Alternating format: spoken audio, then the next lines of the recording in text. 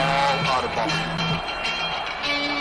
If you want to be a wise guy, you can do it anywhere. If you want to be a strong man, you can do it anywhere. If you want to be an Indian chief, cowboy, you can do it in the ring. You can't do it in the mall. The most electrifying line in sports entertainment today. If you smell what the Rock is cooking, take me if you can. Survive if I let you. I'm figuring and thinking there's nothing gonna stop my showman Randy Savage now. I'm the man. I'm the icon. And yes, you can't bow. I am God. The number one show on the net that leads to the best in your head like Goldberg Net. For the punks and the perverts, niggas that'll work with Terry Funk and Knox Baker. Check Ishman and Barney, they got the cheap heat, so sit back and have a seat. They got questions from the fans, and your head's the man from Australia to Japan.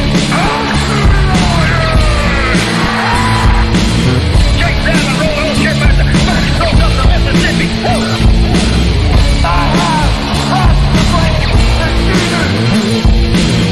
We are bigger, we are faster, and we are all night long.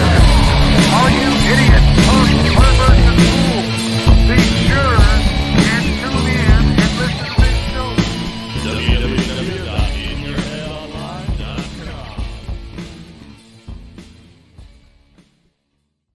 All right, and we're live here once again at In Your Head Wrestling Radio. I'm the internet icon, the pride of the pilgrims, the most honest man in all of podcasting. Handsome Jackie Jones, the very festive one, along with my right-hand man, my audio soulmate, and the enforcer of the Headyverse. 1-inch biceps. The power goat. Bah. The man who tells you what to do. Boss baby. The king of all the marks. Damn, why so subdued?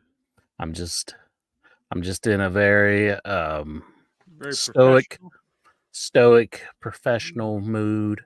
And I'm here to just talk to all of the lovely listeners of InYourHeadOnline.com, IYHWrestling.com, of In Your Head Facebook page, of the what else do we got? We got the X, what I never use. The Instagram. X. In Your Head on X. Hell yeah. Your boy Alex Jones is back up on X, so we should get up there and start posting. He has a video game now. Really? Yeah, I don't know. I bet you're all about that. I thought it was funny if it actually came out on like a disc or something. I'd probably buy it, but like I think it's like you gotta like I don't even know who sells it. Honestly, probably just Alex Jones. You got to go to his website. Oh yeah, if you ever and I've done this because out of curiosity, and if you think he's crazy on other shows, it's nothing like if you go listen to him on his own website. But it's like honestly, like 2 or 3 minutes it goes into a big ad for something. It makes it actually very hard to even listen to.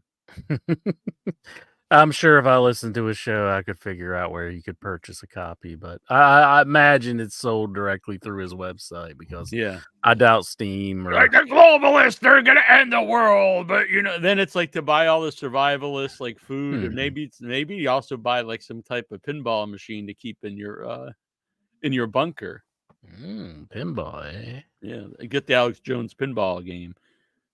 That it'll play throughout nuclear war and famine. Jackie Jones. I love the Alex Jones, but Jackie Jones is better. Well, thank you. By the way, I don't necessarily love the Alex Jones. If folks out there would like to become a Booty O brother like myself and Jonathan Jackson, I actually found that I have one more. Now, this one has been worn by me. But if you would like it, look at that. It's matching. Ooh. You can super chat $15. That will cover the shipping. Just flat fee. Or if you would Venmo $12 or PayPal $12 because YouTube takes a giant cut, you can get this Bootio's hat. Just slightly worn by me, very, very little. But that's not all, Incher. If you've already got a Bootio's, maybe they're not for you. These few things here have never been worn. Got a couple more. Same way, $12 Venmo at Headyverse or PayPal, or $15 super chat. This might be for you, Incher. I've got some bad news. Well, I'm afraid I've got some bad news. Look at that. Long out of print. This one still even got the tag. You might just want to save it for a collector's item. Bad news there. They're kind of giving him a hard time about how he said, he was saying something on Raw, and they were kind of like, say it again, Wade, because he said it kind of funny. It's something like, like punch, or it was like something like pop you, or what was it? I forget. It was a word for punch, I think, but I can't remember. It was kind of funny how he pronounced it with his accent. So they kept asking him to say it again. Damn. So well, you could stand up for the man and get the Bad News Barrett Santa hat. Where else are you going to find something like that? No. Bad News Barrett.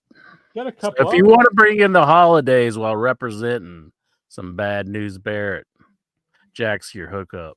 Holler if you hear him. Yes. Yes. Yes. Also with the tag. Mm-hmm. Tag is still in.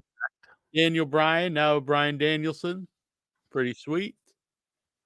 $12 Venmo or a PayPal, $15 super chat. 2 more, Incher, but that's all I've got left for hats. But maybe Santa will stuff your stocking, and you want to put Fight Owens fight. KO stocking. Look at that. Mm-hmm. Same deal. And one more. If you want any of these. And then we'll get into the wrestling talk. Oh, this is wrestling related. Now this one is Incher's eyes are going to light up. These are both new. Both these. Nikki. Double Trouble. Oh, it's Nikki and Brie. Brie and Nikki. Look at that. The Bella Twins. Excellent. Boom. Stuff I bet you'd like to stuff the Bella Twin stocking. I think that would get Daniel Bryan upset, or Bryan Danielson. I love the line that Nigel gave him whenever his eye was getting messed up by Andrade. And he said, he's like, he wasn't very good looking before, but after this, he's going to look like John Malik. And I was like, oh my God, I know who that is. That was great. The Elephant Man. Yes. He made an Elephant Man. Going in, I didn't know what to think of this tournament. I still don't think they did a great job selling to begin with. But that said, it's completely won me over. The matches have been fantastic. And they sucked me in. I believe last week I was saying, this guy's got to retire. He's hurt all the time. But after watching the match, it was clearly part of the story. Daniel Bryan's injury during this match. But they played it up perfectly. And for folks saying there's no storylines in these tournaments, there's no soap opera storyline like this guy beat up my dog or this guy stole my wife, that kind of nonsense. But there is great storytelling within the matches and from match to match over the weeks. And I would prefer that in my wrestling. So great psychology in these matches. I only have one really complaint, and I do think it's hurt Mark Briscoe and Jay Lethal, those two especially, because they've not won. And I also think it makes their matches pointless. Yes, he's also not won. He's not. He's had 3, so he's technically eliminated as well. Yes, no. In my opinion, if you're technically eliminated, that should just be the end. why even watch your match now at this point? I get the idea they're playing spoiler, but why watch the match with Lethal? Besides it just being a good match, but Lethal and Briscoe, when there's literally nothing on the line, it's almost like they're fighting to see who isn't the biggest loser. And some people are yelled at me like, that's what they do in the G1. I don't care what they do in the G1. And they're like, it would be a booking nightmare to not have this. The thing is, wrestling is not legit. So you could book all these things so no one is eliminated till the end. They have 3. I Right. mean, I could understand maybe 1, but 3 people Yeah. that are just total jobbed out and like. I mean, I hate that for all 3 of them. Yep. I mean, because Yeah, Jay I think Lethal is one of my favorite ROH champions of all time, and Mark Briscoe, I thought his match was phenomenal with him and Roosh. I thought that was like yeah, one he of, could have came one out of of the this best matches. as a star, but the 3 losses really hinder that, I think. The Yeah. no wins. Daniel Garcia, he's a star rising. I like Daniel Garcia. and Him it losing just probably sucks that hurts he's losing. honestly the most of the 3 because the other 2 do have like a following already, and Daniel Garcia is someone who's Yeah. really new. So I He's think not on their stage. He's coming Yeah. up, and that does not help him at all. So poor Daniel. Yeah, that's the only negative. The I think- matches themselves have been fantastic.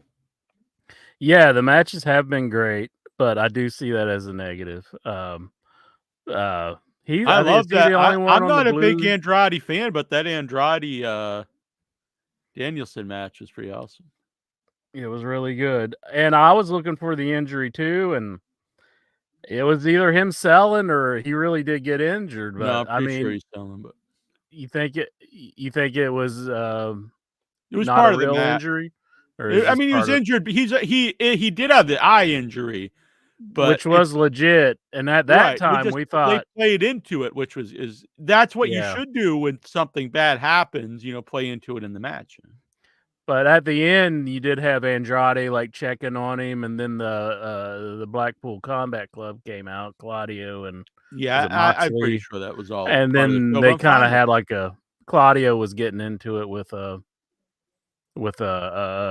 Andrade, and so it does seem very much like a storyline. just which I'm totally for. That's good. I Mhm. mean, I know what wrestling is, and that's good.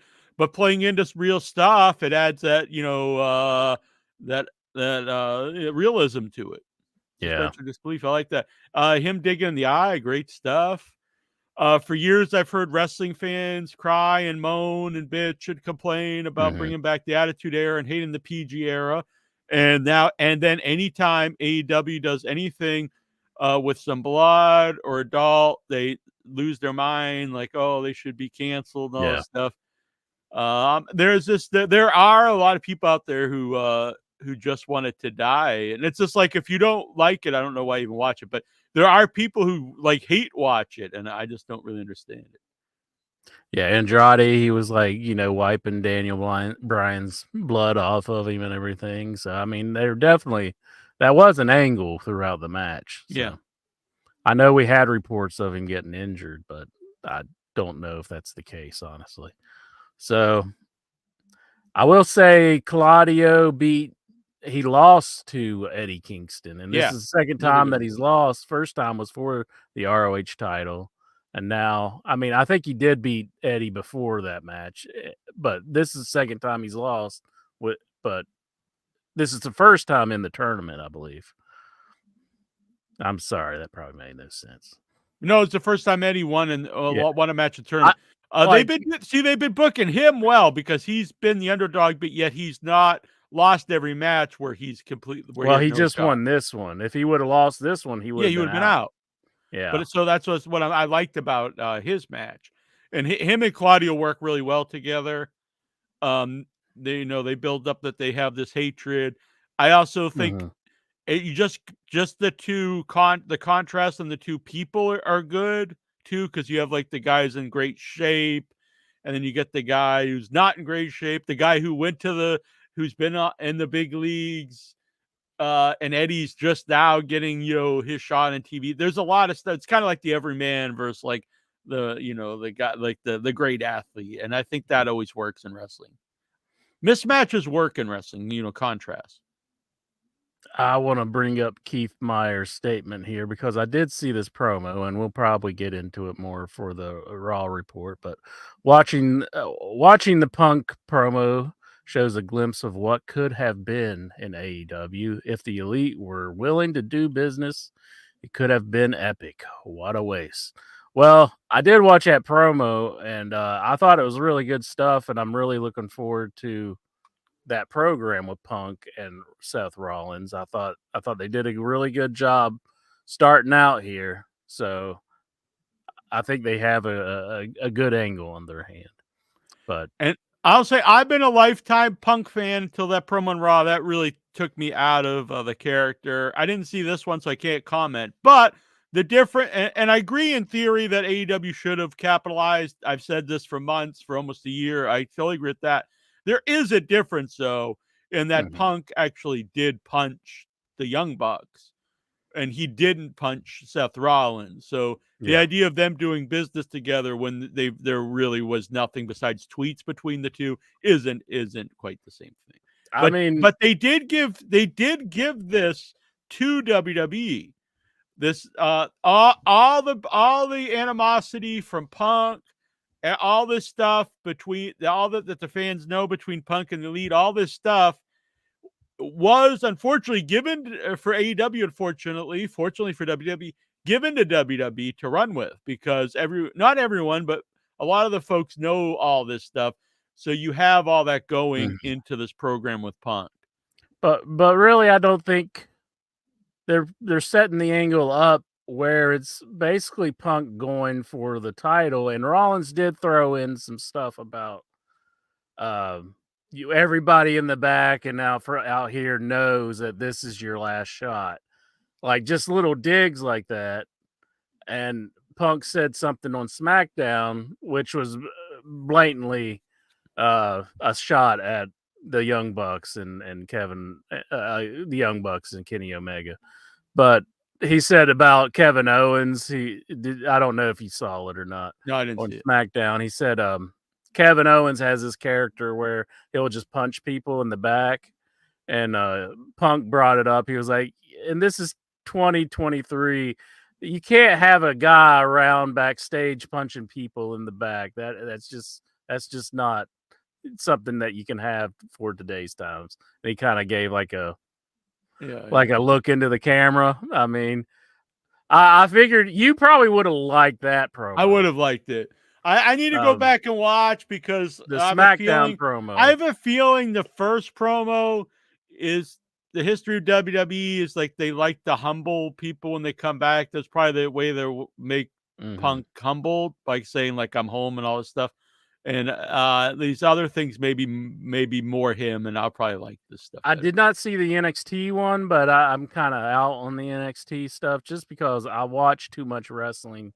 Yeah, and I'm not going to watch NXT, but I understand he showed up to the pay-per-view, and I heard that it was like kind of awkward between him and Shawn Michaels. Well, and I don't think they've ever liked each other. So, oh really?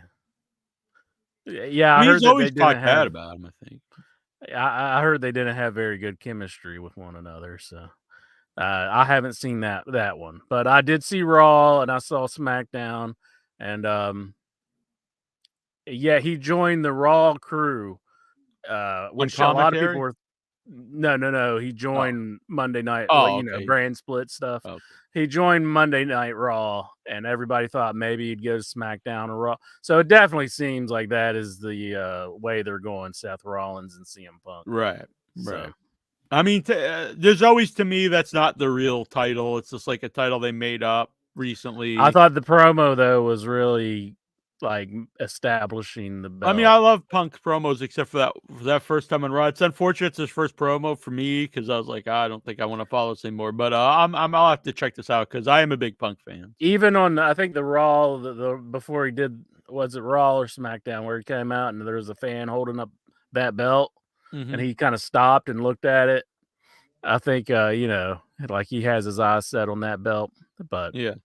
Now uh, I've seen all this stuff behind the scenes, him, meeting people he hasn't seen for years, like Kofi, and then mm, people that he's just now meeting, like Rhea Ripley, and that's all great. But I mean, let's face it, all that happened in AEW too. When he first got there, it was all smiles.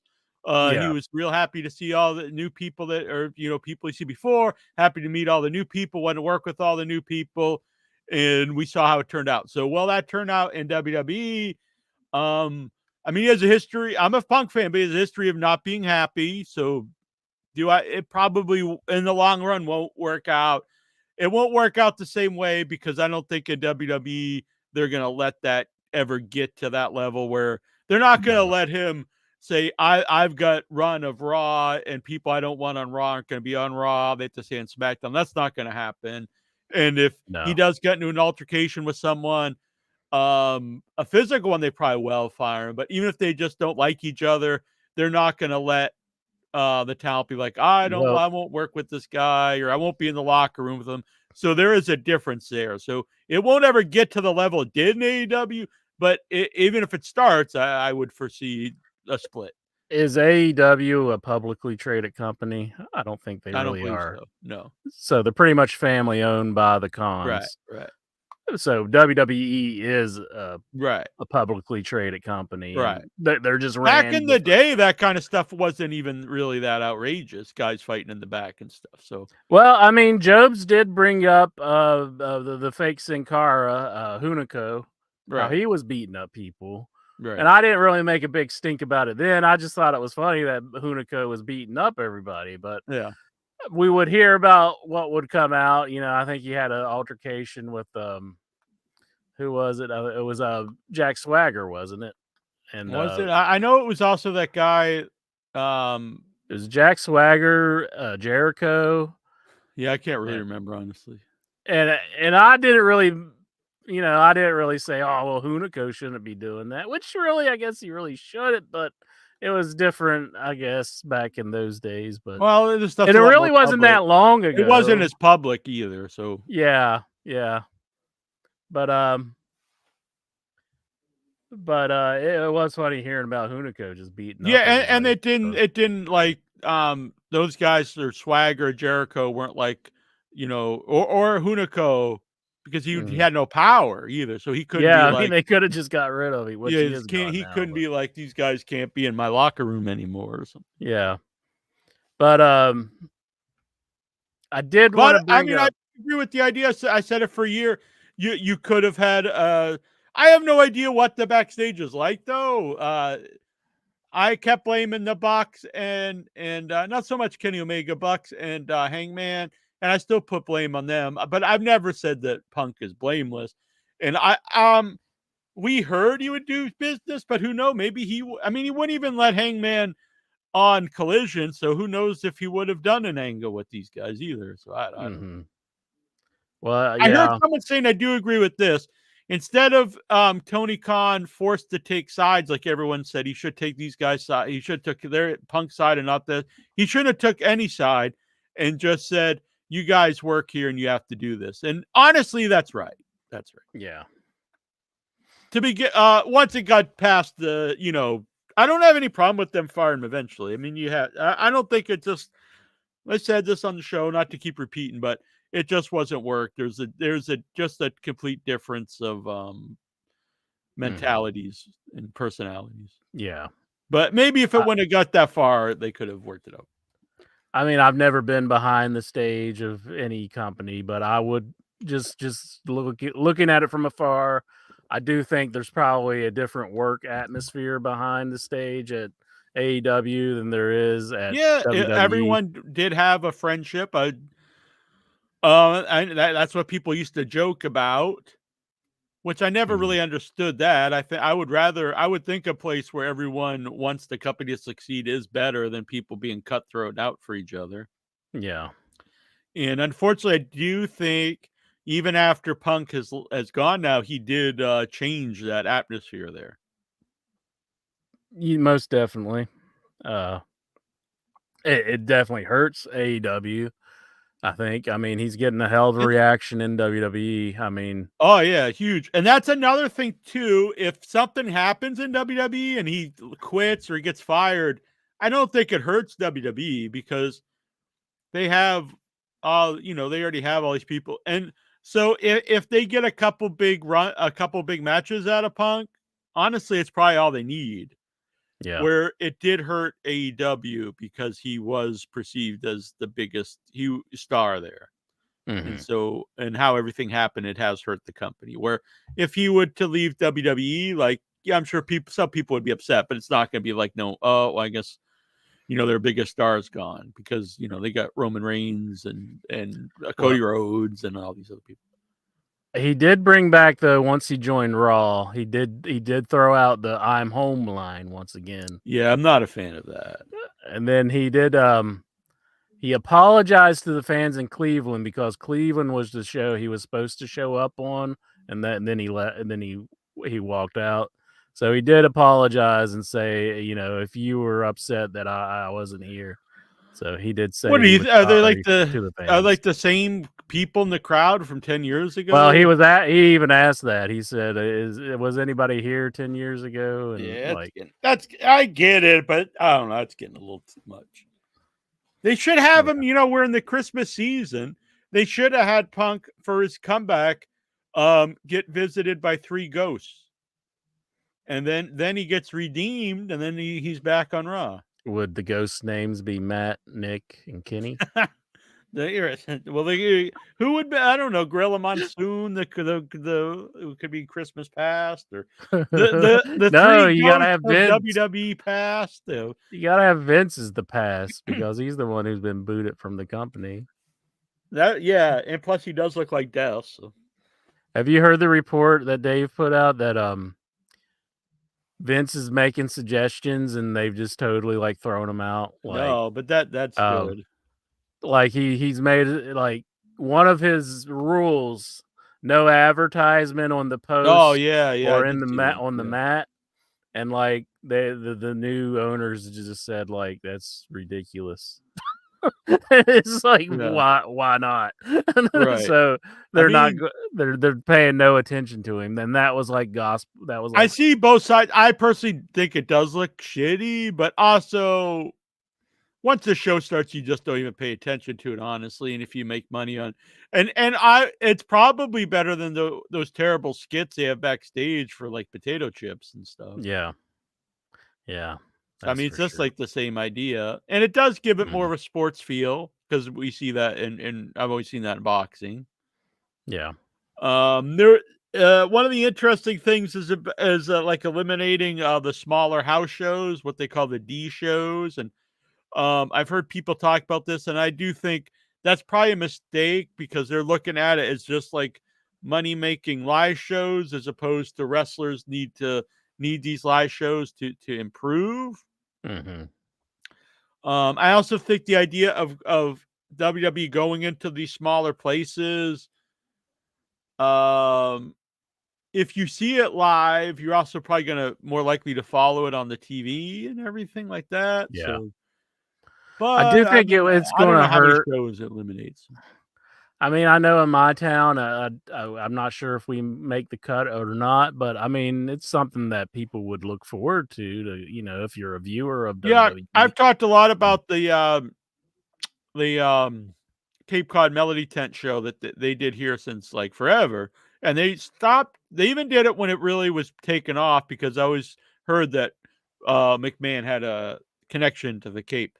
But they eventually did stop it in the 2000s, and then TNA actually ran it one year, and they must not have did well because it never came back. So it's something that they've probably done even before this suggestion. You know what I mean? Probably just have cut out what would be considered maybe the E shows or something. Got Vic Schiavone here. He's going back to the advertisement thing. Hello, Vic. Welcome to the show. The same guy who did the angle with the egg now doesn't like advertising. Shaking my head. So, Mike B's in the chat. Steven Simmons. Jonathan Jackson. Jonathan, my booty bro. I like this. The booty bros. Yeah. Keith Myers, he had a question earlier. We answered it. We talked about Right. it. He's a good man. Vic, I got your Secret Satan today. If anyone would like to participate in Secret Satan, it's a gift exchange, but you really need to get your gift, send your gift in this week. You send it to Neil Jones, P.O. Box 415, Sandwich, Mass. 02563. It's for the horror community, so make it horror-esque. Maybe next year we'll do a secret Xanta, like the old Balls Mahoney character, and we'll do a wrestling gift exchange if people are into that. That would be fun. That'd be cool. I did want to go back to Dynamite from last week because we had a big match between. Yeah, Dynamite was great. We had a big match between Edge and Christian. Yeah, and a big angle. Yeah, I didn't want to forget about I've been up and down with Adam Copeland in AEW, but honestly, most of the stuff when I see him on TV, has been really good. This angle, and I thought this match was it was great. I saw some people had a problem with the ending, but I didn't. I thought I popped for the ending. I thought it was pretty awesome. Mm-hmm. Nick Wayne's mother came out at the end, and she was making the decision of who she should hit with the chair between Edge and Christian. And not Edge, Adam Copeland. And I think it made sense because the other week, Adam Copeland smashed her son with the chair in front of her. Mm-hmm. Mm-hmm. So I think she was right. She's like, it's like, yeah, this guy's been kind of shady, but he's trying to be a father for my son. This guy's just beating the fuck out of him with a chair. Now, I don't know she would have been down for it, but I think the perfect thing after she hit Edge with the chair, Adam Copeland, if Christian would have got up and just, they just started kissing. I thought that would have been fucking awesome, just like off the chain good. And it was good as it was. When Christian first said, like, Nick Wayne's my son now, and he renamed him, I thought for sure he was going to name him Nick Cage, which should have been awesome.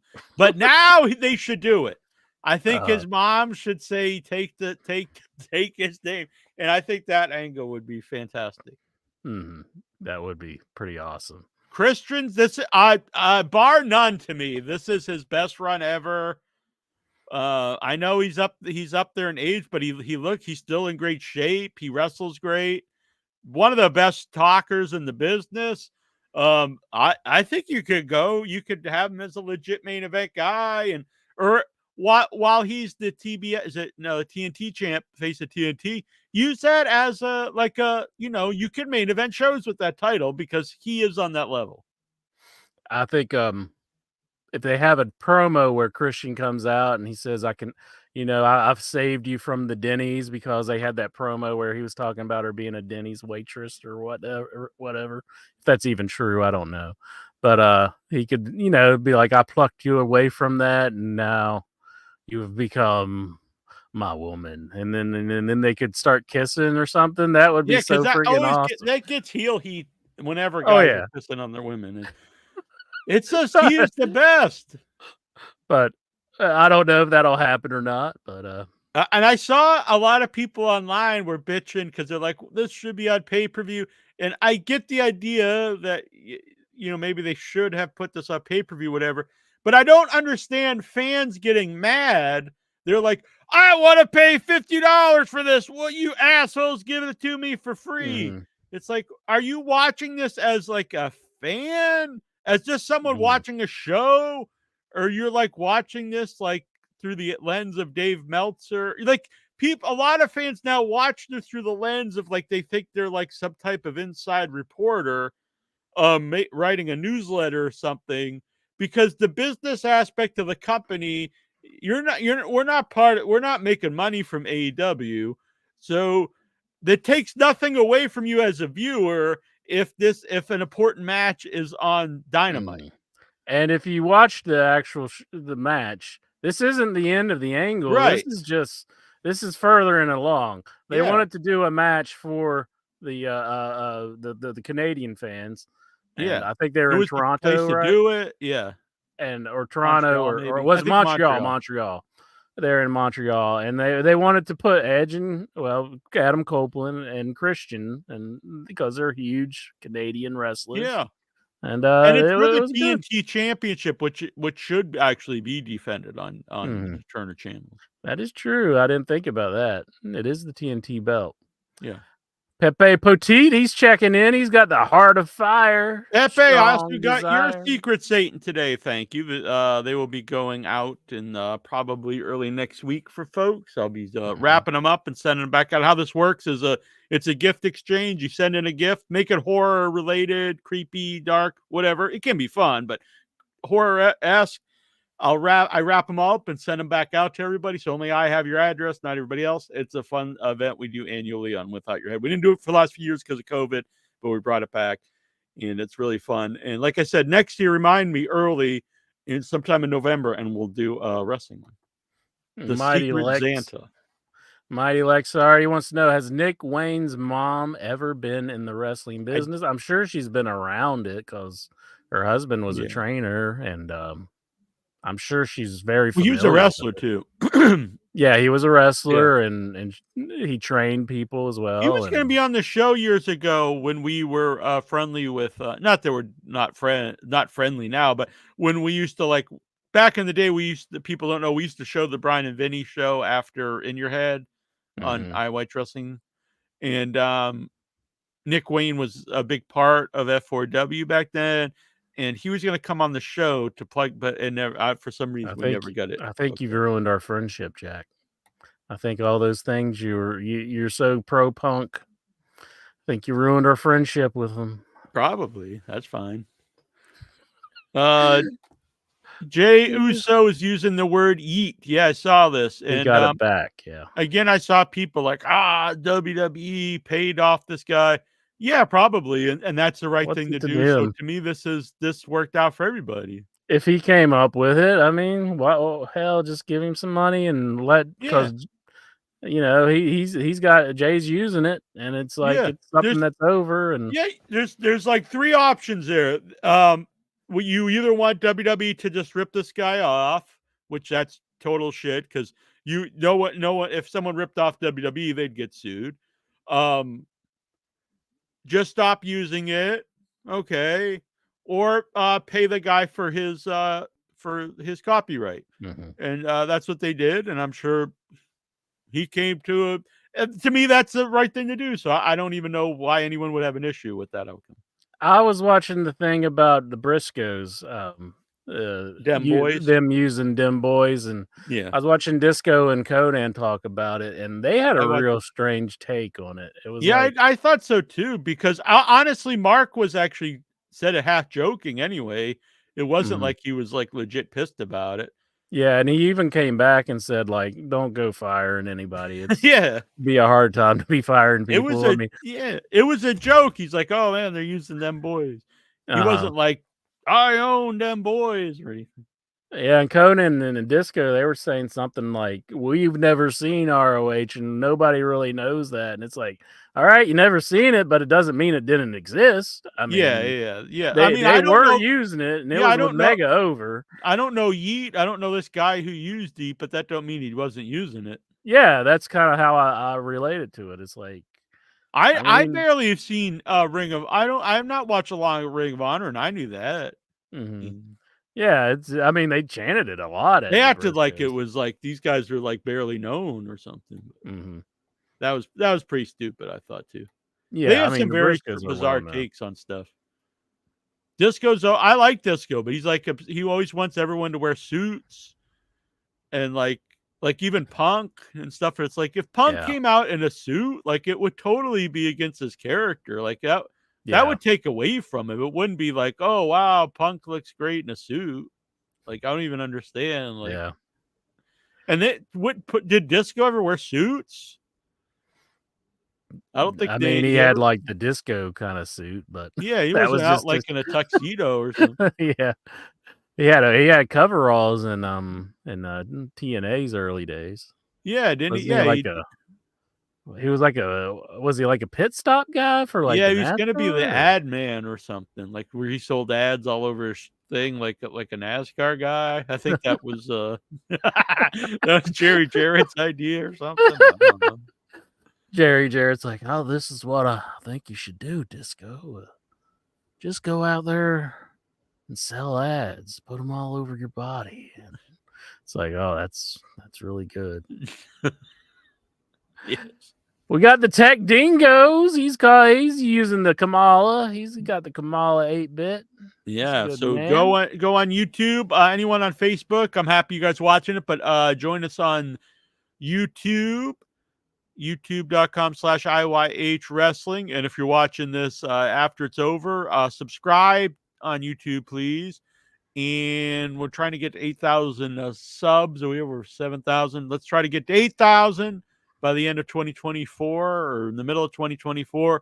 Let's try to get to 8,000 subscribers and hit the little bell icon and share this out to your friends. And don't forget to come out on Tuesdays when we're live, because it does add to the experience of the show, being able to interact, whether that's through the chat or videoing in. By the way, if you want any of these, let me show them real quick again. I'll do them real quick. We got Bootios. This one has been worn. $15 super chat for any of these, or Venmo, $12 to Headyverse. The difference is because YouTube takes like 30%. So it is quite a big difference. And that will cover shipping. So it's no extra for shipping. And if you don't already have one, you'll also get a Royal Rumble number if you get any of these. So we got the Bootios. That one is the only one that's been previously worn. The rest of these are new. Danny O'Brien, yes. Well, just yes, but this one's new with tag. That one's really cool. All of these are out of print. They're no longer making them. Bad News Barrett. That one's actually really cool because I really like the color of it. And that was his best character. Yes. And then we have two socks. We have Double Trouble, Brie and Nikki Bella. And You can look, but you can't touch. You can look, but you can't touch. And we have Owens Fight, the Kevin Owens stocking, Christmas stocking. Mhm. So They 12, I'm sorry, go ahead. I'll say $12. Venmo at Headyverse, $15 super chat. That'll cover shipping for either any of these you like. And then you also get a Royal Rumble number. Go on. They had a promo with him and Kevin Owens. They had like a CM Punk and Kevin Owens. They had a little get together. Nothing too. It was kind of brief. He was asking where I think Nick Aldis' office was on SmackDown, and Kevin Owens says, "I don't know." So, but he did make a remark saying that maybe him and Kevin Owens during his promo in the ring, maybe CM Punk and Kevin Owens are too much alike to get along. Which, they're correcting me in the chat room. Tech Dingoes. He's saying it's a laser shoot that Disco Inferno. Ah. Bruce is following up with the definition of the leisure shoot. A 70s business. Leisure Suit Larry. That was a big game when I was in the early 2000s. Do they still make Leisure Suit Larry? You think like they could do it pretty well today? Yeah, they had a follow-up that was on the PlayStation 2, but I think they had it on all the systems. But I don't think they've made one recent. Interview Zac Efron. He'll have tons. This is like when people like, hey, did you ever think about getting Vince McMahon on the show? Like, no, wow, I never thought of that. He's so accepting to do interviews too. I mean, Yeah, exactly. You just email him and he's like, "Sure, pal, I'll come right on, pal." So tomorrow actually is an early screening of Iron Claw in Boston. I was like, oh, sweet. I'm going to go up to Boston and see it, a week and a half early. And it was completely sold out, which is good for them. I think this movie's going to do good. Yeah. I think Hollywood's going to be surprised by this one. I think, but I'm sorry. Go ahead. No, you go. I was just saying the only thing left was the corners in the very front row, which really sucks. Oh, I don't yeah. really like sitting in the very front row to begin with, and then the Especially the corners, corner. like you'd be in the like this. That's not a fun time.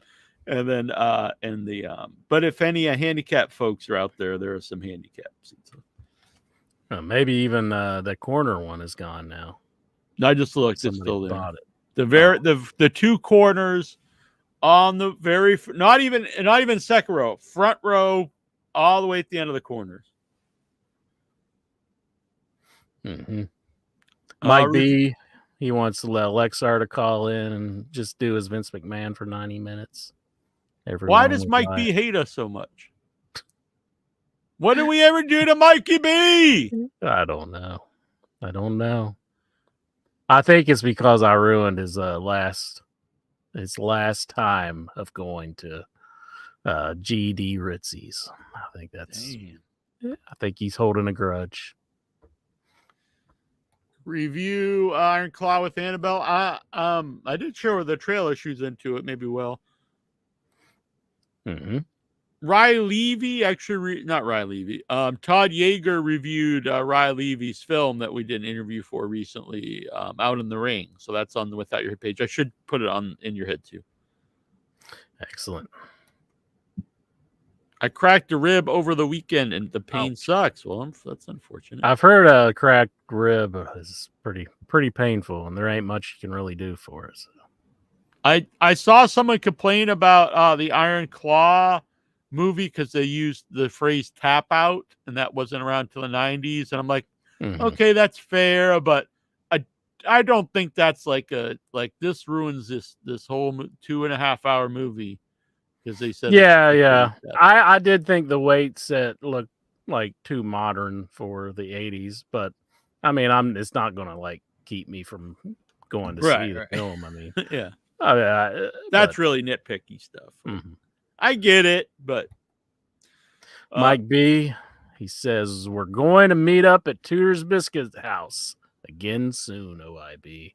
I just hope nobody drives a car through it. I expect some Doc me daddy in cha, and Intra's like, yeah, Mikey B, Mikey B. There you go. There's Tudor's Biscuit World. Mikey B, yeah, Mikey B, yeah. I'm feeling under the weather tonight. Can't call in this time. What a bitch. You'll do it when we talk you into it. We'll talk you into it. You'll be calling in tonight. He's probably jerking it. I bet he started watching porn and he's like, I gotta go jerk off. Yeah, it's Tudor's Biscuit World, you uncultured swine. But I didn't want to correct old Mike B. Steven, he's well aware. He's been in a Tudor's before. I can vouch for him. We have pictures to prove it. I played one of the Leisure Larry games back in the early 90s on DOS, on DOS. You had to answer, but yeah, I remember.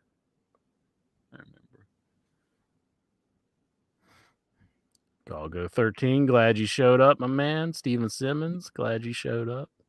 Jonathan Jackson, always glad to see you. Mighty Lexar.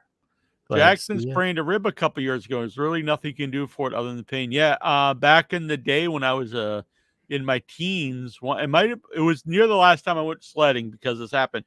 And so we used to go sledding in the state forest because they don't, at least they didn't then, I don't know anymore. But at the time they didn't clear the roads when it would snow because only the rangers could drive up there in the wintertime because it's off season.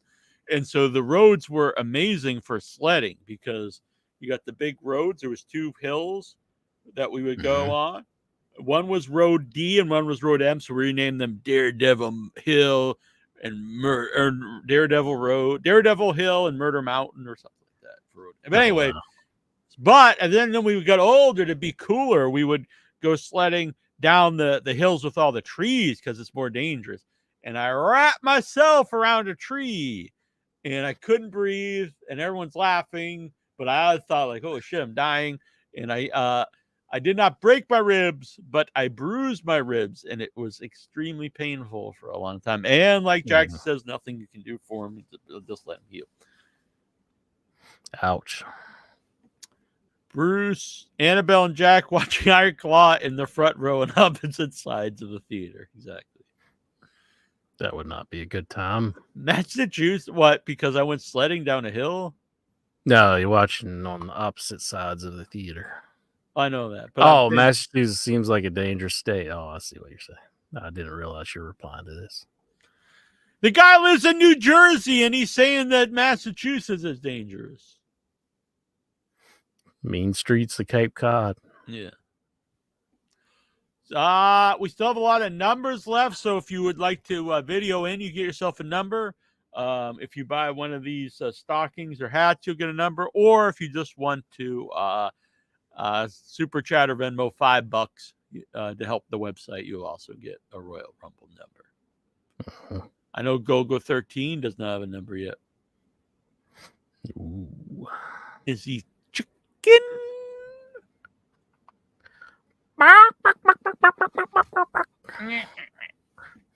That's more like a duck. That was like, why are you doing a duck? The penguin. All right, here's the link, boys, girls, and children of all ages. You can call in, talk to wrestling, see what's up. I know Dobbs is dying for number, but I know it's too late for him to call, but he can send $5. Or I even told him he could send an audio message. Why is he so you gotta scared? do something. That's all I'm saying. It's not gonna hurt. Send in a voicemail. Little voicemail. Nobody's gonna figure you out. I'm afraid of Americans. I'm afraid of the world. I'm afraid I can't help it. I'm afraid of Massachusetts because of the Wahlbergs. I mean, most people I know are not fans of the Wahlbergs. Mark Wahlberg blinded an old Asian man when he was a younger person. It's been covered up. Cover that right up. Marky Mark. Very racist young man back in the day. Oh my goodness. Called him racial slurs and pulled his eye out. Pulled his eye out? Mm-hmm. Really? Yeah. And then the guy since then has forgiven Wahlberg. I'm sure, nothing was exchanged between the two.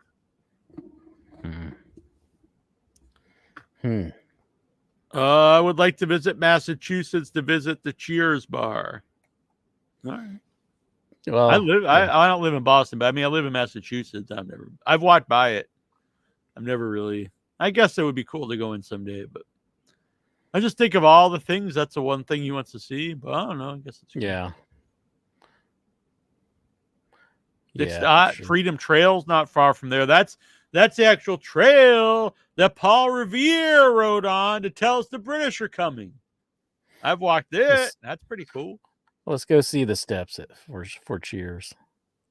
The Freedom Trail. Then it goes to a big church where they actually put the stuff on top of the church, telling people, one if by sea, two if by night. And I've been to that church, and it's kind of funny though because it's a church. It's very historic, but then it's got a giant gift store of all this Paul Revere stuff.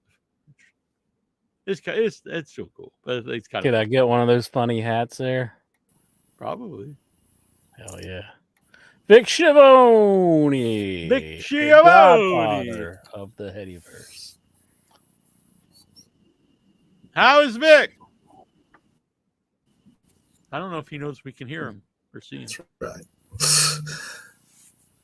right. Oh. Missed last week's.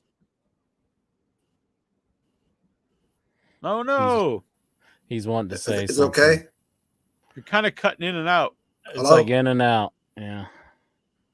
Yeah. We hear that. Does Vic have a number? No, Vic he doesn't has a have. number. Vic was in Tempe last week, so he couldn't call in and All get right. a number. But he did call in though, I thought. And Must not have. I while we were getting messaged that him. number. I didn't actually call in. well, that's Well, we'll yes. give you a number if even if things don't work out here on the show.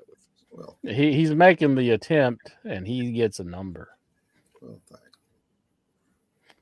Pulling a number out of Macho Man's head. 7. 7. Did Lucky anybody win number at 7. So I'll probably get Byron. Get Corbin. Baron or Corbin. somebody. I Yeah. think you're Baron gonna Corbin. get Brock Anderson. Yeah, it's better. What was it? 3 years in a row that I got Eric Rowan that time. Exactly. Now, I'm not like anti Brock Lesnar, but it is nice that we have some other people now, no matter what you think of Cody or Punk. Because I am tired of Brock just showing up and winning the title all the time. So. Yeah. I would rather CM Punk wins the Royal Rumble over Cody. freaking Cody Rhodes. Yeah, but I from what I saw, he's already challenged. Didn't he already challenge Seth? So I don't think he's even going to be in the Rumble. No, he's in the Rumble. He So announced he's that he only was in the challenging Rumble. Seth if he wins it. CM Punk, he said he's going to challenge Seth Rollins, but I don't think Cody's is officially. So Cody, Punk is going to fight Seth if he wins the Rumble. Well, It's not- he hinted at it on Monday I Night see. Raw, but Cody hasn't officially said who he would go after if he won. nice. But he did say to Punk, he said, if you want to finish your story, you got to win the Rumble. And he said, well, that's interesting. I was like, yes, bury Cody Rhodes. Bury that fake son of a bitch, Cody Rhodes. That fake piece of shit. I hate Cody Rhodes. And Shinsuke Nakamura, he misted him on Raw this week. And it was a pretty good miss job, I got to say. Really? Yeah, I think Shinsuke has it down. I guess Muda taught him the proper ways to do it. So thank you, Shinsuke Nakamura. Bruce's ghost, he calls in. What's up, Bruce? Hello, not much. Yeah, I've thought about carrying some really fine salt in my pocket for a defense, and I could practice wrestling moves on the street. I got to tell you, somebody was throwing pretzel salt in school once, and they did manage to get some in my eye. Really? That was pretty painful. Nah, I used to. Right in the eye. Yeah, in restaurants I'd work at, they'd have it, and I'd throw it at people sometimes. Mm-hmm. Yeah, It's not comfortable. I'm a wrestling fan. You got to do it. New member here at the Headyverse, Chad Whitehead. Chad Whitehead, he's a good man. He should have his. He bought a Dusty Rhodes shirt a couple weeks ago in a comic book. He should have gotten that last week, probably. Hopefully so. I'll just check. He already does have a number 27. Also, if you join the Headyverse, I'll give you a number if you don't already have one. Thank you, good man. There's Steven Simmons. He's joining the show. He knows all about the Tudor's Biscuit world. So you, my friend Steven, and you, my friend Incher, you have this debate over chili. But what do you think about this Tudor's biscuit? I think we both like the Tudor's Biscuits pretty much. We're both down for that Tudor's Biscuit world. Mm-hmm. Mm-hmm. What would if I were to visit the Tudor's Biscuit world for my first journey there? What would you recommend I order at the Tudor's Biscuit world?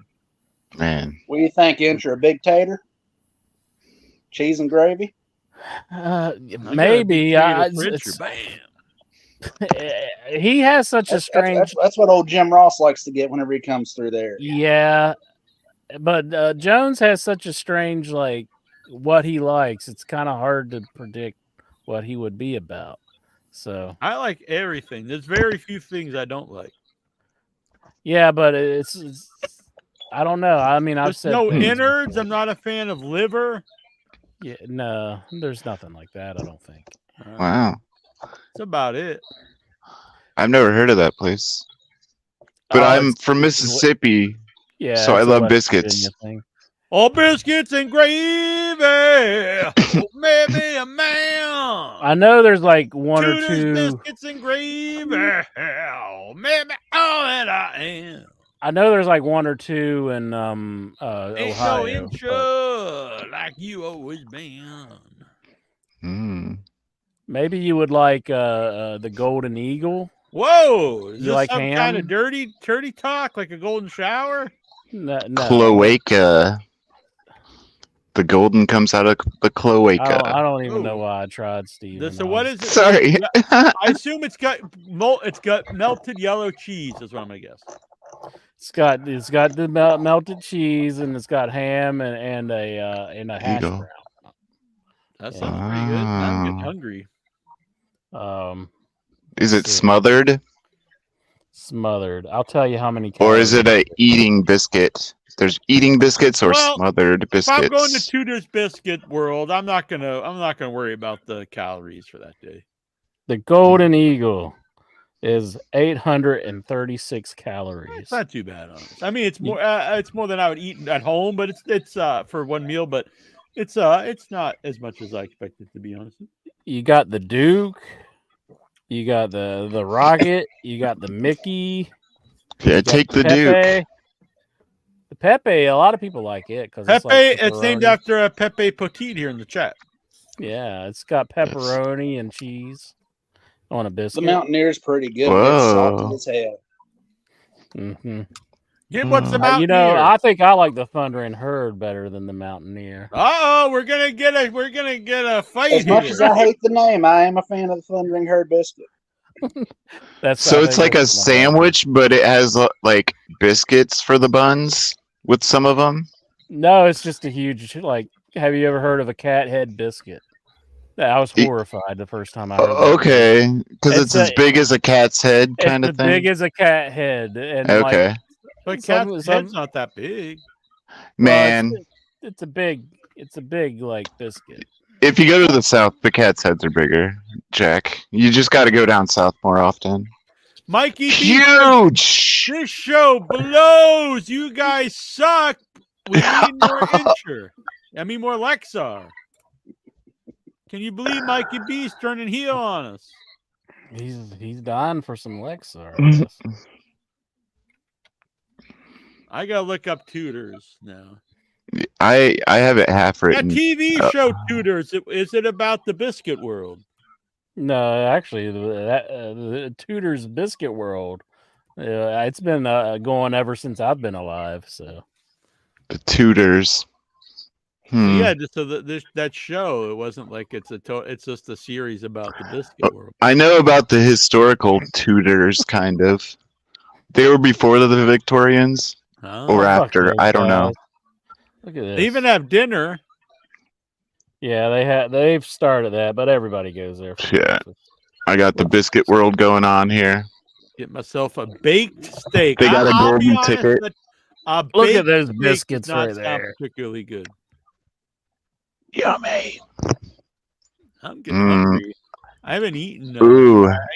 I ate it like I don't know. I was one on the sleepy, so I top? took a nap at 5. Oh, So I yeah. haven't eaten since It's got like 4. bacon, egg, cheese, and a hash brown. I'm not sure what one that one is. They got Looks the low good. carb platter. See, now that's what I would eat at home. But when I'm out, I'm gonna get something else. I should have took you there whenever you were here. I just went to like Arby's. You probably like fucking incher. I'm going to No, Arby's. Well, the thing is, I don't have Arby's around here, so it was good by me. Was that why we went there? Yeah. I remember Man. I took you there. Okay. Arby's rules. I've gotten 2 girlfriends who worked at Arby's at the time. It wasn't because I met them at Arby's, but they have. So there's some hot chicks at Arby's, man. Check it out. They're all going there because they're like, they got the meat. Yeah, I got the meat No, for Jack. them. For them. Meat, and sure. It's the sign. It's the sign. Yeah. Like, Oh that little yeah. tiny penis. It's the sign. Lexar, you should start hanging out at the Arby's. Starts asking, how about the Hooters? The Hooters, like, their food Fuck kind of Hooters. sucks. Yeah, I don't think their food's that great, honestly. at Hooters. Lexar's just horned up all day. Going out for dinner isn't always about jizzing in your pants. In fact, it usually is not. What? Is going out for dinner ever about jizzing in your pants? The Lexar it is. Well, he's used to eating at strip clubs, so Hooters is like equivalent, like, right? Yeah, really. Or porno in front of the TV. Mikey B says Tudors is kind of like if Denny's and Burger King had a very intelligent baby. Wow, what's this? Wow. What's that? That's a knock on Denny's and Burger King. Ooh, they got fried bologna there. Yeah, I they used got to eat a fried lot of bologna. fried bologna as a That's the child. I'm politician. not against it. That's the politician. I can't click on it, damn it. Ah. Fuck. Mikey B worked at Just got the Arby's when he picture. was 16. Before that, I worked at Rax. Is that where Mikey B met the Mrs. Mikey B? Dude, I'm telling you, if that is, my theory is confirmed by another person. Hell yeah. Entry, you got to go pick up some names at the Arby's. Yeah, just check No, their I ID don't- first, yeah. then, like, you're fine. No. I'm This good. just in breaking news. Mighty Lexar has never jizzed in his pants at Hooters. Now, is that a knock on Hooters? Is that like Hooters 2 stars? I've never jizzed in my pants here. That's going to go on the ratings. Hooters used to be some all right eating about 20 years ago. It just went downhill in the past 10, 15 years. I never. Yeah. Well, Yeah. I would normally get their wings whenever I go there, and I never thought they were very good. But Well, they have maybe the I need to breading on try it, more. so it's like a little different. So yeah, maybe I that was like maybe their I, claim. maybe I needed to try other things.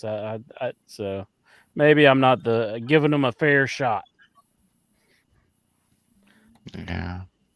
Chad Whitehead watching this week's Ring of Honor while listening to y'all playing pinball on my Nintendo Switch. Now that is multitasking at its best. Mhm. Whoa. I've already watched this week's Ring of Honor. I already played They don't- pinball on my Switch. They don't prepare it until Thursday, so that was from last Thursday that he's watching, I think. So what is on your mind, Mr. Simmons, besides the tutors? And besides biscuits? I'm kind of looking forward to what a Rollins Punk feud would be later on. I'm just sitting here racking my brain on what a promo could be. You know, Punk could be like, "Hey, you hate me because you are me." You can say, you know, we both got a thing for women's champs. We both came up through this business, and we both held championship gold while playing second fiddle to a part-time Samoa. Hell yeah, I Whoa. like it. Yeah. It's a. I mean, both guys have a similar background. I think Seth is a great talker and a wrestler when he's not doing the real goofy ass gimmick. So hopefully, for this anyway, he's more serious. So I think it's a good It first feud. does seem like they're going with a more serious tone on this, and I do think they kicked off their feud with a good promo. So I'm curious to see what they do with it. Other than that, that's about it. All right, I think we're getting some background noise from Tazo. What do you think?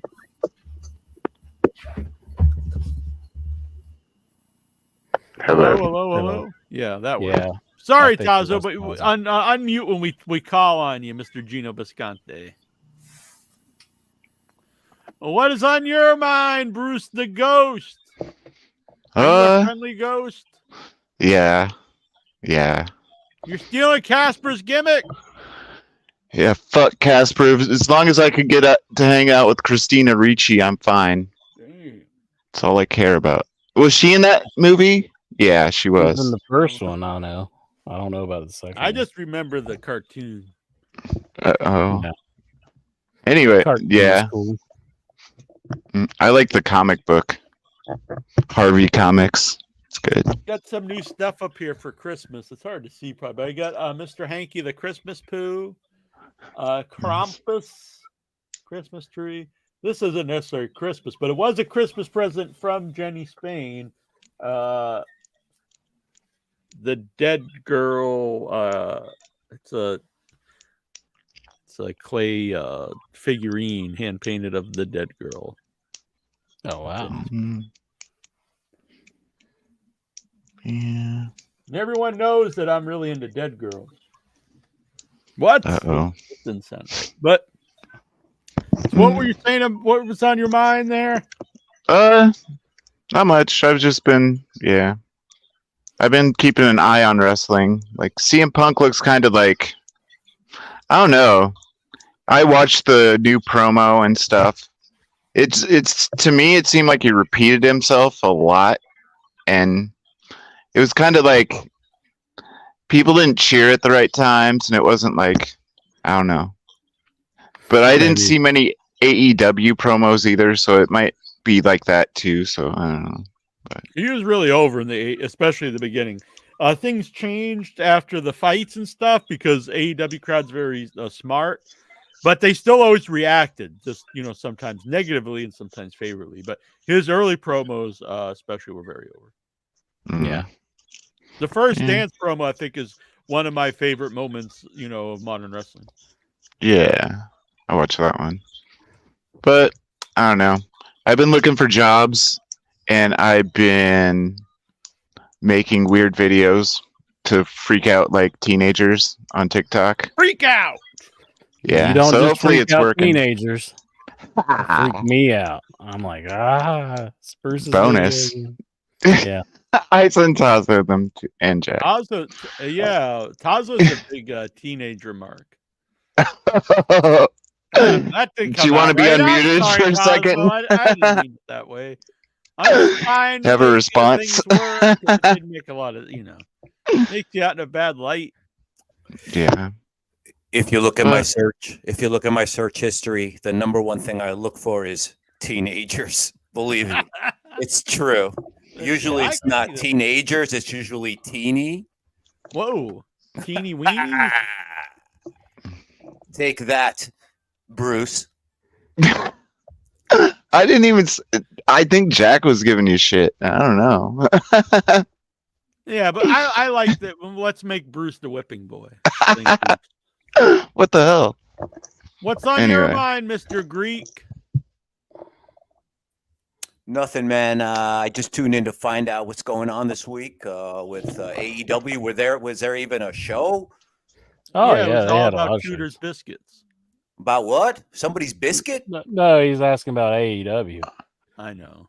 I was just making a joke. But yeah, no, we talked about AEW earlier. I thought Dynamite was great. Yeah. Collision was, did I watch? Yeah, I watched Collision. Collision had a lot of really good stuff too. I'm a big fan of the Continental Classic tournament. I didn't know going in, but the matches have been great for me. And if you liked, wrestling and psychology-driven wrestling, I think they've been fantastic. I do. I love psychology-driven wrestling, but Yeah, watch. And I'm not even a big Andrade fan, but the Andrade Bryan Danielson match this week was great. Told a great story. I don't know nothing, Jack, about no wrestling this week because I got kicked off of Reddit. And so I didn't have enough memory on my phone, so I just completely got rid of the app.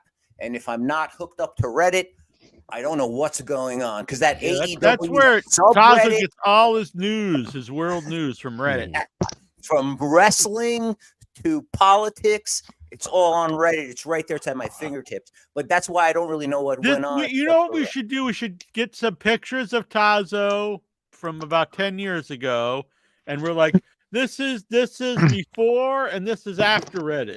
It'll be a great a great This endorsement. is true. Should I Before just- Reddit, I had a girlfriend, and then she got on Reddit, and she was on things like 2 Chromosome and Dead Bedroom and shit like that. That ruined our relationship. So a big change from 20 from 20 to 16. Well, hey, chicks are nuts.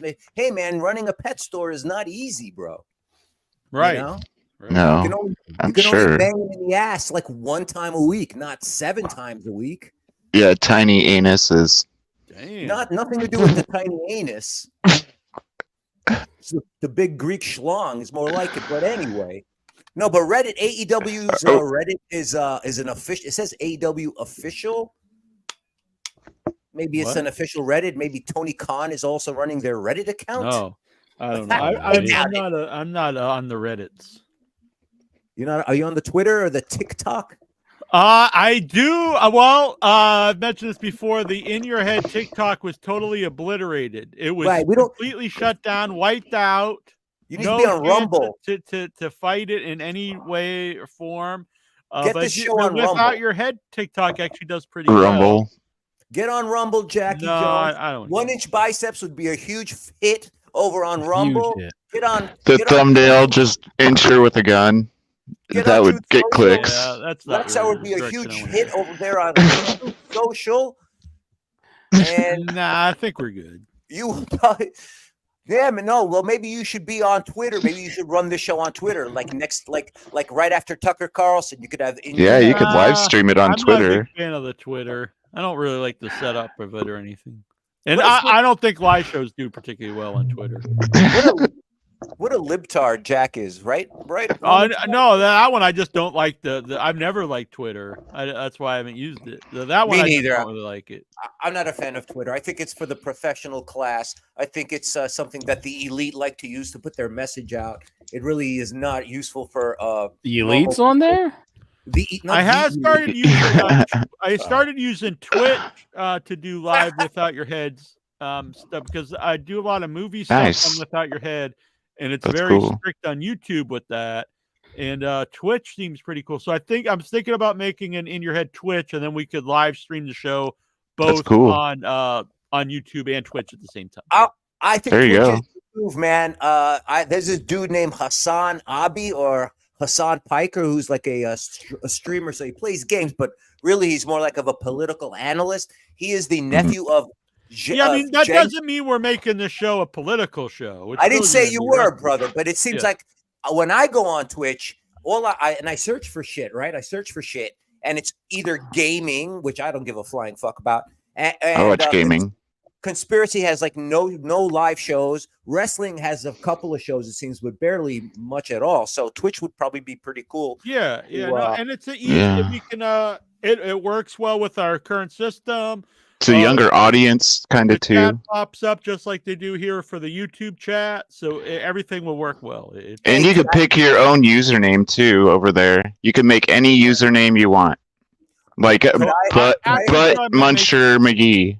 After the show, I think I'll go make an In Your Head Twitch, and everyone should follow that and Without Your Head, because also if you get 50 followers, you can also upload videos to Twitch. Nice. I'm Baby Snake Ass Master 420 on Twitch, Whoa! and a lot of other social media, but yeah, Twitch on there. Cosmo's adult snake ass master 420. Ooh, maybe we should get together. Yeah. Yeah. Incher's teen ass master. No. Teen seems more problematic than adult or baby. Yeah. Well, I don't know. Baby could be very dark, but yeah, that's like dark web stuff. I spent an hour making that name up, so What is I wrote Baby it on a Snake? piece of paper. It's a Frank Zappa song. Ah, It's like Cosmo is kinda like baby Frank Zappa. snakes. It's about baby snakes. Kazu could cosplay as Frank Zappa. So it's not about Yes. your penis. It's not about your penis size. I was going. No, but it can mean what you want it to. That's what real art is you Yes. use up your own interpretation and shit. Do you think I look like a baby snake ass Master 420? I just want to put it out there. Maybe I do. I You don't look know. like the guy who's from that movie where he kept people in his basement and made suits out of their skin. What was that movie called? Oh, Cocoon? Silence of the Lambs. Silence of the Lambs. Yeah. Joe Dirt. Yeah. No, Goodbye, horses. yes, that one. Yeah. You look like Buffalo Yeah. Bill, but it's all right, Bruce. I like you. You're all right. You ever tuck? In my sheets in the morning every day. Fuck me. You've been asked this question before, Bruce. Mhm. Yeah, I put the lotion on the skin. I could I kind of like do it. his voice. I like the TV edit of it. He goes, "I'd have me." That'd be good. That's like when I I'd was a fuck me. kid. One of my favorite movies was That The dude is Germ, freaky. and when I'd watch on basic I cable, love that. think they would actually say everything. But then when I watch it on what was our Yeah. local channel 38, it'd be like, Yeah. "Don't call that dog hero. Call him stupid." No, here it was lifesaver. And then when I heard asshole, I was like, oh my God, that's hilarious.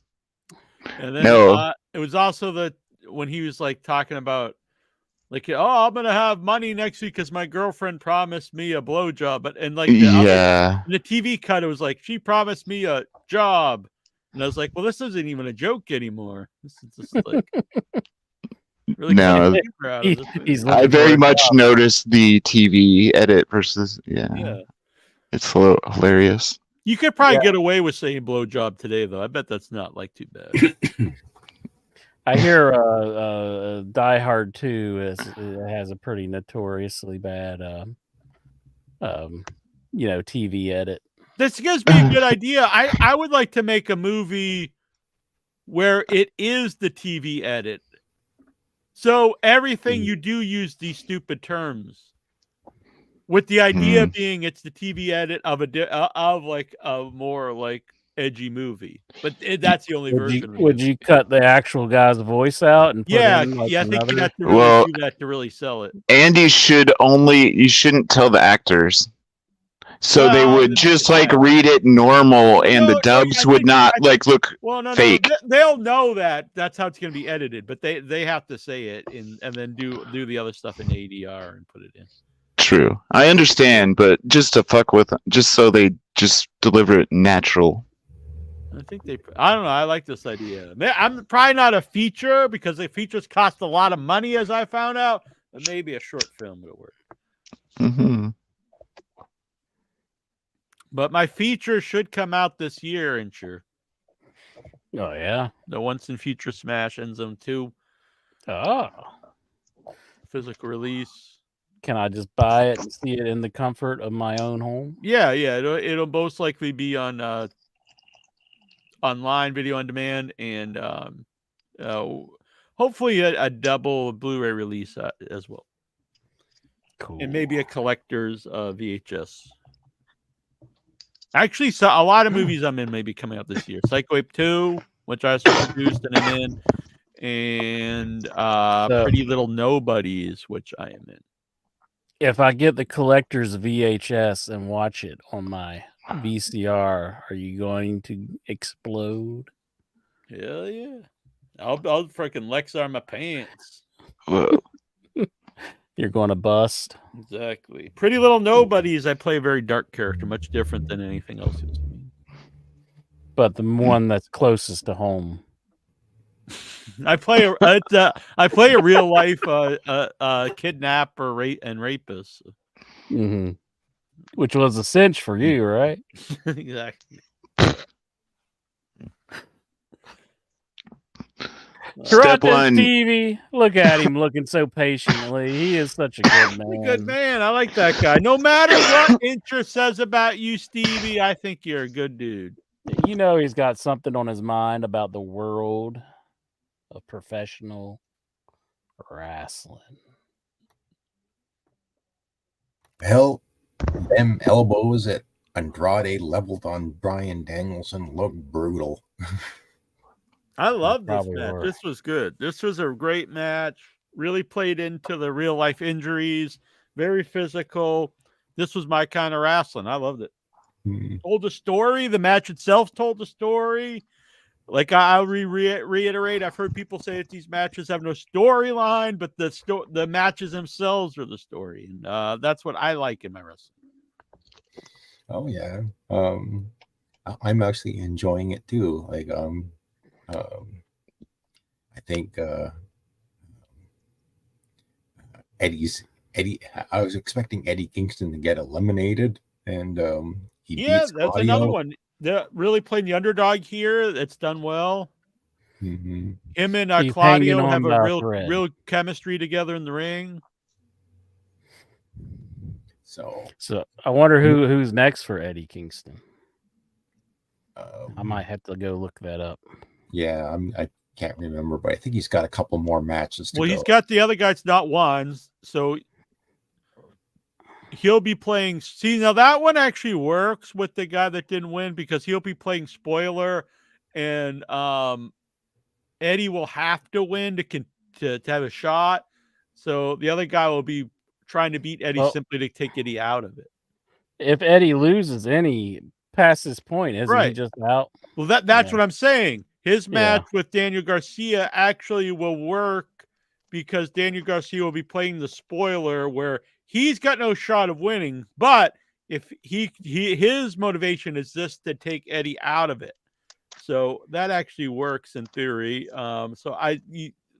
Eddie, I think, will win, but then you could have Daniel Garcia beat him, which takes him out of the tournament, and then you have a feud going after that. As the Eddie and Daniel Garcia over Daniel Garcia taking him out of the tournament. So there's different things you could do. But who else? He's got 2 matches left, right? Daniel Garcia and who else are we missing? Andrade. He didn't wrestle Andrade. He hasn't wrestled. He hasn't Garcia. wrestled Daniel, and he hasn't wrestled Eddie Kingston. Oh no, what? Yeah, he hasn't wrestled himself. That's true. It was like, so it's Andrade and but like his name's on the end here on the top. Well, I mean that's just the way it is, yeah. But that's why they have those blued out. The blue ones, okay, I got you. I was like, wait a minute. I don't understand charts. I like it. Could have the upset over Andrade. Charts are confusing. He could have the upset over Andrade, and then you have the Garcia match last, or I don't know. There's different ways you can do it. So I like it. It'd be pretty awesome if like Garcia just beats him and then he does the dance over his. Yeah, see, I actually think that's good heat because he'd be the guy to take him, even though he didn't even have a chance of winning. He's the guy who beats Eddie, who has the most to lose in the tournament because he put his 2 belts up. And then I think you could then after the tournament's over, you can do that as a feud, Daniel Garcia and Claudio and Eddie Kingston. Let's see who does and that would actually give some Daniel Garcia some momentum even with the losses. So I actually like this idea. So Jay Lethal hasn't faced Roosh, Mark Briscoe. Yeah, that's the one. That's. I mean, the match will be good, but it's sad to me. It's like who's the biggest loser in the tournament. So Mark Briscoe needs to take on Jay White and Jay Lethal. I'm wearing my Mark Briscoe pin here, actually. Oh yeah. Hell yeah. And the devil on the other side. The devil. MJF. Who is in the Iron Claw? No, he's not, apparently. Well, they're reporting that he's completely cut out. That's not what MJF. Meltzer said. He said he was cut out for the most part. So he's in it, but not very much. But I didn't really expect Lance Von Erich to really be a big part of the story because, I mean, unless that it is a pretty big, like, it is a pretty big part for Fritz Von Erich's role because it's like it shows like a flaw in him bringing in a fake. Yeah, but I mean, you've got so much already, like Real Sons and their deaths and stuff. I don't think you really even need the Lance. But bringing in a fake family member, that is a pretty big, like. I mean, it's bad, but I don't know. It was the mid '80s. and it was like glitz time a little bit more. I don't know how big it is when you're doing a one movie about the whole family, and you've already got the all the deaths. So I don't know like how much you can really have Lance in there besides like just the idea that he's bringing in a fake guy. So if I brought in like a new Jones and be like, this is a new No, it's not. member. See, you don't to the understand. In Your I'm Head not family. saying it isn't bad or This it is isn't part Saul of the story. Jones. When you have this and- whole story, And he's a of funny David's fella. death, of Chris's death, Mike's death, Carrie's Yeah. death, the little child's death, and the interaction of the family, the mom, the dad, like the Lance thing. It's part of that, but it's a small thing of all that going on. You're really taking me seriously here. I just Unless wanted you make to this like make it an better. ongoing TV series, which you probably could. It'll be in like Iron Claw 2. It'll cover that. They probably, honestly, there's enough. You probably could have done a limited series on HBO, like a 10-part thing. But anyway, I'm really looking forward to the movie. But I have seen people say, "Oh, he got paid, so he doesn't care," and I have no idea, but I would assume, of course, being paid is nice, but being in a movie, especially an A24 movie, a theatrically released movie, and it's not like a dumb, it's not like No Holds Barred kind of movie. It's a movie that holds prestige, so him being part of that would be good for him getting other movies. So the idea like he'd be fine, he doesn't care because he just got paid, I don't think that's accurate. I think this could open the road for like more like of course, especially if he was a bigger part of the movie, or even not even necessarily a bigger part, but at least like if he has even if he has one scene that like he can showcase something. And even just being part of it, if this movie does well or if it gets nominated, because like I said, it's I've seen the ads a lot when I go to the theater every week, and they have posters everywhere. So it's a movie that's getting an actual wide release. It's not, going right to video on demand, and it's not like a movie that's considered just like this dumb wrestling movie. There's a best of MJF over on Tubi, right? On the wrestling section. Oh, really? Yeah, basically a best of MJF. I like MJF a lot. Jonathan Jackson! Anyone else? If you want to be a booty bro, you can join us. Boom. $12 Venmo or PayPal, $15 Super Chat, and that'll include shipping. Get yourself join the BBC, the Booty Bros Club. Yeah, boom. Boom. That's right. I was excited there for a moment. Now, Enter all of a sudden changed his mind about sharing hotel rooms with me now. Just He's let like, it be. I've had a second thought about sharing room now with you. He's just trying to get me alone.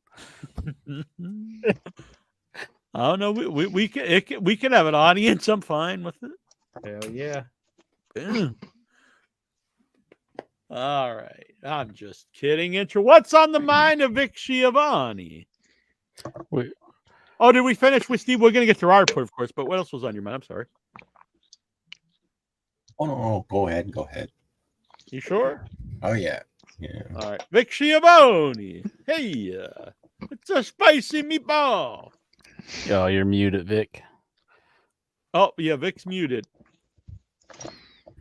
Sorry about that. No Watch some of Raw, which I won't share because Steve don't want to spoil this, man. No, don't want to. I kind of spoiled some of it. Oh my God! Steven's gonna whoop your ass. Oh man, he's gonna stop a mud hole in you and walk you dry. Yeah. But that's the only wrestling I watched. Had a good time in Tempe though. So. Oh, excellent. Yeah. Did you go to any like good restaurants or anything like that? Yes, I did. I went to, and I was wondering if Dobbs was in the audience tonight because somebody told me I pronounced this wrong. It was like a little English type corner place called the Cornish, and I was told pasty is what it was pronounced. It was like a dumpling type thing full of whatever you could get all kinds of stuff put into it. I think my wife got one that was a Thanksgiving dinner. So Oh, really? I'm a big fan of we used to call it seems like it's more popular now, but for decades they always sold them here. They call them like pilgrim sandwiches, and it would be turkey, cranberry sauce, stuffing, mayonnaise usually. That was like what my wife had. I had the chicken pot pie, but it was they said something about the tin miners in the 1200s. Their wives would bake these things for them, and that's where they came from. But I had them when I was in London with Mitten the first time. We had them a couple times. They're good, yeah. That's a big thing over there. That was a neat place that I got to go to. Because we went to what's it called? Fleet Street, which for anyone knows, the Demon Barber of Fleet Street. What's the story? Sweeney Todd. Yeah, so Sweeney Todd. Yeah, and we were on Fleet Street, and I was like, we have to get a meat pie when we're on Fleet Street, and they actually had a barber shop, which I thought was cool, and we found a place that had meat pies, and so we had meat pies on Fleet Street, and I don't know if they're made out of human or not.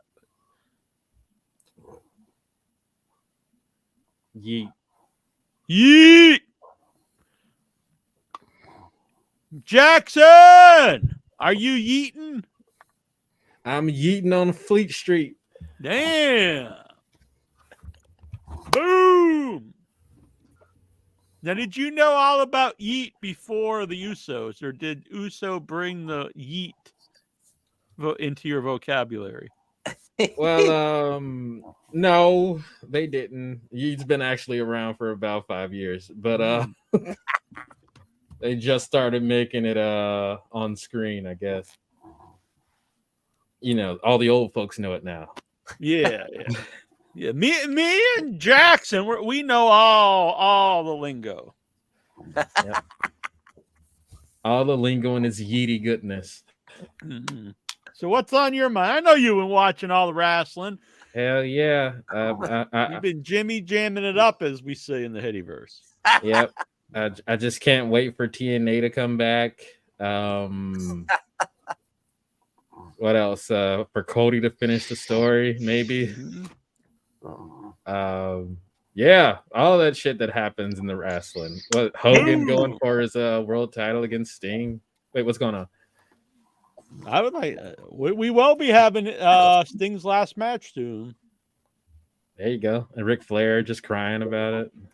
I want to see him balling. Like once Sting retires, he's just crying in the ring. He has kind of cried about like if people are if they think I'm an embarrassment, I'll just walk away. Why is he still there? So Lexar's been asking me to go to the shop zone because soon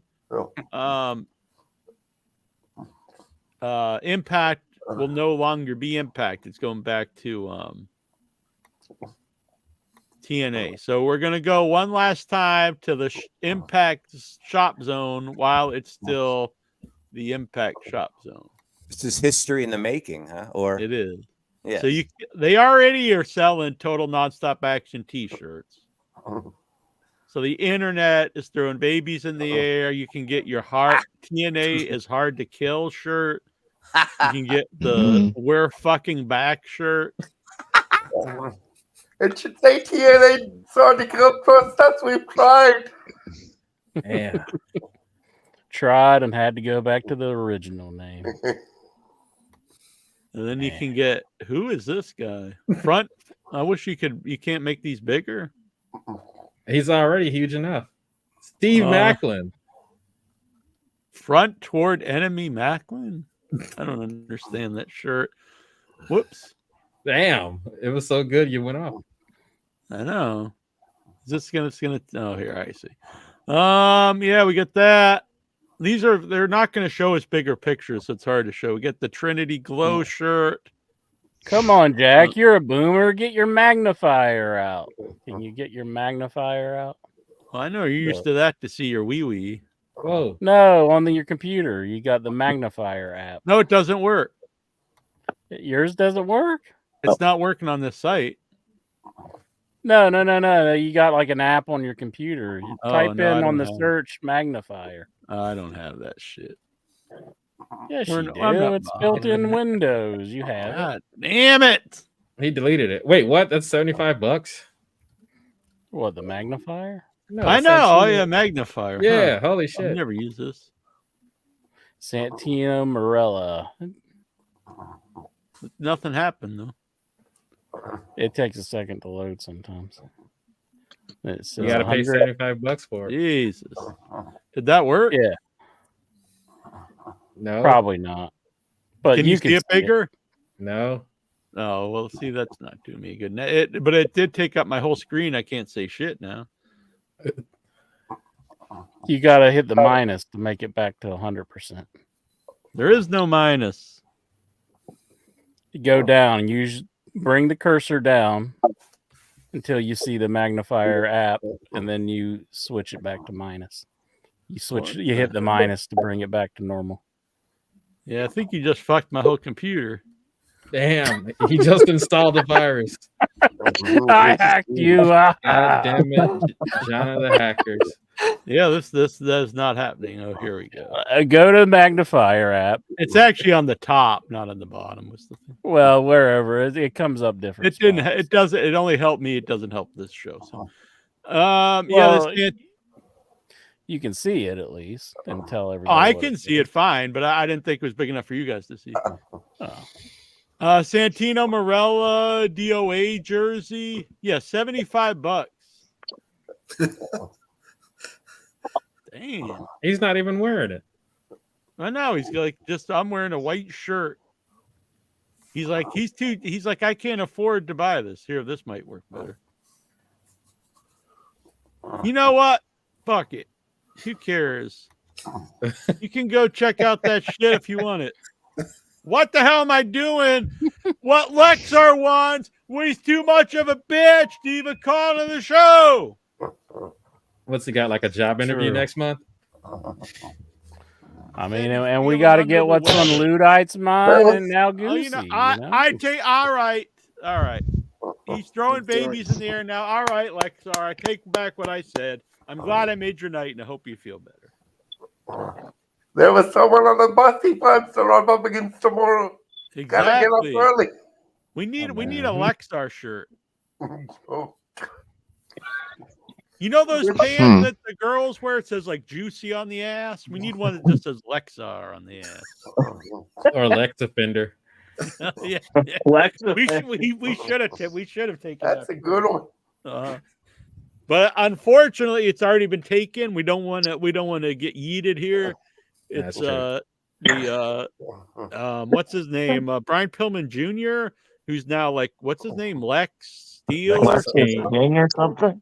Lex King, a really horrendous name, and he's calling his fans the Lex offenders, registered Lex offenders. the registered Lex offenders, which makes me laugh. I get it; it's funny, but I don't really think this is like a great look for the man.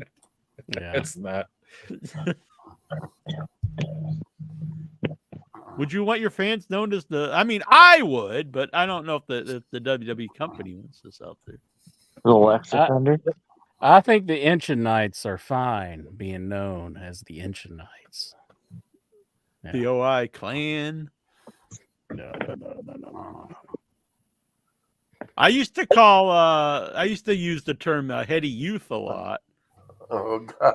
But you know, Yeah, you probably shouldn't be bringing that up in today's you get time. older, and it still makes me laugh. I like it, but you get older, and like, oh, maybe I shouldn't use this.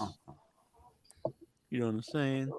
Plus, you know, Tazo's a grown man. He's no longer a heady youth. He's just a We're all old bastards. heady officer. now. Are you suggesting the heady youth is too similar to the Hitler youth? What? I never even thought of such a thing. What the hell? Is this what's going on here? Good Lord. Why would he even bring something up like that? I don't know. But also, congratulations to Tazo for getting kicked off Reddit. You're finally free. Well done, sir. Yeah, but I got kicked off. Actually, I didn't get kicked off of Reddit, but I got kicked out of the AEW Reddit official Reddit forum because I agreed with somebody's opinion that somebody, I don't remember who, was not very entertaining, and they just tossed me out of the subreddit, and I couldn't talk. So I do think it's an official AEW subreddit because I said I didn't like something, and they banned me. They banned me from that Reddit. Did they fear for their life? I was not afraid at any moment. No. No, I mean the person who kicked you. Sorry. What? What? He wasn't throwing monitors. He's all right. Lexar here on the back of the pants on the ass. It's like a bullseye. Lexar here, and it's got a bullseye right over the butthole incher.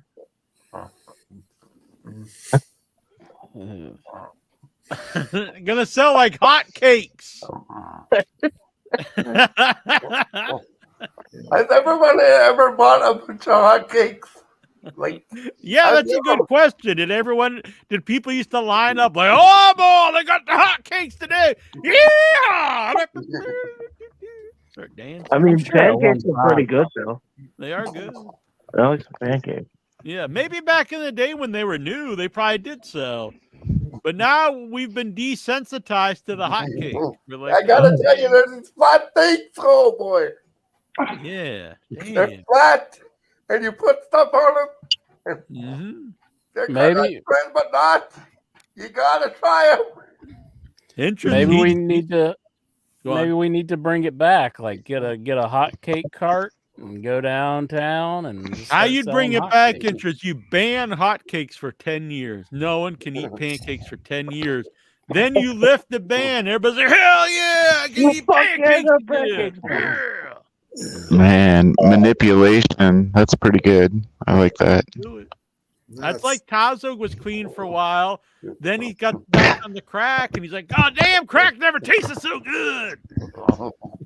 That's how people overdose, Jack. On the crack. Overdose on the hotcakes. Yeah. No one ever sells it selling like crack. That's probably more accurate. This does sound like crack. The hell are you even talking about, Intra?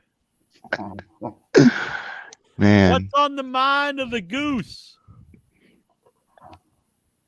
So CM Punk, you would think with him coming back, the whole story rigmarole not been there in 10 years. You'll never guess where his first match is going to be. I heard about this. At a house show in California against Dominic Mysterio. Hell yeah. Well, it's to get the ring rust off. They're like, this guy ain't wrestling 10 years. Is there a reason that it's in California because of the Young Bucks, or like is that a shot at him? Maybe it's the show that's the day before the new Monday Night Raw, day one. Yada yada yada. Damn. Yeah. Is Dominic gonna have to put that young upstart CM Punk over? I don't know. Yeah, they're gonna bury CM Punk right off the bat, or bury Dominic. Well, That's Dominic probably why they got the belts off of him. He had that completely useless title, and then they took it off of him. And it's like, why are they taking a title off of him when he's like the number one heel? And it's like they should put a better belt on him, I think. But they don't do it. I don't know why they would have him with an NXT title to begin with. Isn't he Put something meaningful on him, not some NXT title. Hell yeah, give him the ROH title. Oh wait.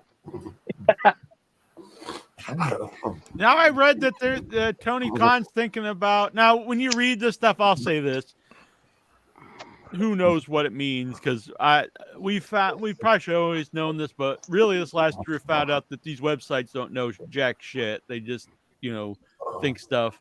I mean, for months everyone's like, oh no, Punk's not going there. WWE said that they don't like him, they don't want him. It's a foregone conclusion. Everyone said this. Meltzer said it.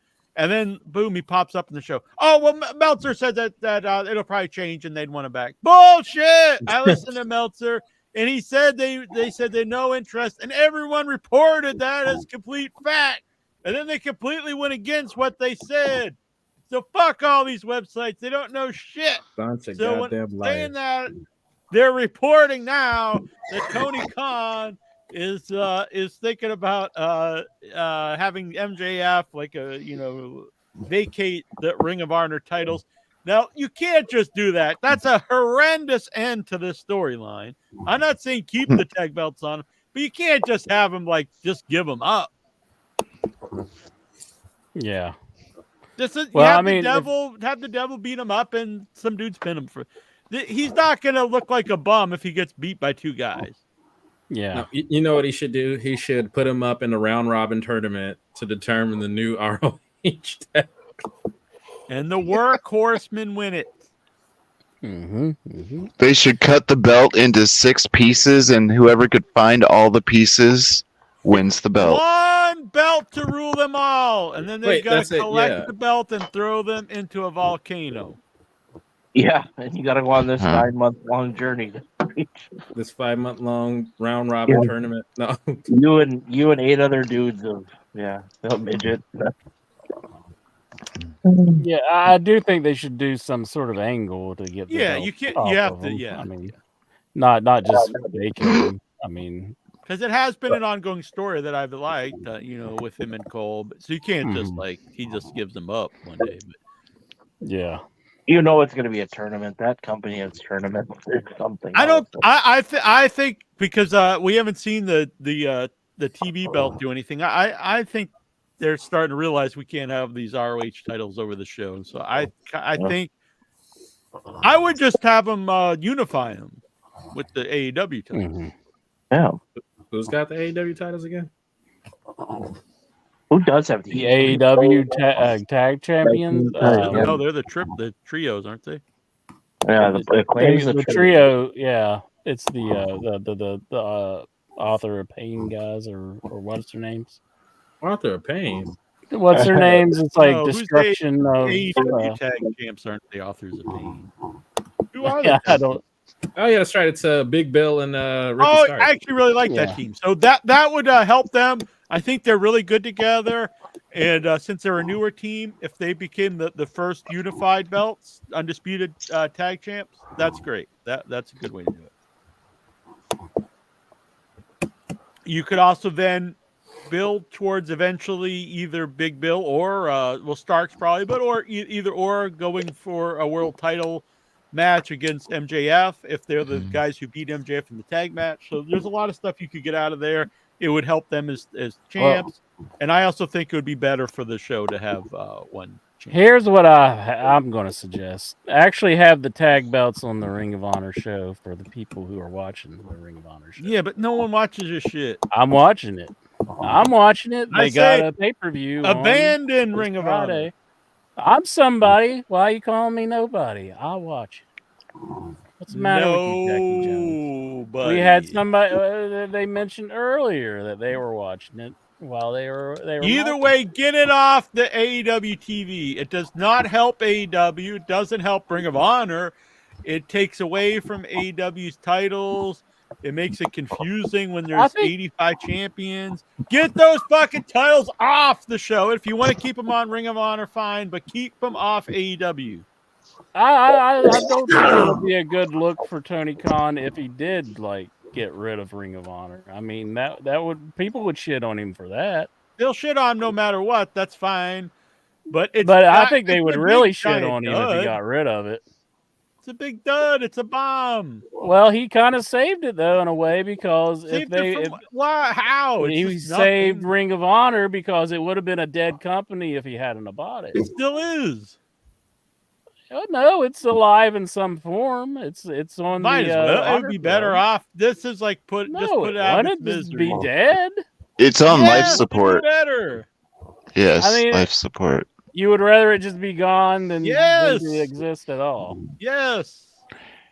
Oh, you never even watched it. You don't. You're not a ruins the fan show. of Ring of Honor. It doesn't ruin the whole show, but it definitely takes AEW down completely. It adds. I mean, if it just operated on its own, detriment to where AEW.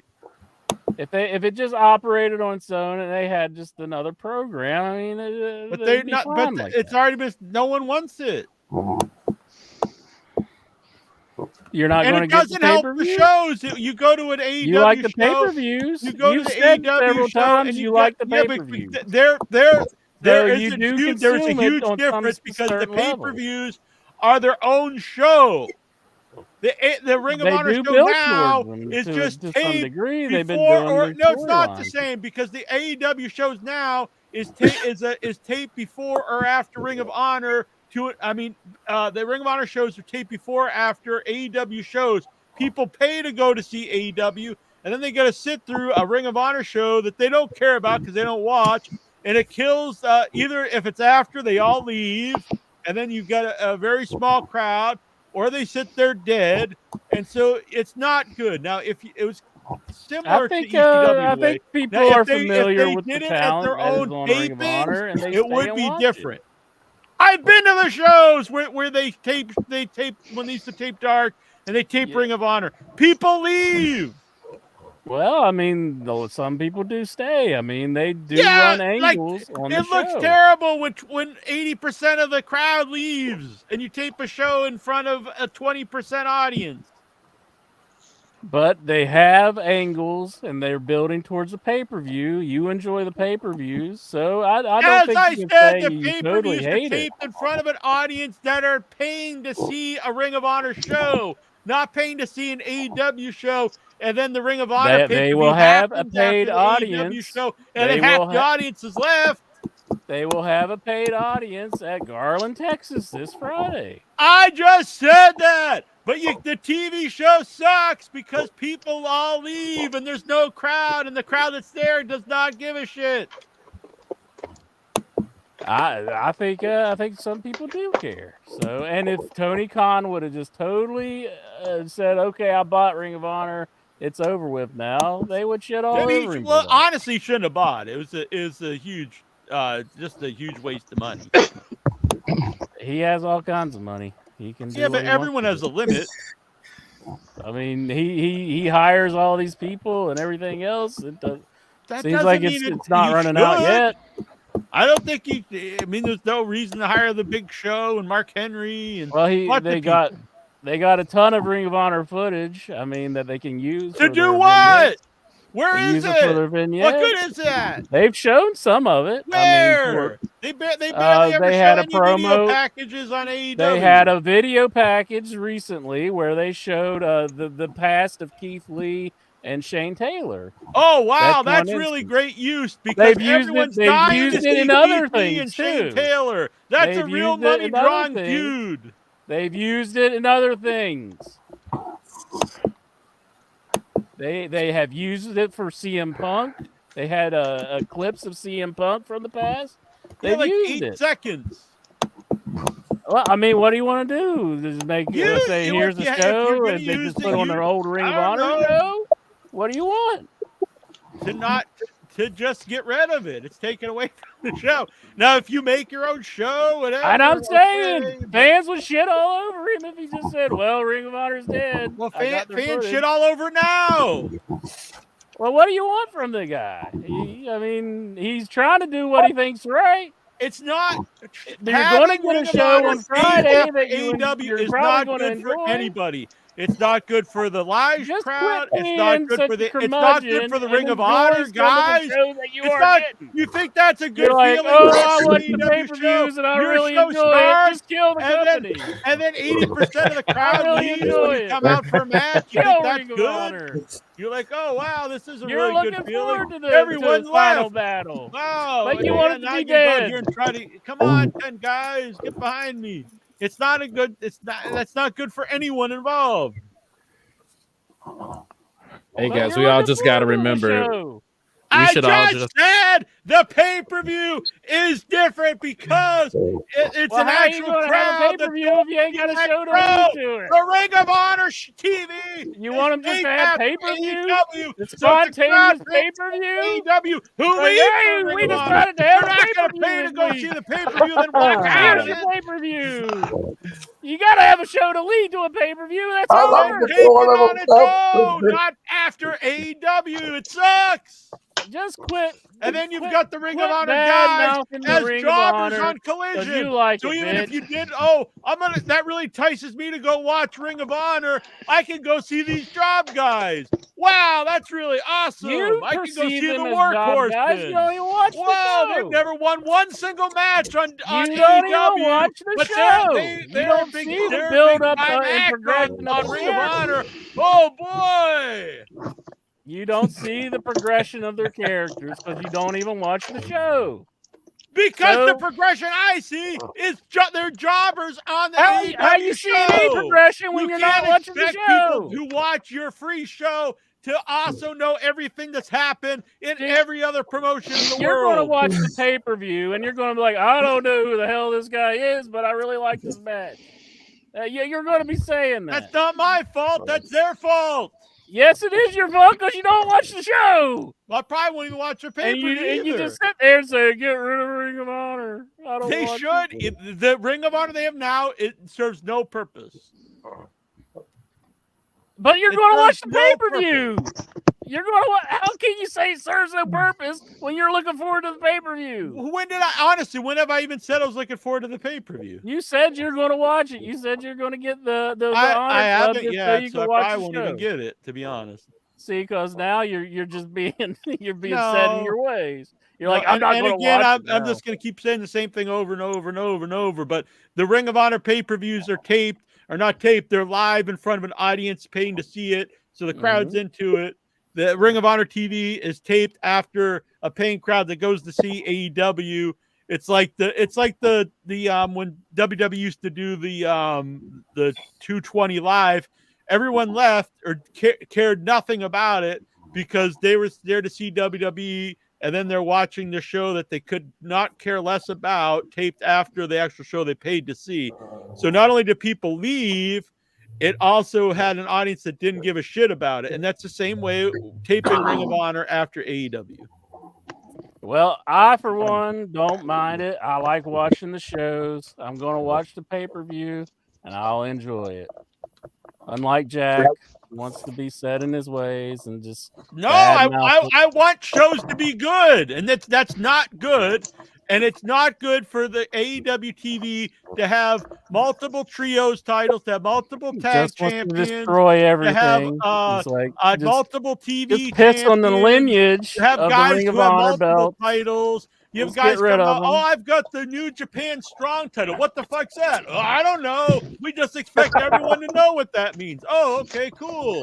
And he's got the Ring of Honor TV title, and this guy's got the Ring of Honor. We've got 2 sets of trios titles because that's a really important thing to have because we have like 2 sets of trios, and both of them are champions. And then who do they wrestle? They wrestle job guys that they just randomly put together. Wow, that makes for really riveting television. Well, I will say I do think the champions of Ring of Honor needs to be on Ring of Honor. I will agree with you on that, and they don't do that as much. They need to have the champions there and not, have them so much on AEW, but they don't do that. As a matter of fact, I mean, they don't even have a champion right now. They're having a tournament with like this unified belt. Hey, look, I'm Rudolph. So, so I'm kind of disappointed. He's going to be a guy who's got 3 titles. That's not even called the Ring of Honor champion. He'll be the I mean, that's kind of. I think I'd prefer just the Ring of Honor champion be on the Ring of Honor show defending his belt. But all they got right now is Athena, who's the women's champion of Ring of Honor. Yeah, so they got 3 women's champs, singles women's champs in the company. It's too much. Well, she actually doesn't show up as much on AEW. No, she doesn't. She does. I'll say that. She's mainly on Ring of Honor, which I will give her credit for that. Not sure who made that decision, if it was her or not, but I do I doubt if appreciate she has much that. say in that. But I do appreciate that she is on the Ring of Honor show, and she's the only champion who's basically on the Ring of Honor show. so the gist of it is Ring of Honor serves no purpose. No, I like Ring of Honor, and you're just an elitist who says if somebody else likes it, you think nobody should like it. I if you didn't don't say like no it. one should like it, but no one does like it. That's basically what you're saying. You're saying that you shouldn't be able to enjoy Well, it they if I give don't you no like it. reason to watch it. Well, I'm watching it, and I think I enjoy some of the stuff that I see on it. And I know you're not going to watch it now because you don't ever like take my suggestions on anything. No, I mean they've given I can me even no like hand the last feed one you that they things, didn't and you're even just they like, didn't even tell you on the there was no mention on AEW when it happened. You had no idea who the matches were. I think even the main I event could you go didn't even into your know house because they I took could the walk into your house and guy that was and supposed to have put- the championship got hurt, and they just like, oh, we're some guy, other guy will take his place. I was like, wow, this is I could really put well built wrestling stuff. on in Jack's house, and he would get up out of the room and walk to another room. I guarantee it. He would just be like, "Intro, put it on. It can't be any good." He's like, "Goodbye. See you later." I'm not taking any of his suggestions. Let's watch Police Academy 7. Well, you never did take my suggestion on watching that one. All right. Is You'd it love time it if now you for the watched Raw report? Or are we going to do the Ring of Honor report from Insure? I'd have to look at a cheat sheet to do the Ring of Honor report. So it's such a memorable show. Steven's got a. I mean, I do remember some things if you're challenging me on it. So Like the workhorseman wrestled. you have a Cheeseburger. Knobs and no Skag. cheeseburger wasn't on this week. I don't think. Anyway, They talked Steven, I about know the it's getting late. champions We gotta let being on Steven do his Dynamite. thing. We might gotta get. Wait a minute. And we, after our 2 hours, or 2 hour wait, let's get to the Raw report. No fucking Insure.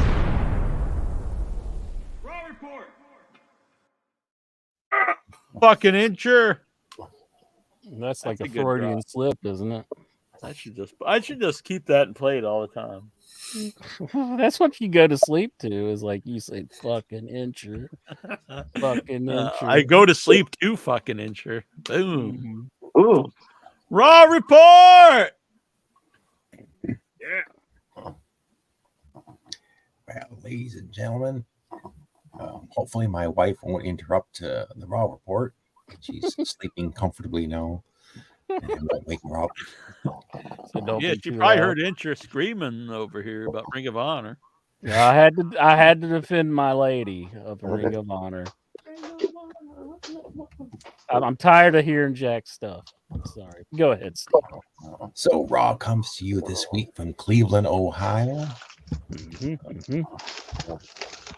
We get a recap of last week.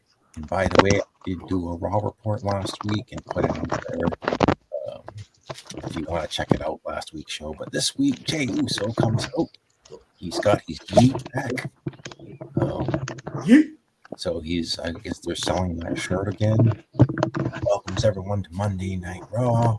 He's excited about his shirt. He's excited about CM Punk. And he talks about Sami Zayn and Drew McIntyre beating him up. But he says he's going to wrestle Drew McIntyre tonight, which brings out Drew McIntyre. Drew McIntyre. I know he's I can't do it bad. I can do it bad. I wasn't sure what you were That's doing. enough ass cars kissing. That does remind me real quick. I'm just gonna say this real quick, one sentence thing. I'm a big fan of Miro, but ever since his wife came in and I like her as manager, complete suck. This angle's total garbage and should end. Go on, Steven. So Drew McIntyre, he comes out. He says he's tired of Jey Uso's arse kissing. Says CM Punk should have never be in the locker room. Well, he's wanting that inside out. He said he traveled the world with Punk, and I know what he's like. So he knows how the stories end. He knows how the story's gonna end. Anyway, they dropped their mic when he's has a reference to Seth Rollins. Beating up Seth Rollins as well, but he says Sami Zayn ran his mouth, and so it talked about his family, and so he beat him up. And boom. Anyway, he says he wants to do a social experiment. He does this thing with the crowd. And actually, this was pretty good. Again, if somebody talked about your family, wanted to hurt your family, do you want to get revenge on them? And the crowd actually agrees. Yeah, there's some hands that were raised. He asked the crowd to raise their hand. Beat that ass, I say. So he asked the guy in the front row what his name was, and like I guess he didn't have his hand raised, and he said this guy doesn't care about his family. Was it Incher? No, it was. I was like, that's a very Jackie Jones move right there. You're the one who always hated like your relatives and stuff. No, I'm saying like you're the one who cast that upon me when it's not exactly being true. So maybe Drew McIntyre stole that one from you. So go ahead, Steve. So we get into the opening match: Jey Uso and Drew McIntyre. We get all the big moves. Jey, he does the super kicks, the Uso splash. McIntyre kicks out. McIntyre tries to win with the Future Shock DDT again, but this time Jey Uso kicks out. We get some suicide dives. Drew McIntyre catapult Jey Uso underneath the ring.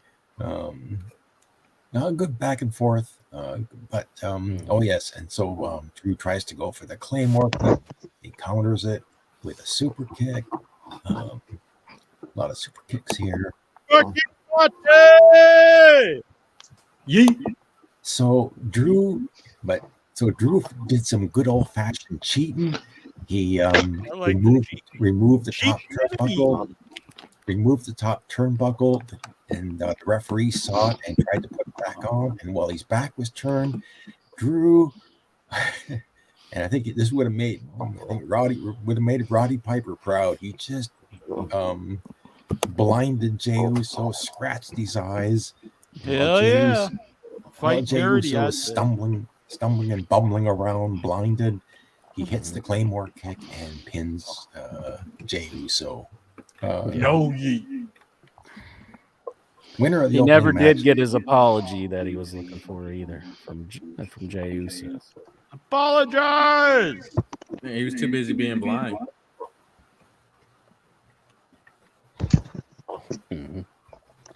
So, I'm sorry to interrupt you, but Dorian Doc Batau is sending for a number. I'm sorry. Just a brief moment. We got to give out a Royal Rumble number. Yeah, I'm sorry. Just now, sorry, Dorian Doc Batau.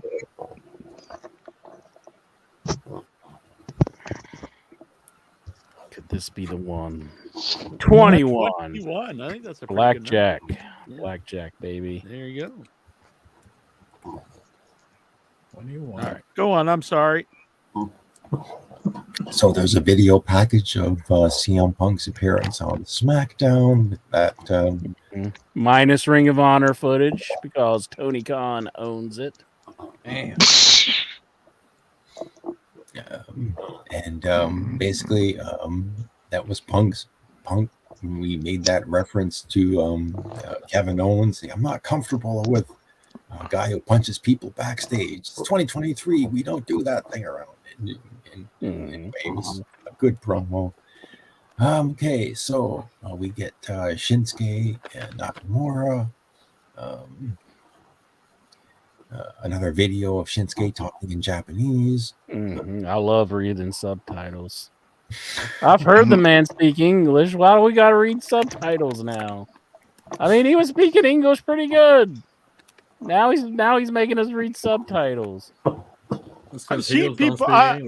I haven't watched this, but I like in theory because, I think you can get the actual emotion out more if he's talking in his native language. Well, yeah, his promos are more effective if he's speaking Japanese. Basically, he says that he's going to end Cody Rhodes. We get a Judgment Day Clubhouse segment with everybody's there now. And Dominic lost. By the way, Dominic did lose the NXT TV title to the masked guy. The North American title, I'm sorry. Dragon Lee. Dragon Lee beat Dominic. So he doesn't have the belt anymore. Poor we Dominic. So basically, Rhea Ripley is pissed off, and she's going to take it out on Maxine Dupree. More on that later. Boy, do I got something to say about that. Such a stellar match. Ray. They're joined by the Creed brothers and Ivy Nile and R-Truth. And so next match, Rhea Ripley versus Maxine Dupree. And oh my God, this was such a sloppy, terrible match. Maxine, I was having flashbacks of Bret Hart versus Tom McGee. Maxine really should not have been in this match. It was pretty bad because she couldn't do like a lot of the stuff like Rhea was trying to perform on her, and you could tell that she was just really green. And I really felt bad for Rhea during the middle of this because she did stop at one moment and she's like, "Is this a fucking joke?" Well, I don't think she said fucking joke, but she said, "Are you a joke?" or something like that. And I was like, I think she kind of means that at this point. I don't think there's much acting to go along with that. Damn. So Rhea tried to hit her, her finishing move, a Riptide, a Riptide on Maxine, and I think Maxine, I don't know, like there's supposed to be cooperation between these two with these moves, and I think Maxine screwed something up, but Rhea managed to get the move without seriously injuring Maxine. But it was one of the worst Riptides I've ever seen. Yeah, it was bad. Maybe she should have just spiked her. Yeah, I'd hate to see the girl like get, permanently injured because of her not knowing to wrestle. Maybe they just probably shouldn't put her in a match where she needs to wrestle. So instead, Rhea put her in that reverse cloverleaf hold, and Maxine tapped out. I mean, you got Triple H who's saying, "Oh, well, Jade Cargill. Jade Cargill's not ready for the ring." I think she would have done better than freaking this girl against Rhea Ripley. Oh yeah. So what the hell is it? Do you not want people who are not trained right to be in the ring? I mean, here's a prime example of somebody who wasn't trained right, and you got her on Monday Night Raw. I think Maxine was a part of that NDA group. Oh, you think? She was part of the models. But he's been ousted. Well, yeah. Are they just trying to keep her happy? Well, when he came back, he was like, "Yeah, I'm back in business," and then they kicked him back out. He was like, "Oh, damn. Whatever you do, don't put the advertisement on the ring." And then they're like, "Yeah, that's the first thing we're doing." Okay, I'm sorry, Steven. Go ahead. So we get a video package of Katana Chance and what's the other girl's name? Kaden Carter. And come back from commercial. Adam Pearce is in the ring. He introduces CM Punk. CM Punk comes down to the ring, cuts a promo. crowd's really into him, and he talks about how this is the same arena he walked out of in 2014. But the crowd's still picking up that CM Punk chant, and yeah, so there is a they lot were of, into it. There is a lot of history here in Cleveland, and he also talks about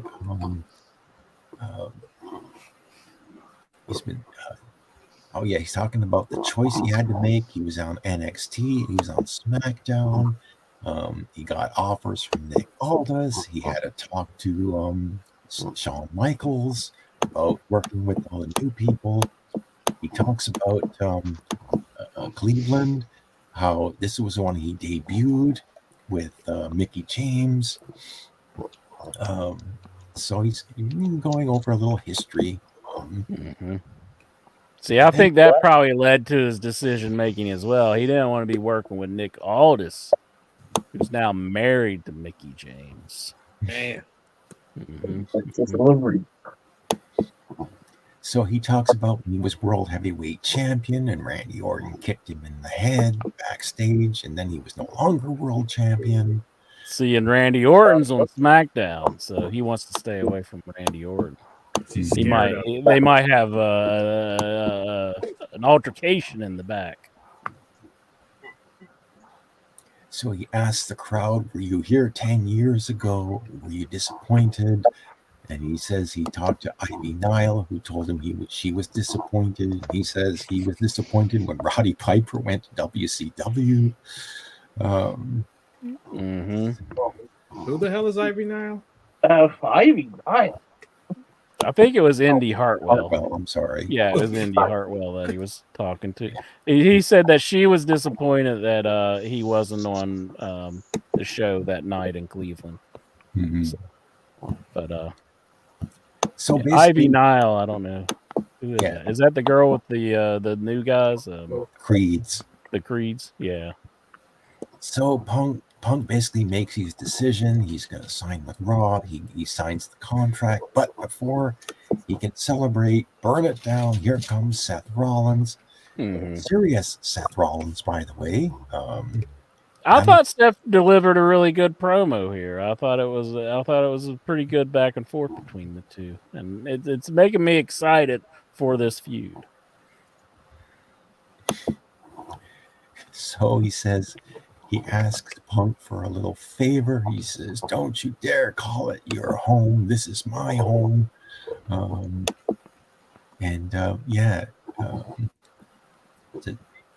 Punk spent 10 years slandering every person in the locker room. He really goes off on CM Punk. Now he wants to come in here and call this place his home. This is not your home. And then this is my home.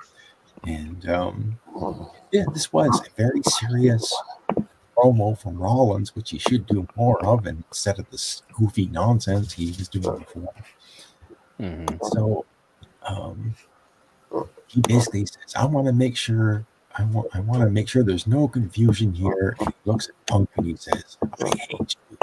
But, Baylor Dre saying he said this literally the same thing to Cody. Or as I like to call him, fake piece of shit Rhodes. Whoa! So he just That's my new recycled the name promo? Yeah, I guess like a recycled promo. But you know, it's that family, the Rhodes family is so guilty of that. I mean, his father was cutting the same Hall of Fame promo for like just about everybody. It was like, I'm Dusty Rhodes and I'm the best, and that's my promo for this person. Damn. So fuck Dusty Rhodes. Fuck him if Seth Rollins wants to use his same promo again. He can do it because he gets a pass because I hate the Rhodes. Except for Dusty. I like him. What did Brandy ever do to you? Brandy's never done nothing to me. I kind of feel bad for her. Her husband shows up with just these stupid tattoos and makes her cry that he never consulted her about. What a piece of shit. Piece of shit Rhodes. That's what he'd be known as from now on. Okay. Are you done? Come on, Steven. You know that was legendary. No, that's what Punk said to Rollins. Oh, burn! He got you. He got you. Shut up, Bruce. So Punk comes back and basically says, okay, let you go on that one. But he says, oh, I never asked for anything to be handed to me. I've always done things the hard way. And he's, where's Adam Pearce? And this is where he officially says, I'm going to enter the Royal Rumble. And so, yeah, I think this is gonna go exactly like I thought. The last two people in the Royal Rumble are going to be Cody and CM Punk. My pick is Cody, but we'll see. But I still think Rollins and Punk should be night one of WrestleMania. We'll see. Okay. I don't know. It could be a really good, really big match. We'll see. I'm thinking surprise. Reigns is big, but they could if Punk's really delivering with some of the promos, it could be the one that everybody really wants to see. Okay, we get video package Bronson Reed and Ivar, and it's beef versus beef, the rematch. Bronson Reed versus Ivar again, and this time Bronson Reed couldn't get his salami splash because Ivar was able to get out of the way, but they did do this big spot at the end. I think it was like a superplex. Bronson Reed superplexed Ivar and then just draped a hand over him and pinned him 1, 2, 3. I did like the moment where they kind of like looked at each other and they're like, you want some of this? Oh yeah, I want some of this. And then it was right before a commercial break, and then they came in and they did like the flying cross body, both of them, and then they went down to the ground. I was like, that's pretty cool.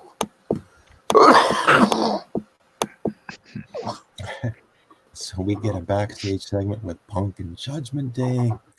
Then we get Dre wants to know why exactly is this feud happening, Steven? Which one? Between Seth Rollins and Cody, Seth Rollins and Punk? Nope, Ivar and Bronson. Ivar and Bronson. Oh, I'm not really too sure. Because it's meat on meat. It's big meaty meat slapping meat. Damn, yeah, that's what I like. I like the meat on meat action. Yeah, I actually like this match better than like the one from last week. I actually thought they did some pretty neat stuff. Just meaty men slapping meat. Yeah. Do it.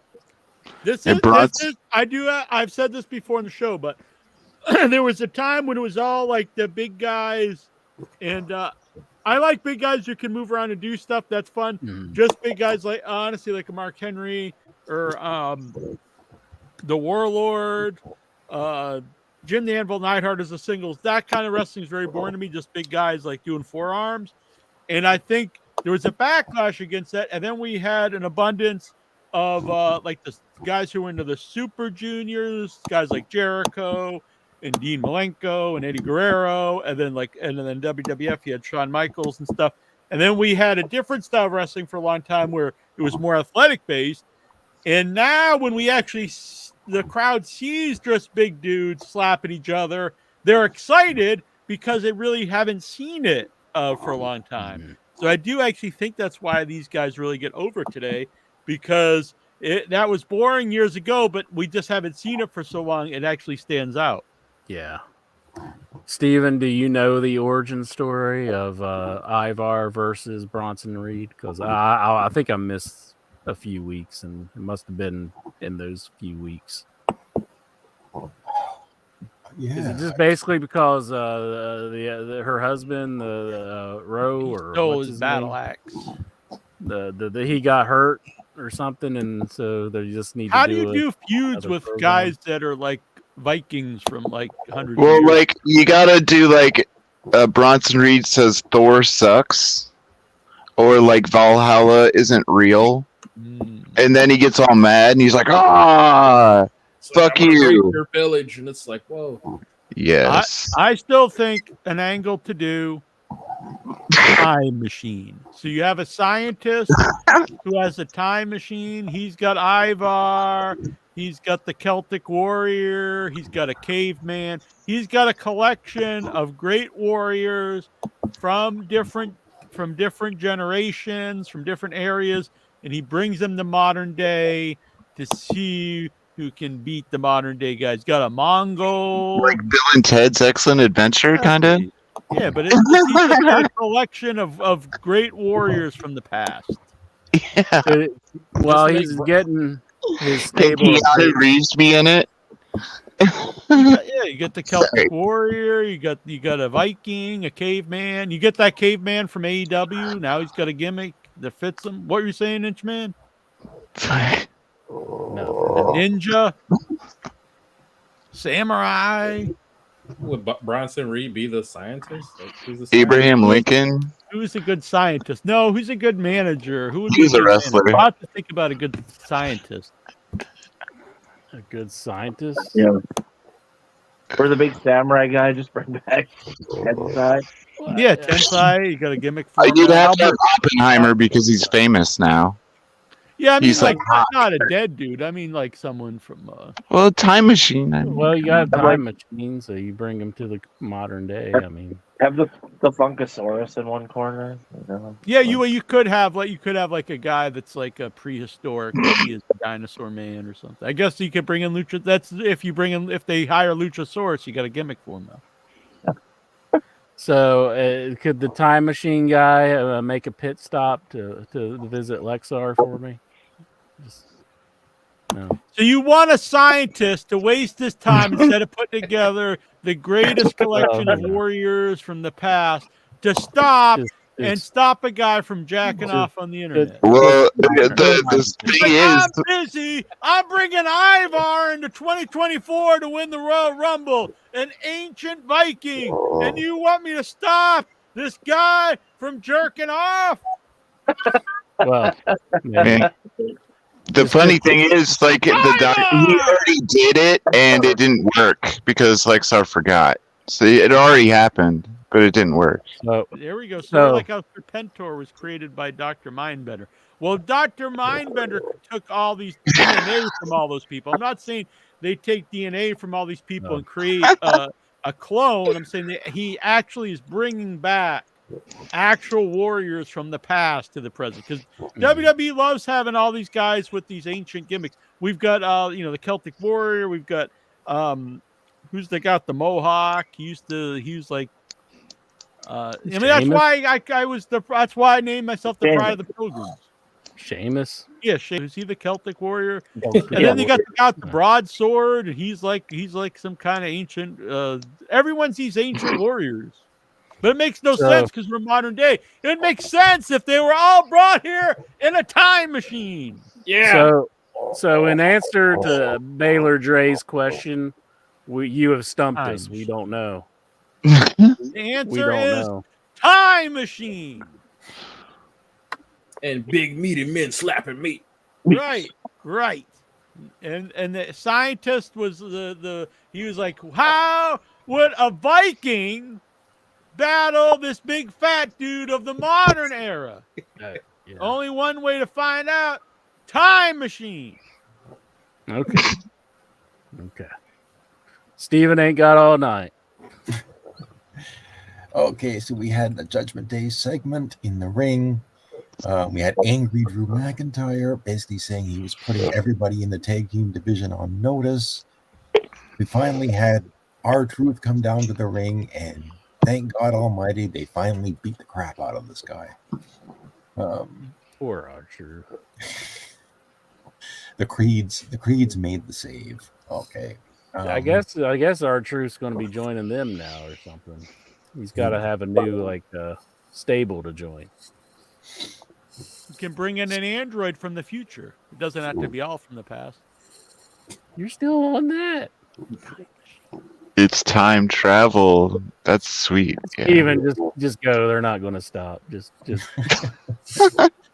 So we had They're really hung up on McIntyre backstage. McIntyre saying he don't care about people finishing their story.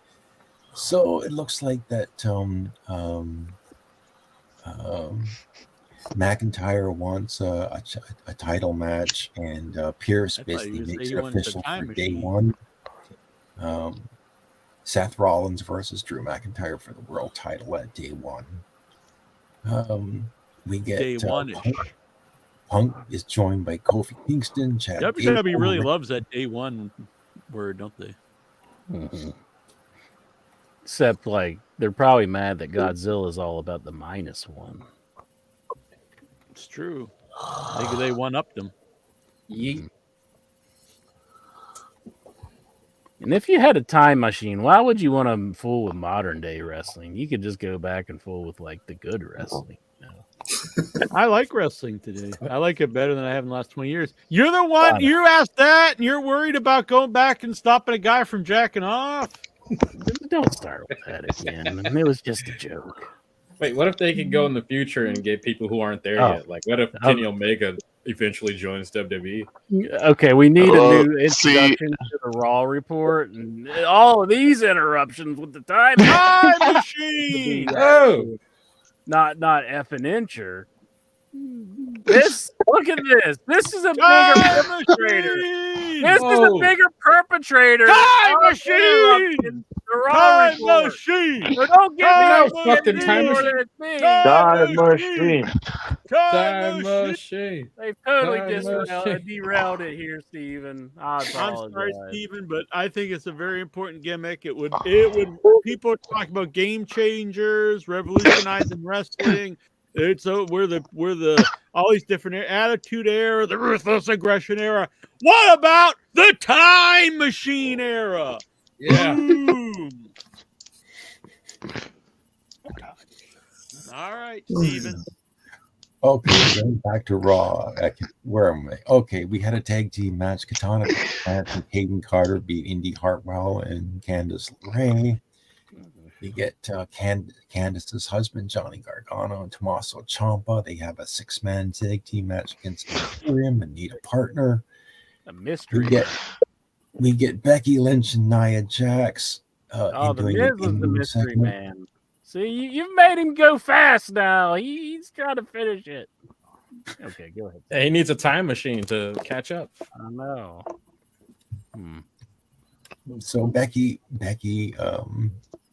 this is like about 5 years too late. It's been 5 years since Nia Jax punched her in the face. Yeah, I really wasn't into this. It was kind of like I agree with you on this one, Steven. I loved it. So I you guess did watch it, bitch. Yeah, so I guess they're gonna have a match eventually. I don't know, and I don't care. So let's just go ahead. We had a backstage segment with Cody Rhodes and CM Punk. CM Punk was in a lot of backstage segments. Let's go to the 6-man tag team. It's Imperium, Gunther, Ludwig, and Giovanni Vinci taking on DIY and a mystery partner who turns out to be The Miz. So the announcers, Michael Cole and Bad News Barrett, talk about they're shocked that The Miz is the partner because Gargano and Dexter Lumis had this thing with The Miz a while back, and they're surprised that Miz would tag team with this guy. Anyway, it was Cleveland. Miz was the hometown hero, so he actually got the win with the skull crushing finale and pinned Giovanni, and so the winners were DIY and The Miz. Sorry. So it looks like Gunther is again pissed off at his underlings. I think it's only a matter of time before he just beats the crap out of these two. So I would if I was him. So we get a promo for next week. We get the Judgment Day versus the Creeds.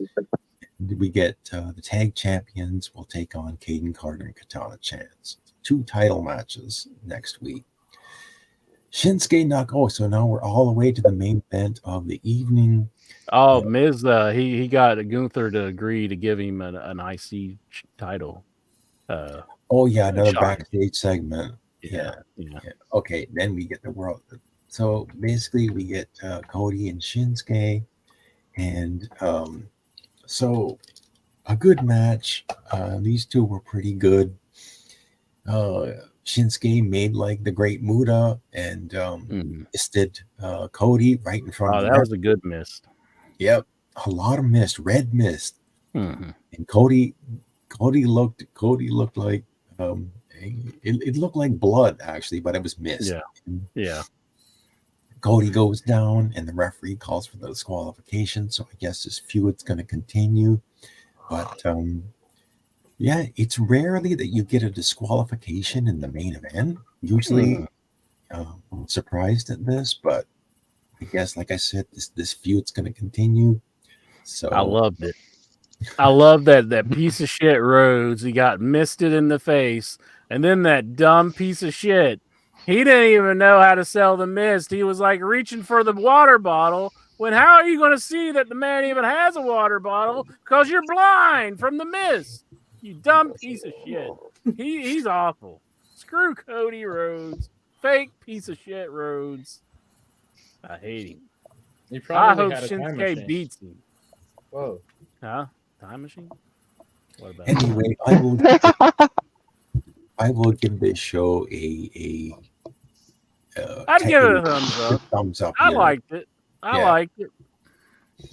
So that, ladies and gentlemen, is your Monday Night Raw report for this week. I hope you enjoyed it. Yes, Steven. Thank you. Raw report. Thank you, Steven.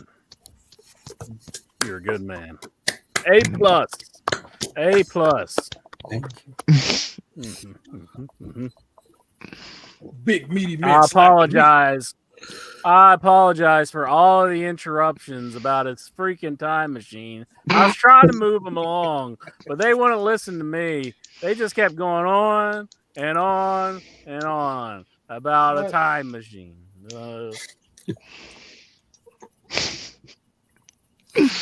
Well, I've got 5 minutes, so What do you want to talk about? Oh, don't say that. Don't say that. That line's so sullied. It's just, ugh. So, Cleveland, what do you want to talk about? Freaking Cody. You know what? I was listening to Davey Boy Meltzer, and you know who he said his MVP for the year was? Everyone's going to think, oh, it's got to be Kenny Omega or MJF because he loves AEW. You know who he said, Incher? Piece of shit Rhodes. Cody Rhodes, MVP of the year. I heard it. Damn, no one's done more for wrestling this year than Cody Rhodes. Like freaking did any of you from the guys mouth of Babes himself. did any of you guys watch the NXT show on Saturday? I did not. No. I think they should just kill NXT. Just get rid of it. Well, they had this match. They had 2 matches that I don't care about any of the titles. No, the ones about the penalty boxes Uh-huh. and Iron Survivor matches. And I was thinking, didn't Impact Wrestling have a convoluted match? Yeah. that involved- King of the Mountain. And everyone hated it. But if WWE does it, it's great. Yeah. Yeah, they had King of the Mountain where they had penalty boxes and stuff. Yeah. I thought the same thing when I heard people talking about it. I was like, I thought everyone hated it when TNA did. Like, what a bunch of assholes having penalty boxes. But WWE does it, and they're like, what a novel idea. This is great.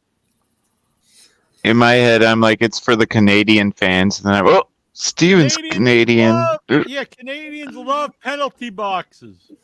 Oh, it's a hockey thing. Steven is a big penalty box mark. Does your wife have a penalty box that she puts you in whenever you try to do a Raw report too late? She's like, go to the penalty box, Steven. Oh my god.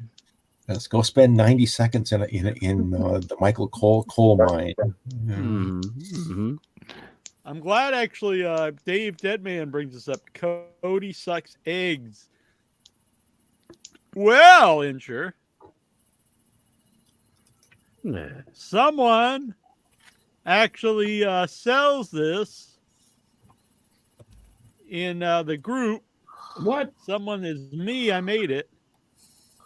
Uh-huh. So you can get the Cody Sucks Egg shirt. And it's actually been selling, unlike a lot of the shirts I make. No one's bought a, I don't know why, no one's bought a Doc Me Daddy Incher shirt yet. What? Doc Me Baby.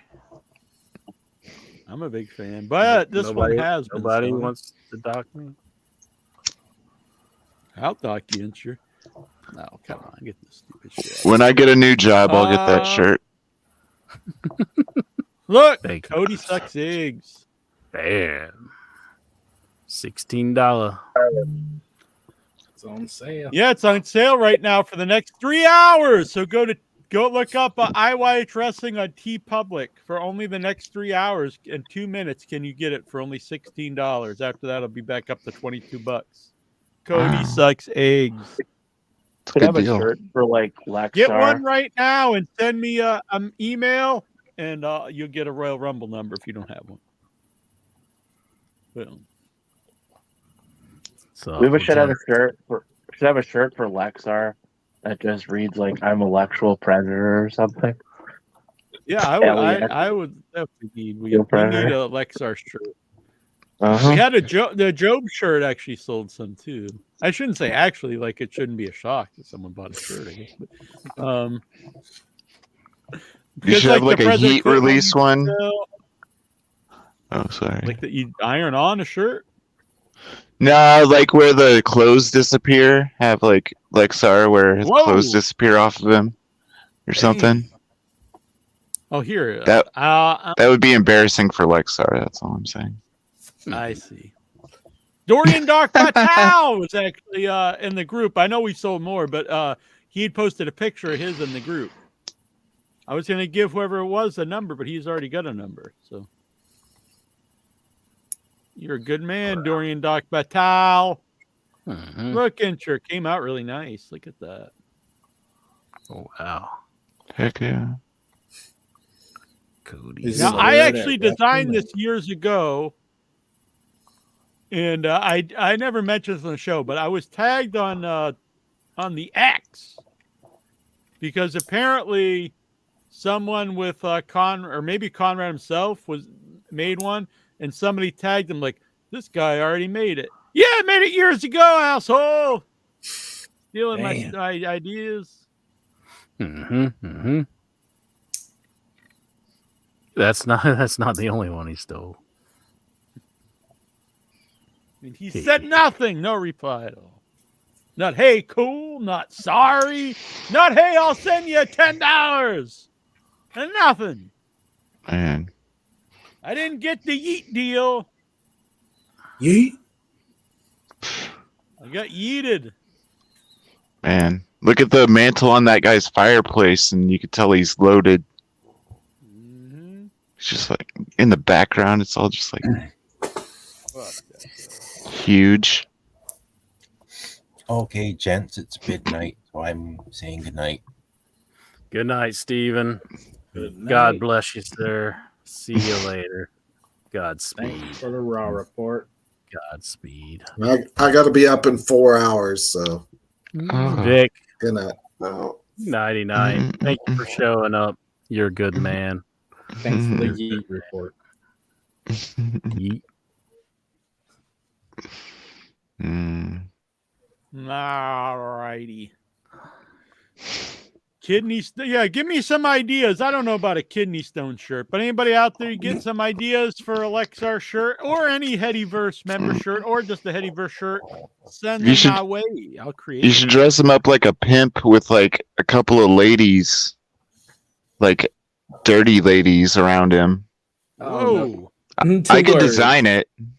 Okay. How about just like him sitting there and he's just Oh. sitting there with his pants just cut like filled with jizz. Oh shit.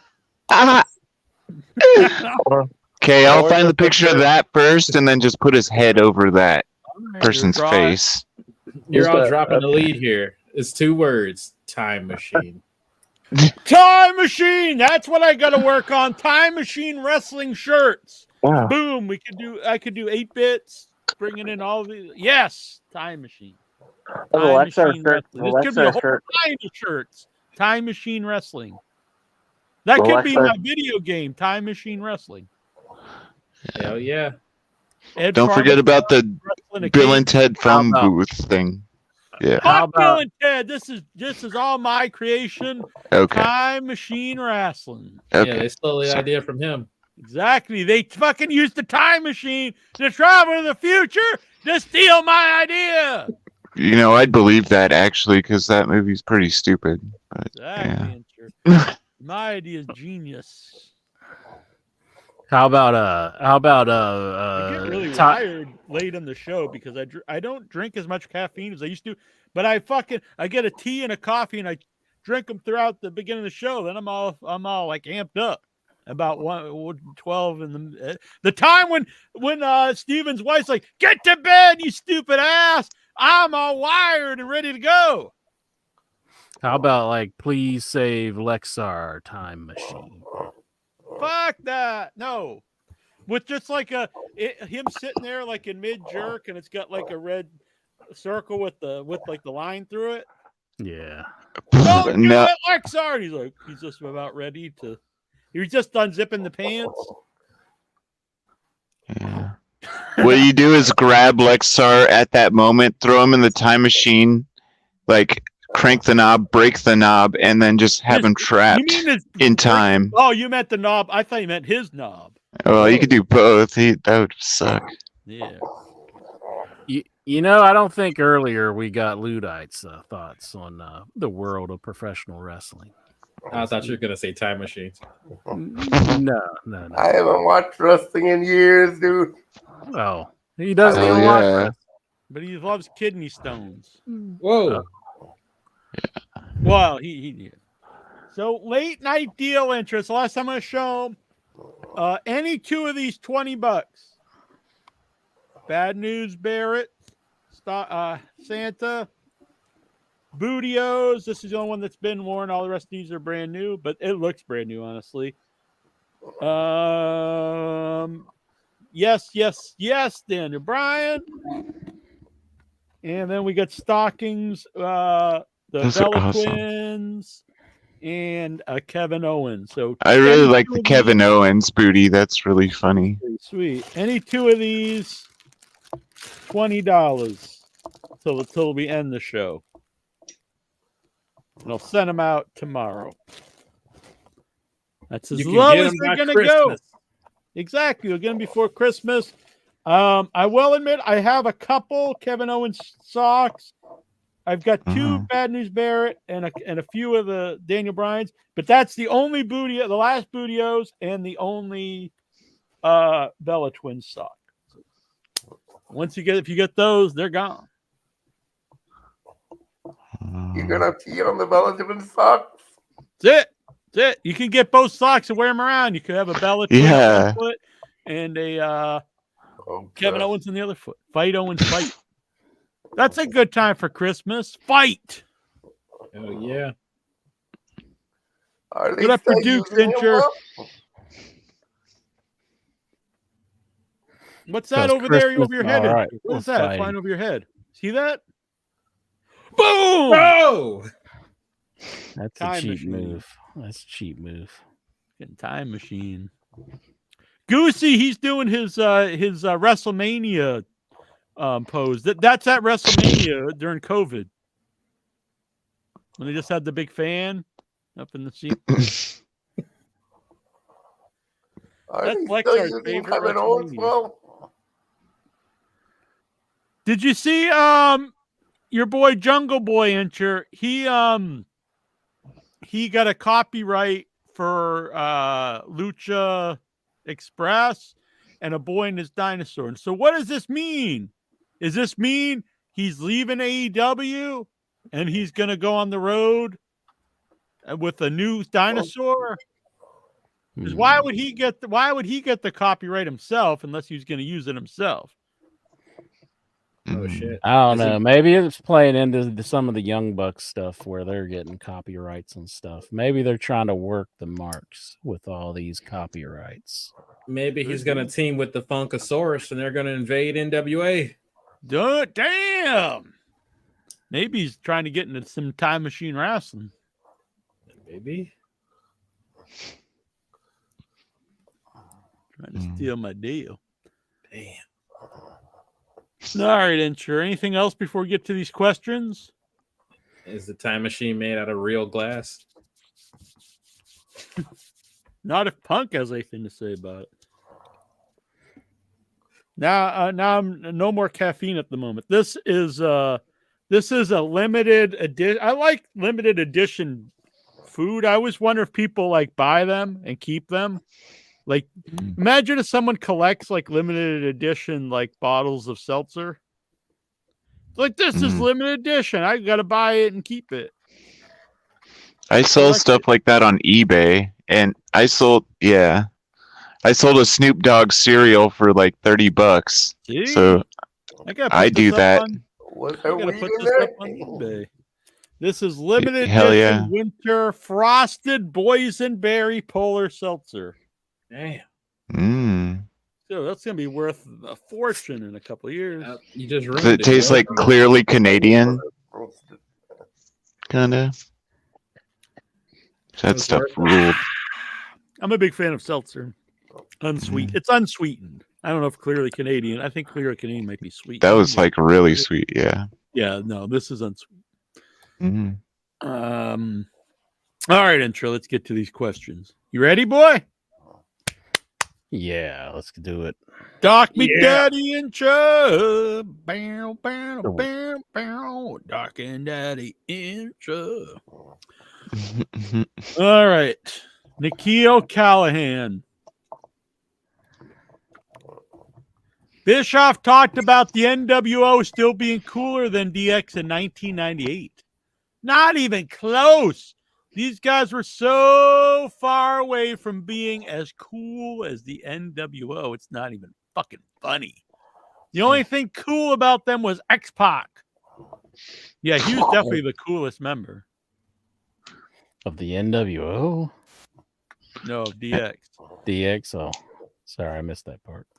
Everybody else was along for the ride. Look, I like Bischoff, but like Shawn Michaels and Triple H were along for the X-Pac was never the leader of the DX. No. Yeah. You never not knowing what he's talking about, stop him from talking. Yeah.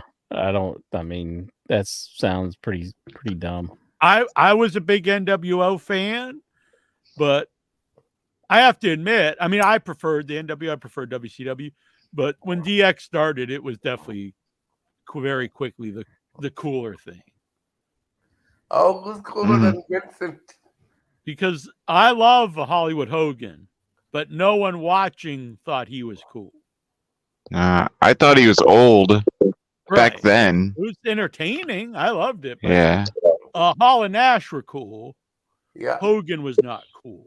Yeah, they reminded me of my parents and not cool. Right. And so, X-Pac had already left NWO by this point. So yeah, I can't really. Do you think in your head's in its Hollywood Hogan phase? Like We where turned heel and we're cool again? I mean, we're not necessarily cool, but we're entertaining again. The kids watch us and they look at us like we're Hollywood Hogan. Well, Standing next to an inch of. Oh yeah. I chop him down with the edge of my hand. Damn. Imagine if Hollywood Hogan instead of coming out and he was air guitaring the belt, if he was just playing a ukulele. I think you could sell it. Yeah, it'd be pretty sweet. Why was he always his air guitar? And doesn't he actually play the bass? He should have. Because he had a belt. Was he going to come out with an actual guitar? He should have. Yeah. He was auditioning to be in Metallica. I mean, he should have shown them what they're missing out on. He started it. He wasn't Exactly. He created it. Oh, he started? I didn't realize he started. Is this it now. still on the network when they were all in blackface? Whoa. Well, it's on Peacock. I don't know. I mean, Hulk Hogan? No, What do you think Hogan said when he saw them in blackface? He's like, "Look at them bunch of whoa." Oh, like the Mark Henry thing in The We're Rock. the New World Order. They're the NWO too. They're the World Order. I looked at that when I was a kid, and I was like, "Those costumes look really bad." Like, I did not understand who Triple H was supposed to be. I was like, "What?" Dave Deadman, that age well. The thing is, people like say this stuff aged bad. The thing is, this stuff was always like it was terrible. Blackface isn't a thing that just now, like people say, oh, it's you're woke, you're against blackface. People have been anti-blackface for like 100 years, back since the minstrel days. Yeah. So I grew up in Mississippi, and you had to choose not to be racist. It's like, yeah, this is not something that like in the 90s was like, yeah, blackface is cool.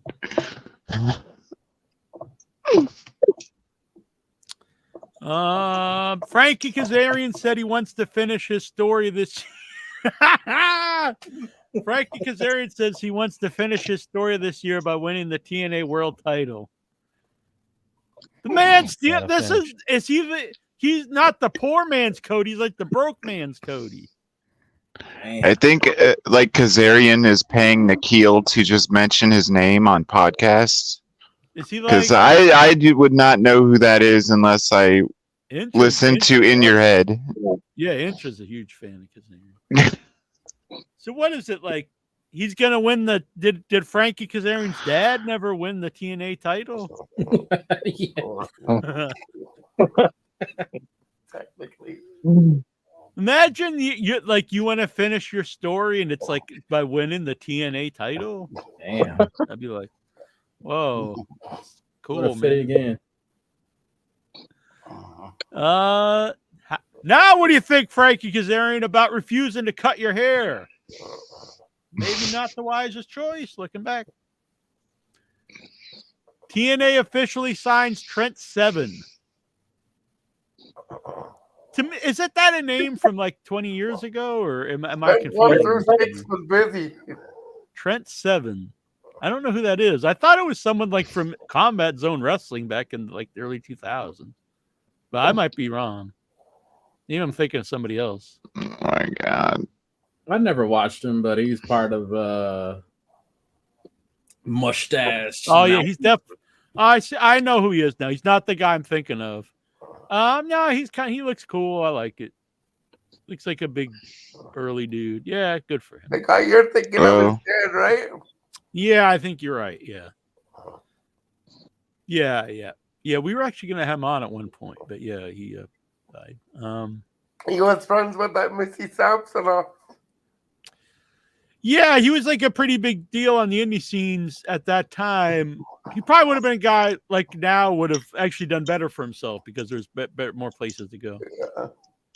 Yeah. Also, like NXT and stuff would have been more likely to bring in someone like him at that or now as opposed to back then. So here are predictions for Intra's. We're going to talk about the Ring of Honor show that Intra's salivating over, and he takes off. Damn. Someone get a time machine to stop what Intra's about to do, if you catch my drift. Trent Acid. That's it, Dave Deadman. Yep, Trent Acid. That's who I was thinking about. Athena's defending the Ring of Honor women's title versus Billy Starks. Billy Starks? The guy from Sgt. Pepper. Who cares? FTR's on the ROH show. FTR and Mark Briscoe versus the Blackpool Combat Club. Now that's a hell of a match. Which of them are ROH people? None of them. But it's hell of a match. Cash Wheeler, Dax, and Mark Briscoe. I guess I don't know if you can consider Mark Briscoe. I'll give that one a pass. Okay, Mark Briscoe. versus Bryan Danielson, John Moxley, and Claudio. So I guess Claudio was there. Yeah, so I guess Danielson was there at one time. Yeah. So that's fine. But Very much so. that will legit be a really good match. There we go, Dawkins. Dawkins after midnight. Podcast to the dawn. In your head all night long. Man, I'm gonna think that's a Dawkins song after a while, and not a Judas Priest song. I'll be like, man, Dawkins kicks ass, and people will be like, what? Yeah, I'm gonna put Dawkins on the map. Dawkins. That'll be too late for that. That should probably be the main event. But I don't know who. It's apparently the Jay Briscoe Memorial Fight Without Honor. So you have to have Mark and FTR win. That would be really lame if Mark loses the Jay Briscoe Memorial match. Ethan Page versus Tony Nese in an I Quit match. I thought they both already quit. It must be one of those ROH storylines. Hell yeah. With my boy Smart Mark Sterling. Hell yeah. I'm really pumped for that one. Keith Lee versus Shane Taylor. It's a big meat on meat match. Honestly, that'll be a good match. I guess Keith Lee would probably win. I don't know why that's not Ring of Honor. Was Keith Lee ever in Ring of Honor? No, he was on NXT. Yeah. Oh, for God's sakes! So the main event is for the vacant Ring of Honor World. So, look, they had Samoa Joe give up the. So this is terrible on multiple levels. So Samoa Joe gives up. He just throws away the TV title. Like a piece of trash. Yeah, he's basically like, I'm too good for this title. I'm going for the real title. So at that point, anyone fighting over that belt is really lame. It's like no one even beat Joe for it. It's a belt the guy threw away because it's not worthy of him because he wants a real title. Damn. Now you have a match for this belt that a guy threw away as your main event to become the TV champion of a promotion that has no TV. That's just awful. Yeah. On every layer you could possibly think of, that's awful. Then you add these guys in. Okay, the first two, I'm good. First couple, Dalton Castle, I'm a big fan. Unfortunately, he's really been showcased as a job guy in the AEW show. He's a guy I think you could actually do stuff with.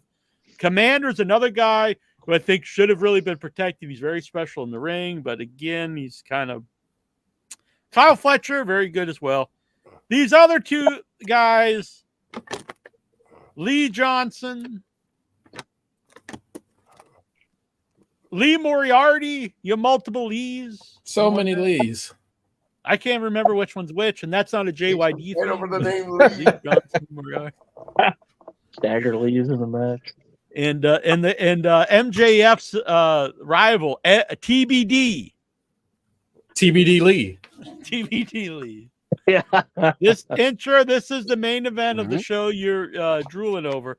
Dalton Castle versus Commander versus Kyle Fletcher versus Lee Johnson versus Lee Moriarty versus TBD for the title that Samoa Joe threw away to become the TV champion of a promotion with no TV. Well, I know they Daniel Bryan was acting like he was going to be on the show, but if he really did get hurt and he can't be on it, damn. So maybe that was going to be planned. Maybe He's it's going to be. He's listed on the show already. He's actually advertising Where is he at? another match. You're not excited a really for good that? match. No, not in that match. He's advertised in FTR and Mark Briscoe versus the Blackpool Combat Club in the Jay Briscoe Memorial Fight Without Honor. Watch the TBD be like Will Ospreay. One less attempt to make it relevant. Well, see, that's a match that you're into, and you're all Yeah, no, I you're all said that's crapping good. all over But it. this main event for a belt that a guy threw away. So the pay-per-view has no world champion because the world champion's just going to be thrown in with this other belt, and it's for a belt that was thrown away to become the champion, the TV champion of a promotion that has no TV. That's awful. That's absolutely awful. Got no tag team championship because the I guy. don't look the show. I didn't say. I'm not blaming you. I'm I just do saying that's watch awful. it. It's I Intra's enjoy it. fault. Tell the truth. It's Intra's fault. It's Are you? all my Why are fault. you so diehard to It's all defend my this? It's fault. not good. I like it. You don't even watch it. That's not good storytelling. That a guy throws a belt away, and then all these other guys are fighting for the belt to become the champion. That a guy threw the title away because it's beneath him, and he wants to go for a real world title to become the champion of television of a show that has no television. Should they rename the title the subscription title? Yeah, or just have it the Ring of Honor title. I don't know. I think it'd be good to have some belts on there, but they, for some whatever reason, they don't. They're We've trying got to three do that. at Lees some in their point. show, actually. Lee Johnson, Lee Moriarty, and Keith Lee. Yeah. Bruce And Lee, they're all Billy. Jay White. and Lee Merriweather. Bill Lee Stark. All right. Athena versus Billy Starks. Mhm. Who's Billy That- Starks? That's an angle that they've worked towards, and Billy Starks is it was her like minion that she called it, and her like her protege kind of thing. She was bringing her up, and she turned on her, and so they're going to have a match. Oh, I've seen her. Yeah, she's like the teenager they signed. Yeah, she's like 18. They mentioned that a lot. Yeah. For all the pervs. I'll say that. I'll say this though: you get good commentary on Ring of Honor. I agree with that. You don't get just Kevin Kelly going, "Oh well." Look at I'd that." rather Kevin Kelly than Taz, to be honest. Yeah, I guess I'd take Kevin Kelly over Taz, but I don't know why they got. I don't know why they got poor Ian Riccaboni stuck on just Ring of Honor. They should put him on the Big Show. Yeah, he was good on there. I liked him. I thought he knocked it out of the park. Here you go, Dave Deadman. This is the Doc Me Daddy Intra shirt. Yeah. Bam. Talking after midnight. Man. Pocket podcast to the dawn. Yeah. In your head all night long. Excellent. I need to record that. But you are aware that that Dawkins doesn't sing that song. It's just Got because nothing to do with the band Dawkins. It's Dawkins No, it- putting the penises together. Is that what it means?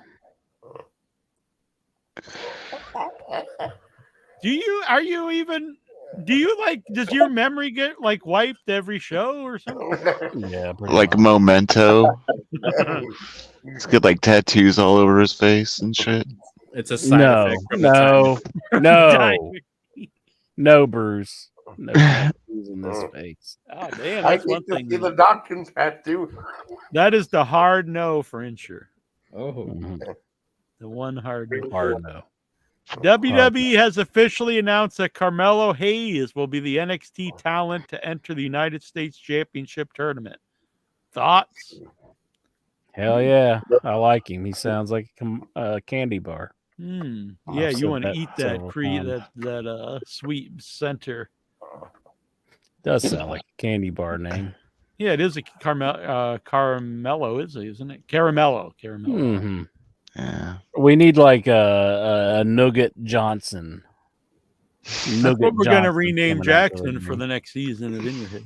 Nugget Jackson. Nugget Jackson.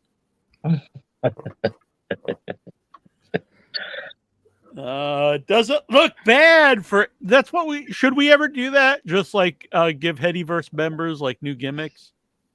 We're just reinventing you. Hell yeah! Every season, everybody gets a new gimmick. I like it. We need someone just to come back with a mask and just pretend he's just a totally new person. Yeah. Because he's there to help out his friend. And I always Yeah, exactly. I like it. He comes back and says, "I gotta finish the story." Oh yeah, you missed this one. Your boy Frankie Kazarian said he wants to finish his story this year by winning the TNA World title. Yeah, I heard the beginning of that. I don't know. I mean, he's in the company. He wants to make it seem prestigious. No, I get that. You should want to win the championship, but I mean, you're outright taking Cody Rhodes' deal. Like, does it look bad for AEW that Cody Rhodes and CM Punk will both potentially main event WrestleMania? Yeah, I mean, I think definitely does. That AEW guys, or what do you mean? Not the company. It's a bad look for the company that they lost two guys that are now main eventing. Bad look for AEW. Yeah. Yeah. Okay. I thought you were saying bad look for WWE. No. It's weird though. Back in the day, that would have been the mindset for WWE. We can't bring these guys in and like main event our show because they're from the other company. True. Dave Meltzer noted on Wrestling Observer Radio that Andrade El Idolo's AEW contract is slated to expire soon unless time has been added due to time missed when he was out of action. Should they keep him? Nope. Well, everybody acts like he's unhappy, but I don't know if he's still unhappy now. I mean, yeah, he doesn't seem like a guy that gets along well with anybody. And outside of a few times, like I really like this match, and there's been his versus Buddy Matthews. I'm never really into him. I think he's very overrated. And if he's hard to get along with, I don't think he's worth it. I think Rush is a much better option if you want to push a Latino star. Well, how much does Flair being there now? Yeah, I would think Flair being there. You know, Flair's there. Flair's. Yeah, but I mean, is he like, he's a stepdad now? Yeah. Father-in-law. Maybe that's why he wants to leave. He doesn't want to be around his stepdad all the time. He's like, yeah, he doesn't want Flair seeing what's going on when Charlotte's not around. Yeah, that's right. He's like, I don't want Flair seeing the docking. Yeah, Sting might rat on him. That's right. He's like, hey, Rick, you see your son-in-law. Rubbing cocks backstage. He'd probably just high-five him, though, honestly. Yeah, he'd probably join in. Like, whoa. He'd be like, check this out, and whip his cock out. If his docking game's that bad, where like Sting just catching him backstage, I mean, he's gotta be a little more discreet about that. I mean, like if Sting just walks backstage and he catches him, I mean, he gotta deserves to be told on. Whoa. Oh, definitely not. With AEW showing cracks in its creative, would you prefer a wrestling company to end on a high note after 10 years like Seinfeld, or stick around and become unwatchable? I mean, the thing is, I've watched wrestling my whole life, and it definitely... there's times when WWE was thought to, it's like, oh, wow, this is going to go out of business, and then in a couple of years, it's the number one promotion, so... honestly, all you need is one star, a new creative guy comes in. There's lots of things that can happen where your show completely, it's booming again. So, and, honestly, if WCW stuck around, I'm sure it would have got momentum at some point during these last 20 years. Yeah, really, I think a lot of AEW stuff is just the reputation. I watch I've shows been. and It's actually like it was their best year. They money wise and stuff. Yeah, it's growing pains too. They're getting like maturing. Yeah, I mean, it's only a few years old. I mean, WWE's been around like 50 years or something. Yeah, and to go with the last question, to go out like a curtain call and be like, thank you. It's all and thank you for enjoying the show. I don't watch WWE because I just don't like it. But in no way do I want them to go out of business because that'd be horrible for the wrestling business.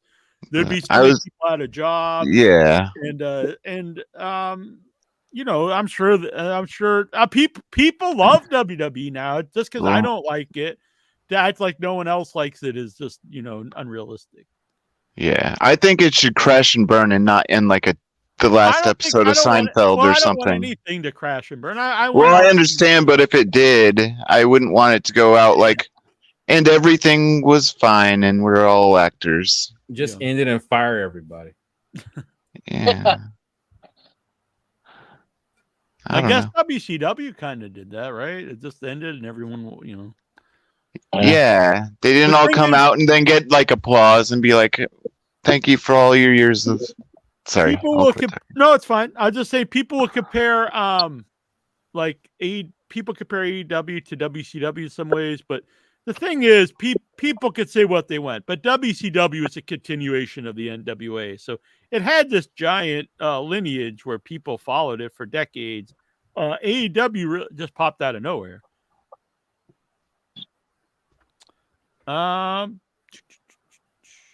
Chris Jericho believes AEW has far exceeded people's expectations after 5 years. Yeah, of course. I mean, a lot of people predicted it would just die and do nothing.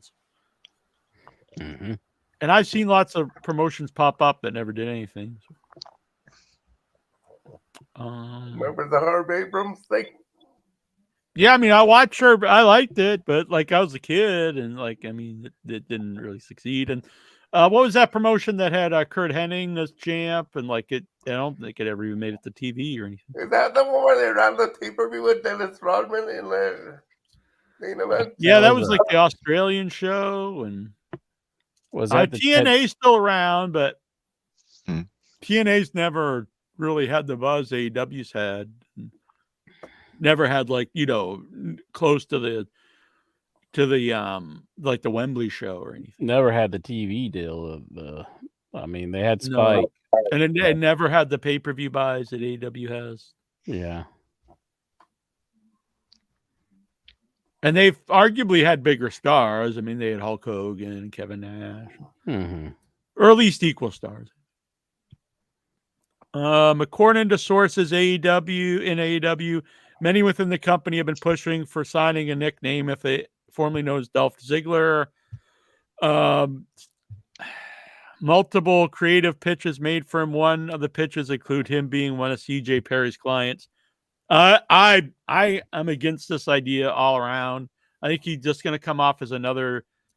You don't want to go overboard. I'm not against signing old WWE guys, but I don't think you want to go overboard. And you're starting to go overboard.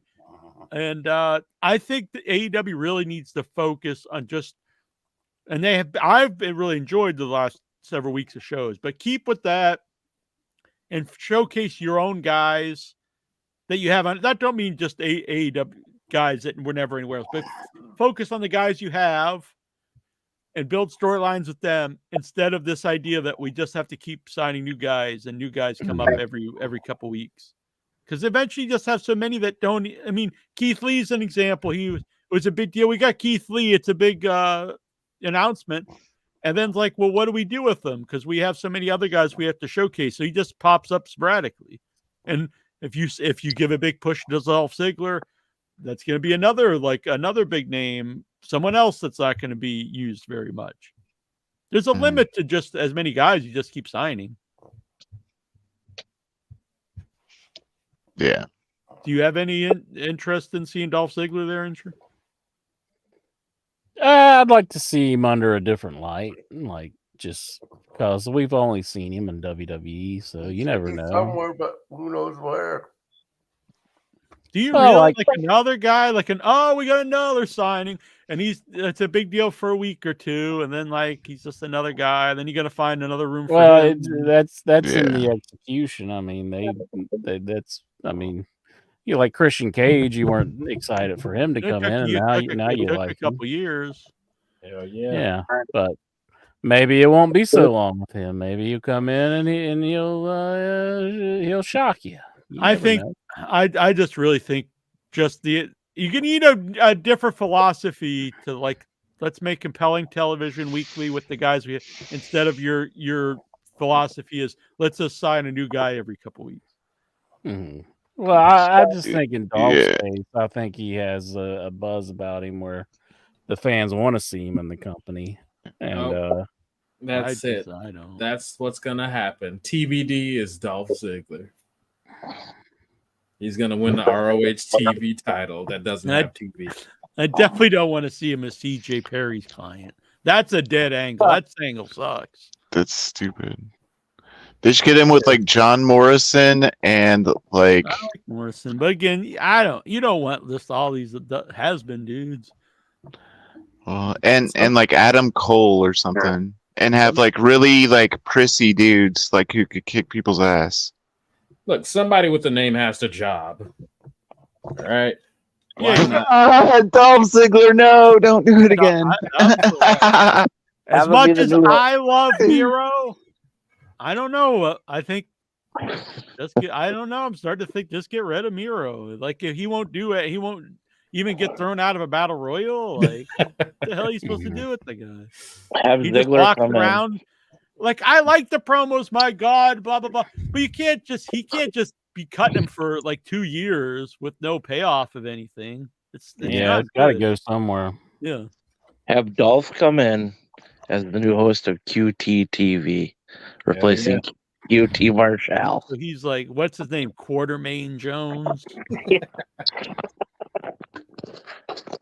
Is QT Marshall going to show up in the Royal Rumble? Gonna win it. That'd be the fucking lamest surprise ever. That'd be awesome.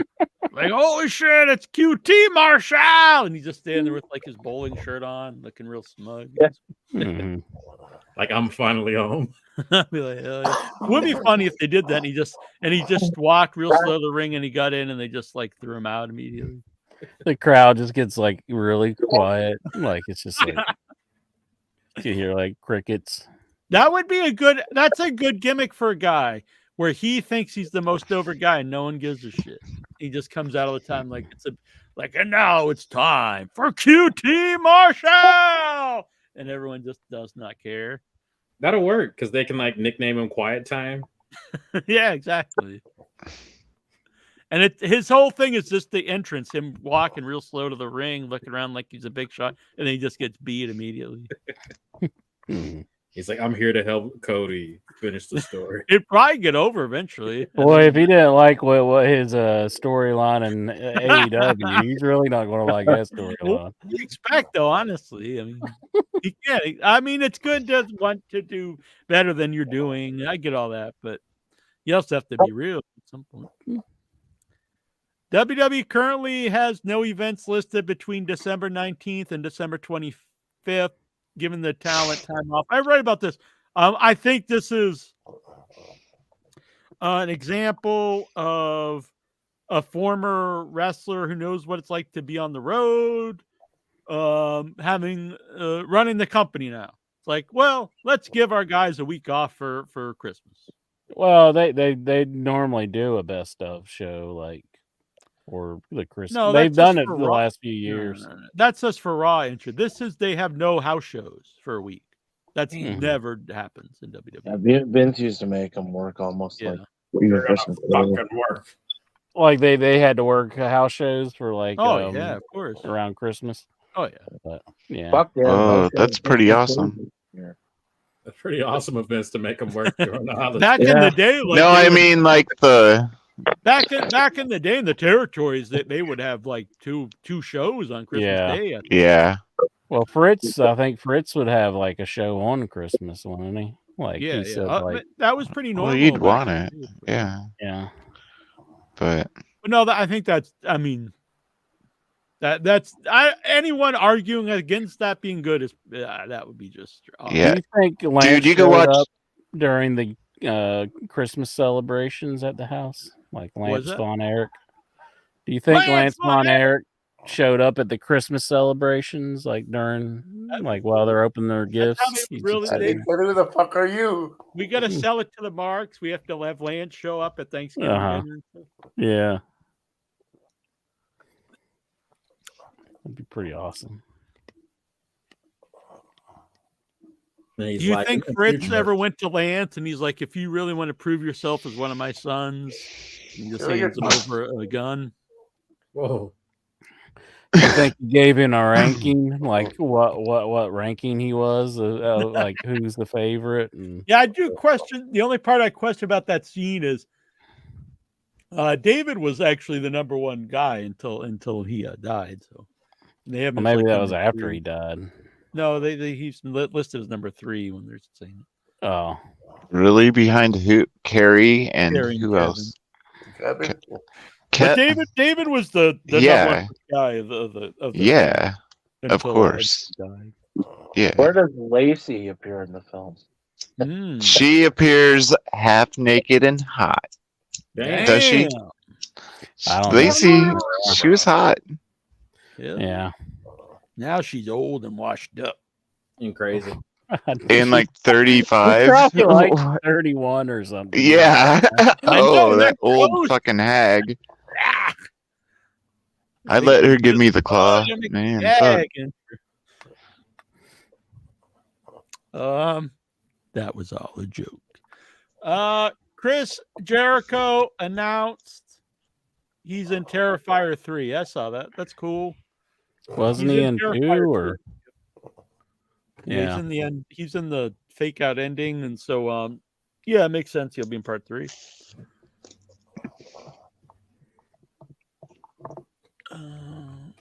Kazuchika. What? How do you say it? Because I don't know. Okada returns. Okada. Was it? Is that it? Okada. Yeah, Okada. But how do you say his first name? It's Kazuka. Now you got me screwing up. Kazuka. I can't say it either.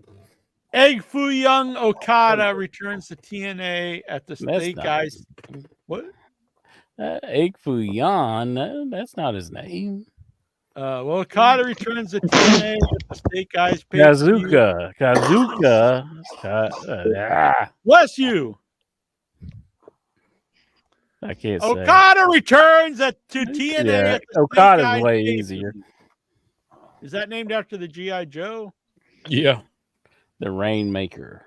For the first time since 2011, as he'll team with Motor City Machine Guns, who probably were probably on that same show in 2011, to battle Moose, Brian Myers, hell yeah, and Eddie Edwards in a 6-man tag. What a team. Whoa.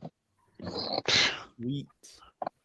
And they're gonna all go out to like Applebee's afterwards because they gotta be home to take their kids to school the next day. All of them. What is they're more? old fuckers. It's because they want to eat good in the neighborhood. Good in the neighborhood. What is more overkill in AEW? Number of titles in general with 14 titles, 20 champions on TV, not counting New Japan that pop up, or the custom titles, MJF's belts, trios belts. I don't care about the custom belts. I mean, that's just people making their own belts. That's fine. But the TV belts, I mean, all the belts on TV is too much. People making their own belts or making belts for the Lakers and stuff. That's all fine. That's just promotion for wrestling. Did you see that? What's his name? Garzano. He bust like a Jaguars guitar because the Browns won. Damn. The Browns beat the Jaguars. It's like he doesn't want a job in AEW anytime soon. Make that connection. Yeah. Yeah. He's totally burning Tony Khan. Damn. Seth Rollins' WWE contract is set to expire in 2024. Will he resign or will he? Oh, he's gonna resign. He's Impact bound. You know what? I mean, yeah. I'm sorry, TNA bound. That's not Impact. I like this feud. It's him and Punk. Who loves? Oh my god! Jonathan Jackson called him Impact. What? I was the only one who called him Impact. I know. I had to call them in at least once before they went back. Who will win this feud over who loves the WWE more, CM Punk or Seth Rollins? Who's home? Who's more home? Who's more home? Man, I hope Seth Rollins quits and moves back to Iowa so he could train me personally. Damn. And then we could take on the world. Yeah, or I could just ride his coattails until I get better. Shit, but that's what I hope. I don't care about all that other shit with Seth Rollins. This is what it looked like when Bruce docks with Seth Rollins. It'd be like this. Seth has a tiny penis because I'm not the tiny one. Damn. Or it's a hook penis. He has a hook penis? No. Bring the hook. I was I guess I probably should have went like this. So is Becky Lynch into tiny penises or what? Maybe. Well, she's Irish, so she's probably used to it because that's the Irish curse. Irish people, Irish men have small wee wees. Ah. Wow. I learned something new every day. I think Jack just made that one up. No, look it up. It's a I don't fact. think I want to look that up. Just look up the whole chart of penis size by race and then bring it all up and then look at the category Irish. Has a small penis. Highlight that line. It is a thing that on average Irish people have small wee wees. That's What why- about Bulgarian guys? Like, I don't I Eric, need a good- chart. And It's like Asians and Irish. Anyway, Eric Bischoff shares his thoughts on Ring of Honor. Anybody else? Any other race you want to insult, Jack? What's not an insult? That used to be looked as like a good It's not thing. an insult to say they have a small penis.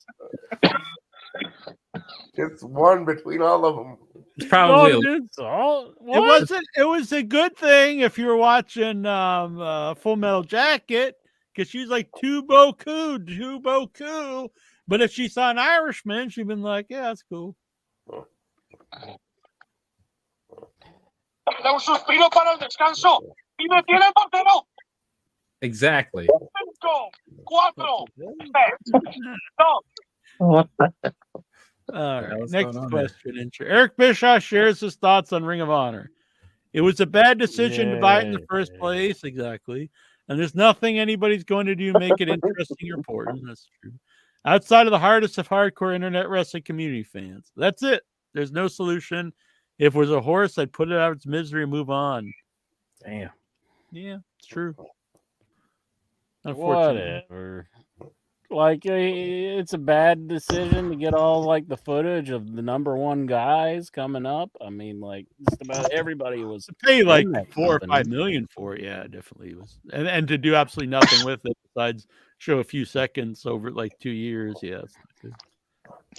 well, now he owns it, so now he can kill Yeah, it. you did. He's owned it for a long time. I know. They selling I like Ring of Honor? Honor. I used to watch it, like even on normal TV. Like the old show, but what the hell I was know. the point of buying it? I He know. paid more money for Ring of Honor than WWE paid for WCW. Yeah. Jack Sami just wants to Zayn be a became- hater. I'm just Wants to being hate. real, and it's made AEW to be worse, not better. Sami Zayn became NXT champion, and Kevin Owens betrayed him 9 years ago. Then look, they've been friends and betrayed each other like 87 times. It's wrestling angles. Yeah, and like 20 promotions. Have you seen the movie Ghost Ship? I have. A great, one of the best opening scenes to any horror movie. And then you could just stop watching it. Okay. Yeah, I think I've seen that where the chain slings and cuts Yeah, the dude he in has half. and all that. everybody. Great Yeah. opening scene. And the rest of the movie's like, No spoilers. No spoilers. Spoil the only good scene of the movie. In an interview with Wrestling Shoot Interviews, Tully Blanchard noted that no one came to him or Arn Anderson for advice during his time in the company. Mm-hmm. What was Arn gonna say? No hot dog in it? Slow it down. Just slow it down. No. RVD said a lot of people asked him for advice, so I don't know. Tully Blanchard said Brian Cage has got great potential. But you've got to do the right stuff at the right time. Well, I mean, you could say that about anybody, I think. Yeah. It's like, this guy's really good, but he's really got to do the wrong stuff at the most inopportune time, and he'll be really good. No, obviously, everyone's got to do. That's not real advice. Maybe that's why I didn't go to him. I love Tully, but if his advice is do the right stuff at the right time, oh, cool, thanks, Tully. Sound advice. The person walks away more confused. And good stuff. Oh, cool, thanks. And we said it on the show. He just looks like an asshole. I mean, like he may not be an asshole, but he doesn't look that inviting. I told him that on the show. That's what I liked about him as a kid, because I don't know if you know this about me, Incher, but I'm always like, my heroes are like assholes. He's born again. You don't get born again without being that asshole first. Yeah, he said just that. Look, I would not. I don't trust most of these born again people, but I like Tully. I'm not going to back him. Well, I'm not speaking on any of those. Yeah, but if you heard them say he was ripping people off, would you be surprised? No, I would not be. Yeah, exactly. Look at Ed DiBiase. Hey, Tully Blanchard took money from all those welfare people. Well, of course he did. The lines blur between reality and cave. Whoa. According to Thurston's estimations, who's the hell's Thurston? AEW's on its way to losing. Yeah, I read this before, but like everyone who has any connection to them say it's like there's no reality to it. How does this guy know what they're making? Just some dude on the internet? Yeah.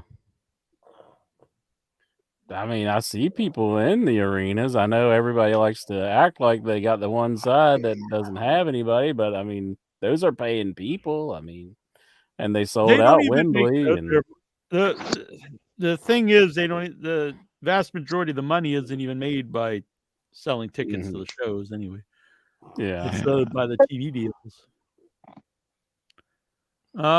Did you know the Football World Cup is being held in USA, Canada, and Mexico in 2026? I had no idea. Nope. Football as in soccer. Yeah. Sure hope the Mexicans care about it.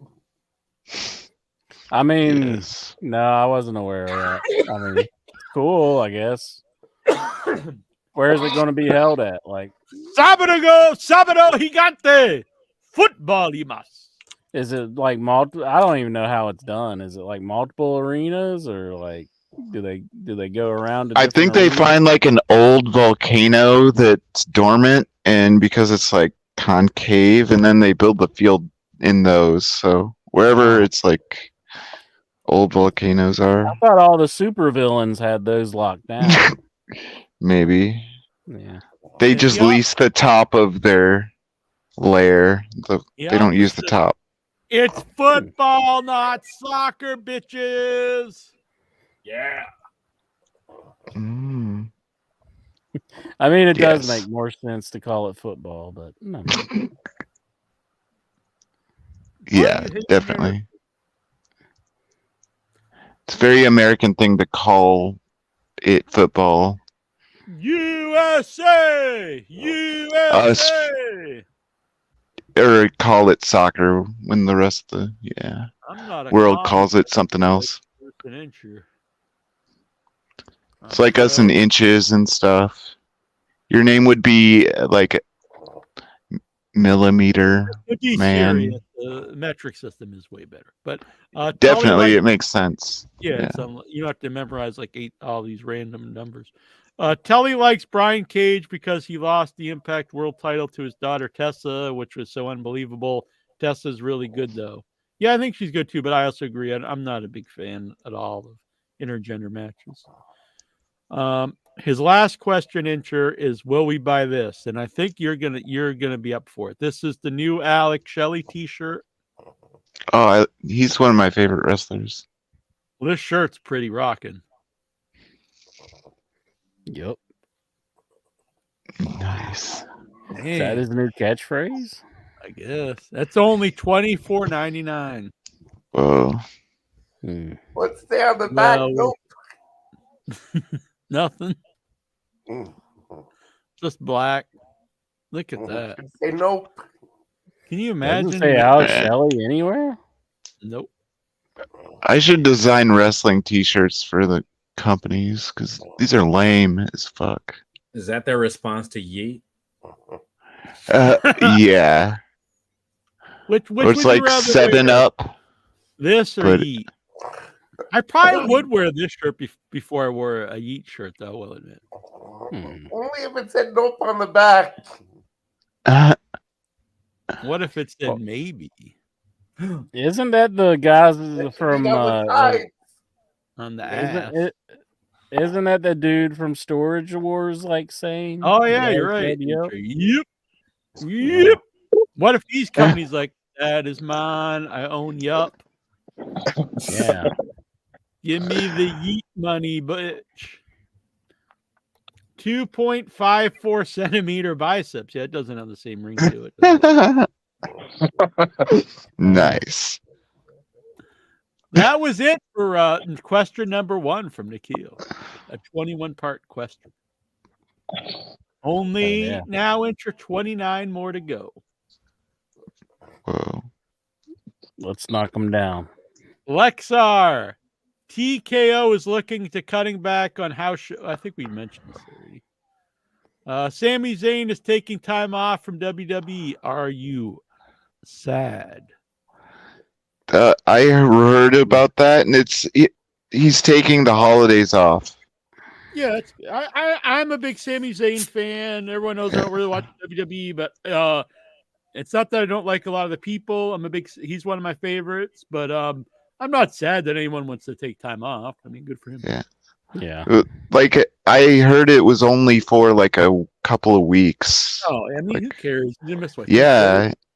It's just like weird. Yeah. It's like I clicked on it and it was like for like 2 weeks. Yeah, well, all these sites are just stupid clickbait stuff. I know. Big superstars leaving the company. But now we're talking about it, so it's like yeah, it's like bad because we're talking about it now. Yeah, It's like the bad part, I'm just kidding. Lexar's a good man. Lexar NXT superstar Wesley is out of action for 8 to 10 months for back surgery. Are you sad? What? No, fucking ecstatic. I'm like, yeah, bitch. No, of course it's too bad for the man. Yeah, I'm actually familiar with him from Impact, but that sucks. Hopefully He's he actually gets it. not out. He's the TBD in the ROH Oh man. TV title match. So you could have Lee Moriarty, Lee Johnson, and Wesley. Damn, that would be rocking. A match full. By the way, Incher, your boy Willie Mack, he got squashed on. I've seen that by Wardlow. Yeah. Well, he's got to do what the people are paying him, want him to do. So, man, you're such a cuck. Well, I mean, what's he supposed to do? Say no, Tony Khan, I'm not doing that. Saying he should go into business for himself and like break the guy's leg. I'm just saying it's you see the guy on TV and he just gets totally squashed. Well, I mean, they're building Wardlow right just now. Use some local job guy. Well, they have for quite a while now. They got to start moving him up. I mean, yeah, they're but doing Willie like a Mack's never Goldberg even on thing. AEW, and this is his debut. No, it's not. He's been on AEW. Very little. He's been on there some. Wait, like 3 years ago? No, recently, I think. I know I've seen him on the Ring of Honor show. I think he's been on AEW. I also don't think I as a side note, I actually don't think it's a good job guy for Wardlow because you want to make Wardlow look big, and often they put him, like I remember when he wrestled like the big caveman guy, they put him against guys that are bigger than him, and I get it, like wow, he gets the guy for the power bomb, but it's like, oh, this job guy is bigger than the guy that's supposed to be the monster. Like Goldberg moved up. I mean, he didn't just beat like nobodies all the time. I mean, it's not he had a Wardlow. progression. Yeah, I'm just saying, like, so Wardlow will have to start progressing in the opponents. Yeah, but Willie Mack's not really like people like, oh fuck, he beat Willie Mack. I'm just saying it really hurts. In my opinion, it hurts Willie Mack of ever being anything if he was going to be anything. Well, I mean, it's not like that helped Wardlow. I mean, it could have just been a nameless jobber. I mean, he's not anyone that's. You could say he's been on the show, but he's not anyone that anyone remembers doing anything in AEW. I'm just saying, though. I mean, he's got to have some sort of like step. Yeah, but you would move up against people that are actually on AEW. He has been on AEW. Yeah, what? Like that guy's been on like twice. He's been on probably more than that. Anyone never won a match on the show or anything. I'm not sure if he's won a match or not, but I know he's been in like some triple 3-ways and stuff like that. Like I don't triple, mean like in his bedroom. Man. No, like the trios. That's the word I'm looking for. I know he's done some of those and. What, in Dark? Yeah, but I mean, come on. It's like I don't know what he's been on. I can't tell you. I know he's been on AEW though. I mean, they all kind of gel together. It's not a guy that's ever presented on AEW. They got 4 shows. Like, wow, Wardlow beat been on there. Established guy. He beat a nobody. And now, if you ever actually wanted to do something with Willie Mack, it's like, oh yeah, that's that guy that we saw just get squashed. Who's this bum? Why would I care about this guy?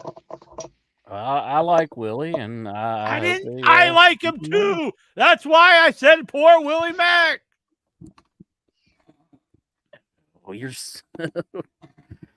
I'm standing up for Willie Mack. That's not a great role. I understand, but I'm just saying, if Wardlow, he's got to like step up and then step up to another client, another person. A person that's not. Well, that's the first step. This is not like someone in the first step of somebody who's somewhat established. Willie Mack, who's done all this stuff. Why don't you understand what I'm saying? It's the first step of somebody who's established somewhat, and then they'll go to somebody else. He's not established at all in AEW. Well, to a degree, people know who he is. He's not just a jobber.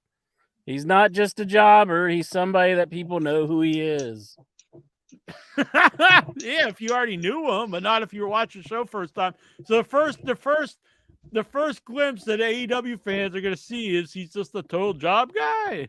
They've seen him before. He's on been Dark. on the No one show. watches Dark. That's why it doesn't exist. It's not Dark. He's been on freaking Dynamite. He's been on the show a few times. You just don't remember what show it was. Well, it's definitely not anything memorable. So Willie Mack's like Iron Mike Sharp, you're saying, Incher? He's not like a jobber, but they're a job squad guy, kind of. He was presented very well in Lucha Underground, but I mean, in AEW, they haven't presented. That's what Jack's saying, actually. Yeah. It's kind of what Jack's saying. Just an argumentative mood. Josh, within your head turning 20, I'd like. I don't even understand what he's arguing. Like, we're basically saying the same thing. I like Willie Mack. I just think you just job him out. He looks terrible. And it's not even a good jobber because he's so big. He's bigger than the supposed monster. Within your head turning 20, I'd like to make another suggestion for the show. Since my last one went over so well, the SmackDown summary. Instead of wrestlers, you should interview old callers like Mix D. That is the actual origin of the show. was in your head was an interview. We interviewed fans of Get in the Ring. So we would actually be going back in time. And I had no way. I'm not saying I'm going to quit in your head. I'm going to keep doing the show. But if I had to, if my choice was step away or interview Miss Destiny, it would be like, well, I had a great run out of here. So, damn. I'll just say, Josh, no. Not the yup shirt. The nope shirt. That's what I need a yup and nope shirt. And like one that I could just like probably I say nope more often. So like when like Nikhil's like, are you intrigued by, Samantha McGee versus, Fiber Ellis? I just like show up my shirt. Nope. Yeah. It's just a button. A graphic. Yeah, nope. Oh yeah, I guess I could just do a graphic. And I just hit it. I'm gonna see if Venture's okay. I'm gonna text him. He's in a pissy mood. He'll be all right. SmackDown summary by Jonathan Jackson. It was an all right idea, Josh. That was a good idea. The SmackDown. Yeah, the SmackDown summary. Interviewing Miss Destiny. Not so much.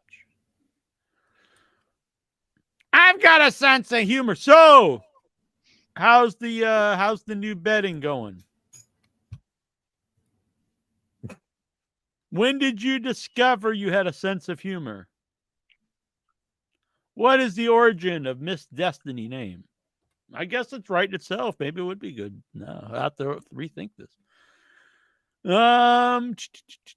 Tony Khan said Tony Khan said that he took the name World's End for the pay-per-view by looking at pubs in England while he's on the All In pay-per-view. Are you intrigued? Yeah, that's even a movie at World's End. It's made by the guys who made Hot Fuzz and Oh yeah. Shaun of the Dead. Shaun of the Dead, yeah. I'm not a big fan of the movie. I like Shaun of the Dead and Hot Fuzz, but I wasn't a big fan of at World's End. But that was a pub and that, so it must be a real pub. I didn't really know that. But. Thoughts on I actually think World's End's a good name though. Thoughts on the Continental Classic? Yeah, I said we've talked a lot about it earlier. AEW's launched a new mobile game, Rise to the Top. Are you intrigued? I'll have to look into it.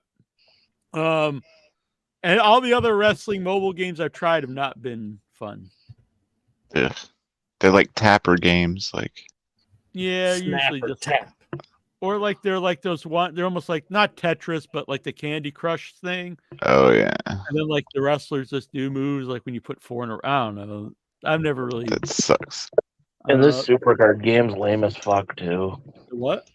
Yeah. WWE Supercard. Yeah. All those I've never played any that I've really liked. So, and I played some card style games on the apps that I did find fun, like the Marvel Snap game's fun.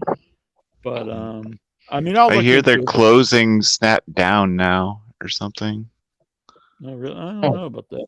Why'd they do that? Like the company who's running it is like closing it. Anyway, I just heard it. I don't know. Just made it for Steam, like just yeah. Recently. I just heard it like a couple days ago because like the company who bought it is cheap. I don't know. See. I used to play the South Park game, and then just out of the blue, they didn't close it. You can still play it, but they did no updates, so there's no real reason to keep playing it. Was it the butthole one? There was Fractured Phone Butthole. Destroyer. Fractured Butthole. No, What? South Park Phone Destroyer. Oh, I wanted to play that game too. That sounds cool. Yeah, it was fun. One time I was in I was sharing a room. The only problem with it was I had to make sure to hold down the all the audio all the way down, because no matter if you had the audio down, the audio would blast every time you turn on the game. So you had to physically hold it down for it not to happen.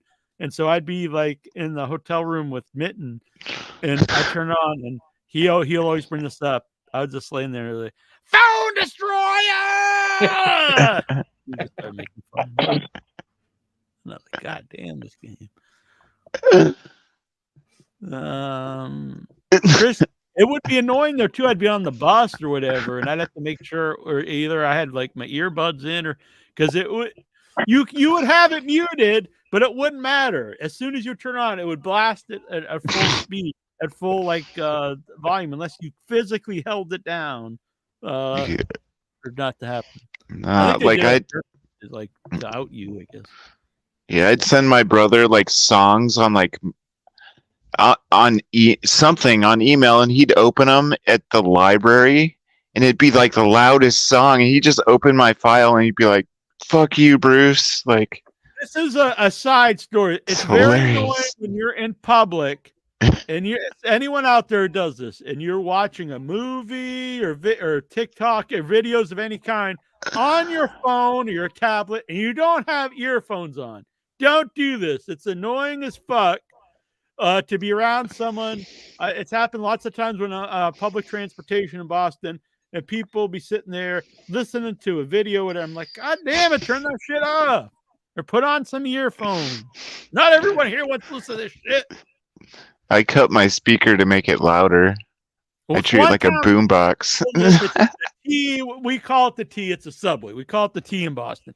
And it was down, so you had to take this a bus or whatever they called it, but it's basically a bus because the T was down. And it was super slow because there's so much traffic in Boston. And I'm sitting by a guy listening to music, and he doesn't have his earbuds in. And I'm like, God damn, Stairway to Heaven is the longest song I remember. Then I realized he's listening to it on loop. And it's like, Stairway to Heaven. I'm not going to say that's terrible. Song, but it's been overplayed to the nth degree. Why does someone need to listen to Stairway to Heaven on loop? On a bus. And they even had signs. Turn off your things or use speaker, put on headphones. Don't have it's like, God damn it. And then the person on the other side of me was talking the whole time in Spanish. I'm not being racist. I'm just saying, so it's someone over here talking Spanish, and this person over here blasting Stairway to Heaven on loop. I was like, good Lord, what the hell? I sure just walked. She just slapped their phones out of both their hands. Exactly. Where the hell am I? I got all worked up. Chris Jericho responded to a fan that if he could remix his old WWE theme, "Break the Walls Down," he said that he doesn't own the theme. And it's not his singing style. I have no thoughts on this. Chris Jericho also said that he wants to star in a Broadway play. Fucking good for him. Main roster turned NXT superstar Baron Corbin recently took a picture with Taylor Swift. Are you intrigued? I'm so fucking intrigued.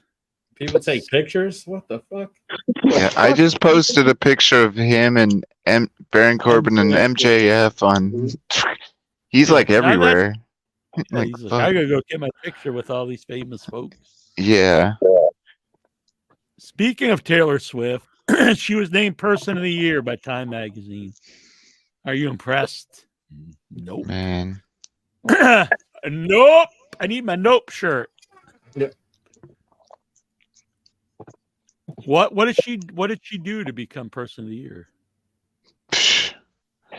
She took a picture with Baron Corbin. Yeah. Yeah. I don't know. She fought Ticketmaster Okay. all year. Who cares? Yeah, she's an idiot. I don't know who else was in the running really to be Person of the Year this year. Vladimir Putin and Hitler. Cody Rhodes. Well, honestly, Putin, I guess. Yeah. Cody Rhodes. Probably more. When I say important, that doesn't mean like better person. That just means probably more historically. Okay, we got to put more options in there then. Black Obama. What type of food does Intra like to bake in the oven 20 minutes before in your head? What is Intra's favorite Ron White joke? Where did Intra go? He got mad. He went to go bake something in the oven. I gotta make a fucking pizza. I like the tater salad joke from Ron White. If anything, I don't remember it, but I remember it's a quality joke. I'm really surprised that Lexar would know who Ron White is. Does he just get these off like a question book or something? No, he just watches what his mom watches and then just talks about that to other people. You would think his mom's into Ron White. Doesn't seem really her deal either. He just sits at his mom's feet, like in the living room, all day. Damn. Alexar Shake It Off shirt.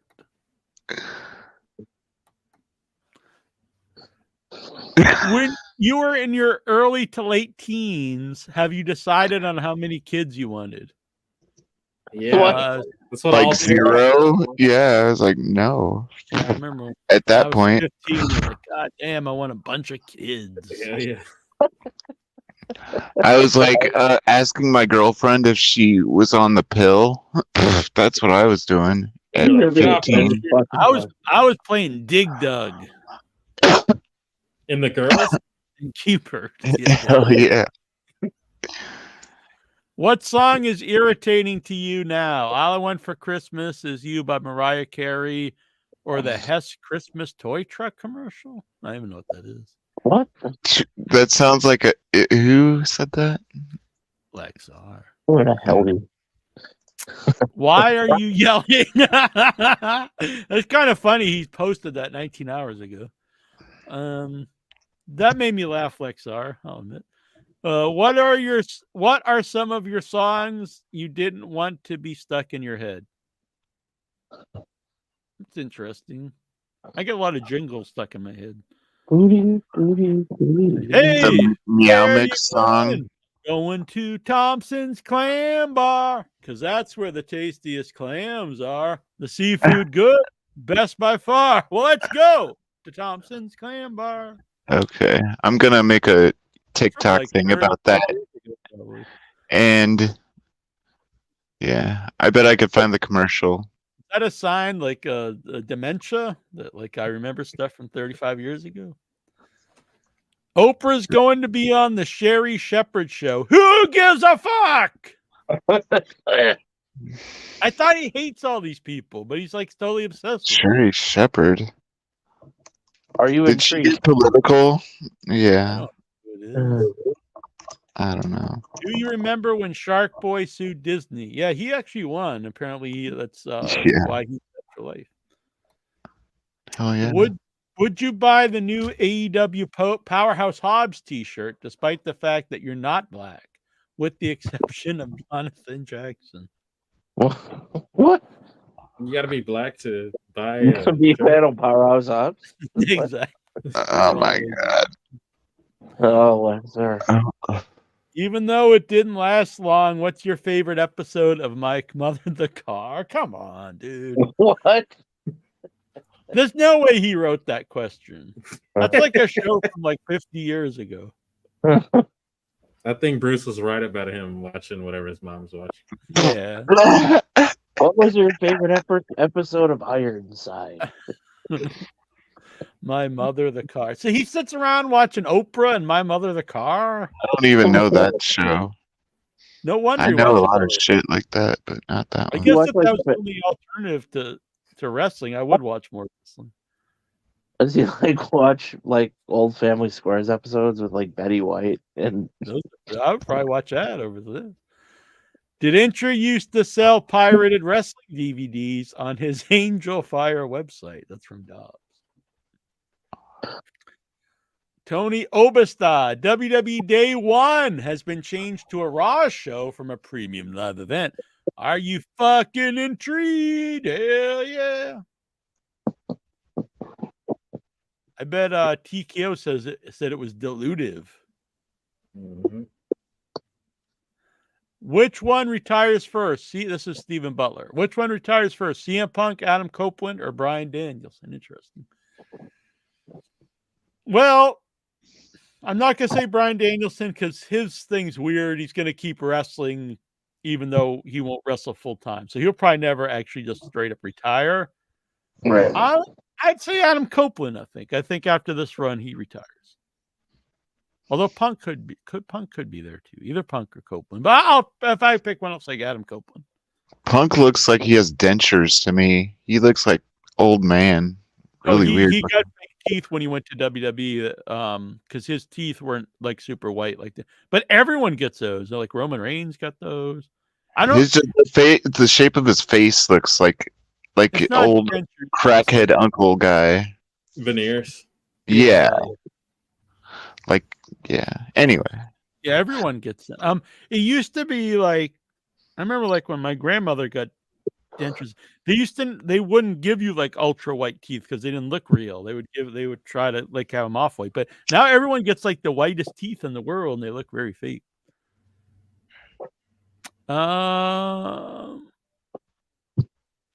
Actually, these two are fake here, but they match them to the rest of my teeth, so they don't stand out. Damn, I'm you an should- artist, and that would bug the shit out of me if I'd be like, match it, bitch. You should have said, "Fuck you, give me the widest you can give me." They're not really fake; they're crowns, but yeah. I'd get like platinum teeth or some bullshit. I'd do some weird shit. Hell yeah. Do you want to see Sasha Banks return to WWE? I'm actually a Sasha Banks fan. Not necessarily that I want to see her return to WWE, but I'd like to see her back somewhere and whatever she's cool with. It's fine. It's hard for me to say I want to see someone return to WWE when I don't really watch WWE. Mm-hmm. Do you think Becky Lynch's time in main event spotlight has come to an end? Probably. I'm not gonna say she's not over, but she's nothing like she was a couple years there when she was the man, or maybe a year.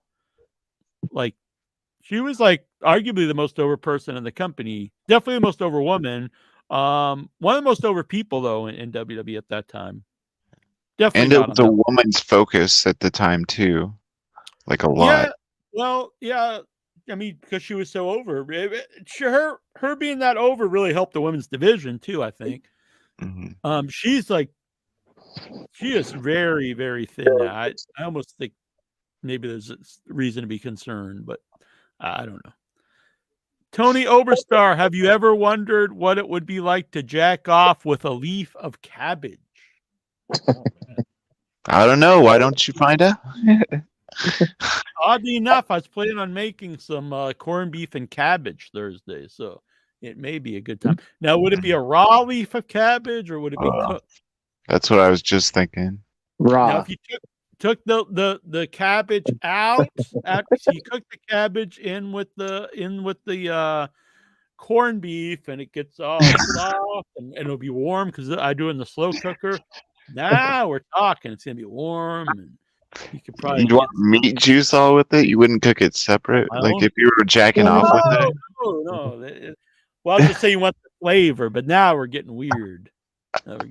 Now, before that, it was totally fine, but now we're getting into the weird territory. Now we're talking about jacking off with it.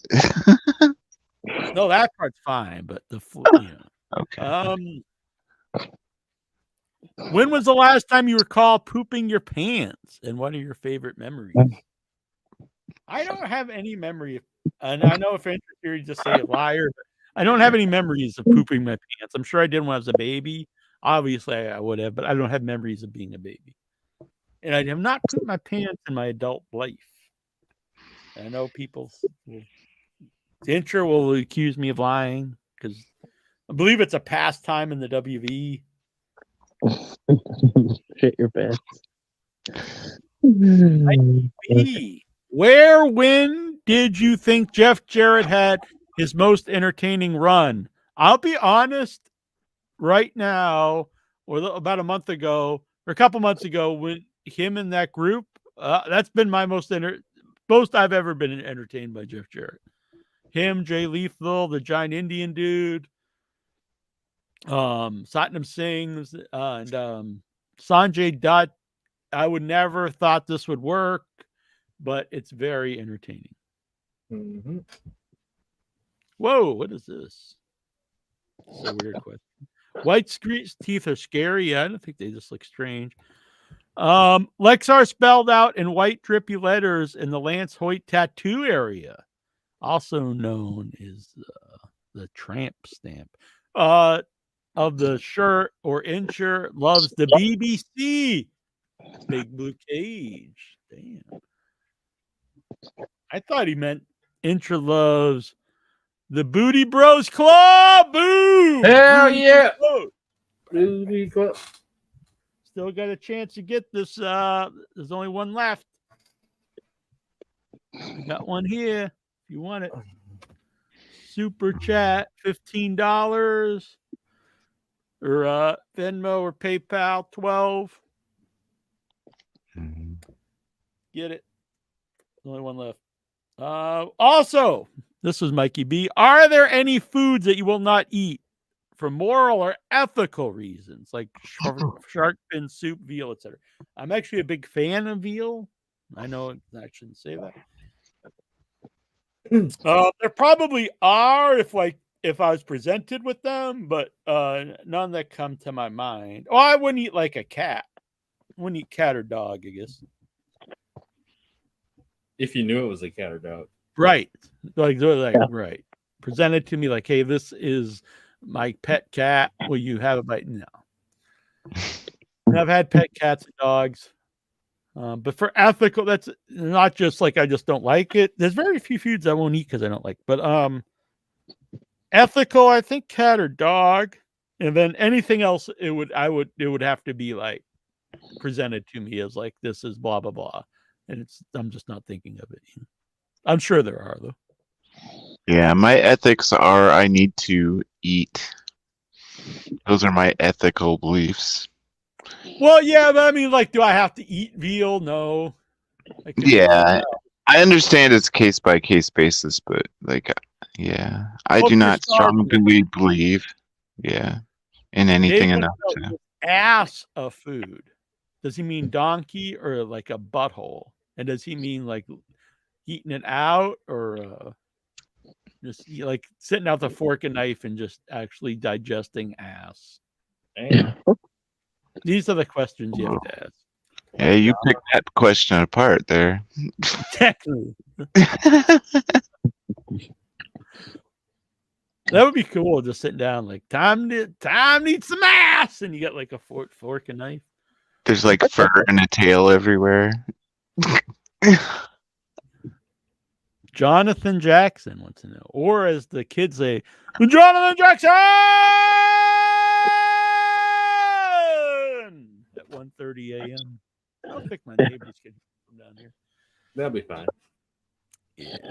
What are your thoughts and favorite memories on being sad and or intrigued? Definitely don't have favorite memories of being sad. But I guess I have favorite memories of being intrigued. But I have no thoughts on those memories. So I have to have thoughts. Oh, thoughts and memories. I thought maybe it was my thoughts on my favorite memories of being sad. I don't know. That is a good question. Not really, but I'll just pretend it is. My favorite memories of being intrigued. I think when I think like really being intrigued, it would probably be like at a younger age because like your mind, things are new to you for the first time, and so you're full of awe, and you're like, "Oh, wow, this world is all new to me." Was that some kind of spice? Yeah. Yeah. That's What the is it? intrigue spice. Steaks. The only things that really intrigue me nowadays are women, like seeing Whoa. certain girls. Whoopa, whoopa, Whoopa, Like whoopa. this spider web tattoo all over her face, and I was like, "Whoa!" Damn. I was intrigued, definitely. And I had to talk to her. I think you're confusing intrigued for erection. Don't they both start with I? Intriguing. Boing. Erection. Avoid the brown frosting. He's talking about the ass.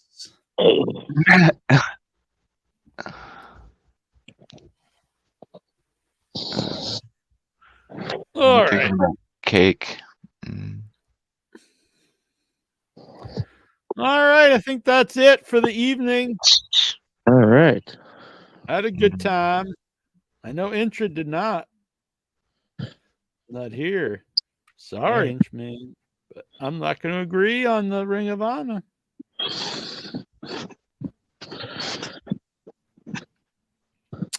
I'm just checking here, making sure no one, Doc Batal, he sent his money, but Patrick Howell did not show up tonight, so we can acknowledge him. damn, I hope it's all right.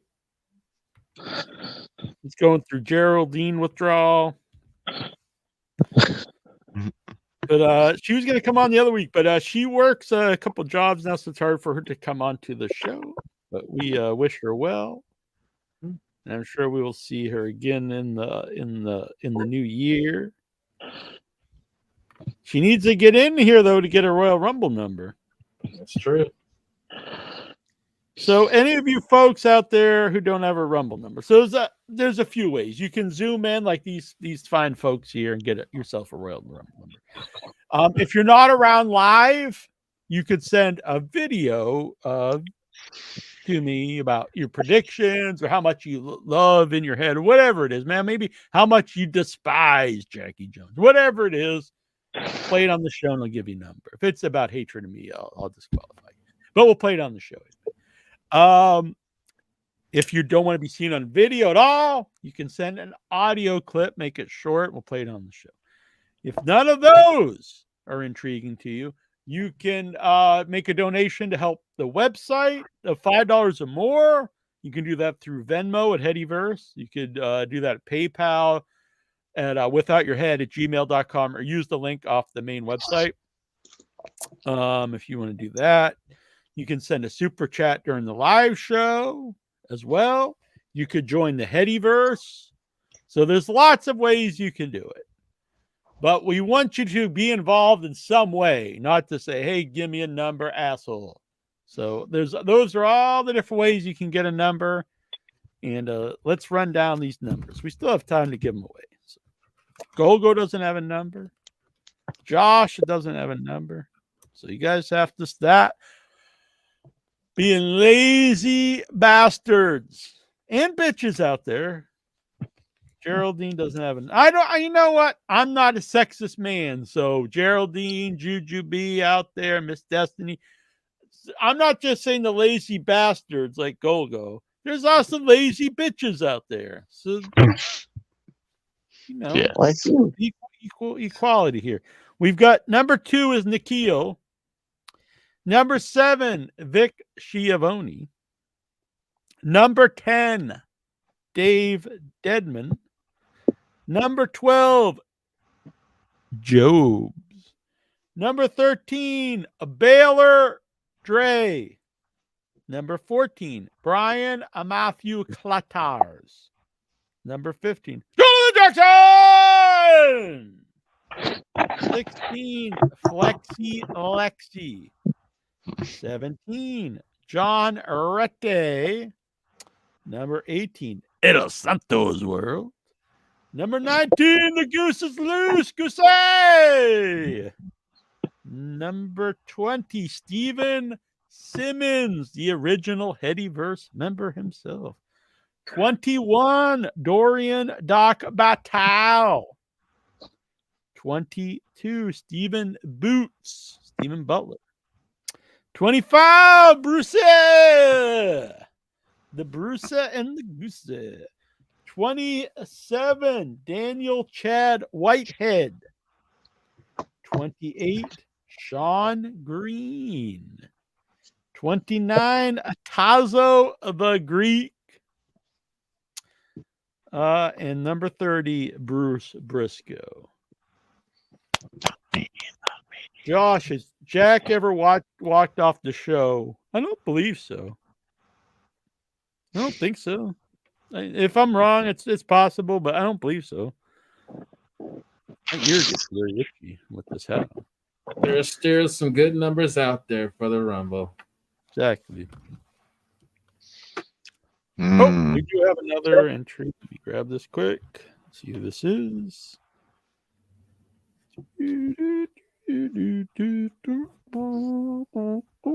Oh!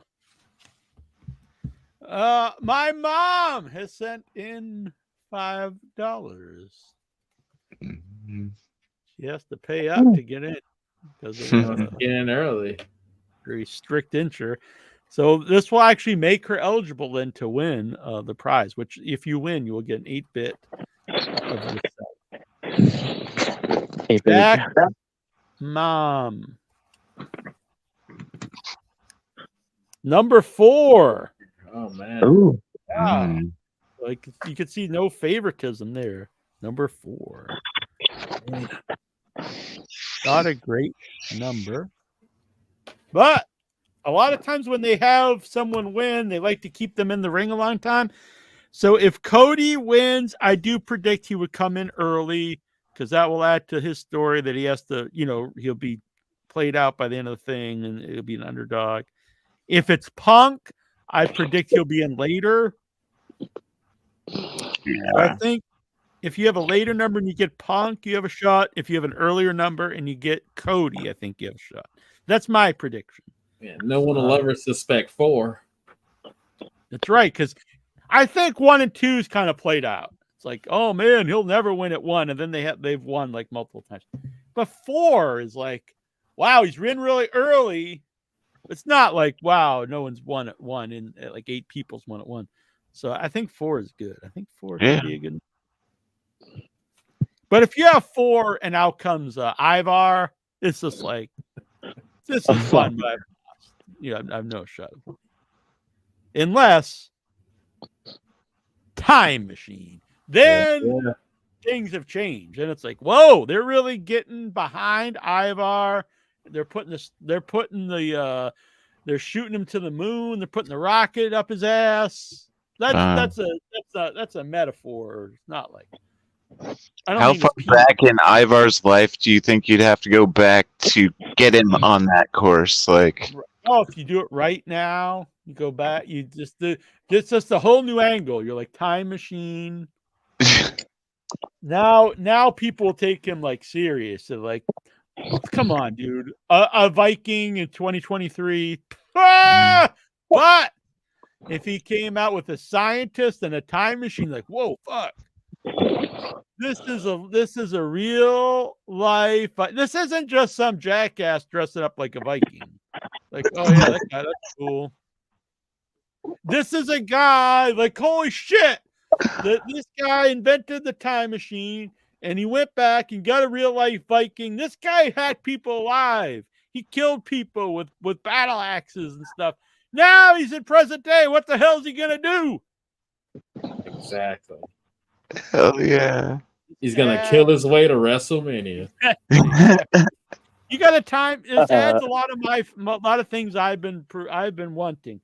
Death and time machines in wrestling. I don't mean really kill the guy in a shoot, but you fire a guy. Okay, you wish him best in future endeavors. That's bullshit.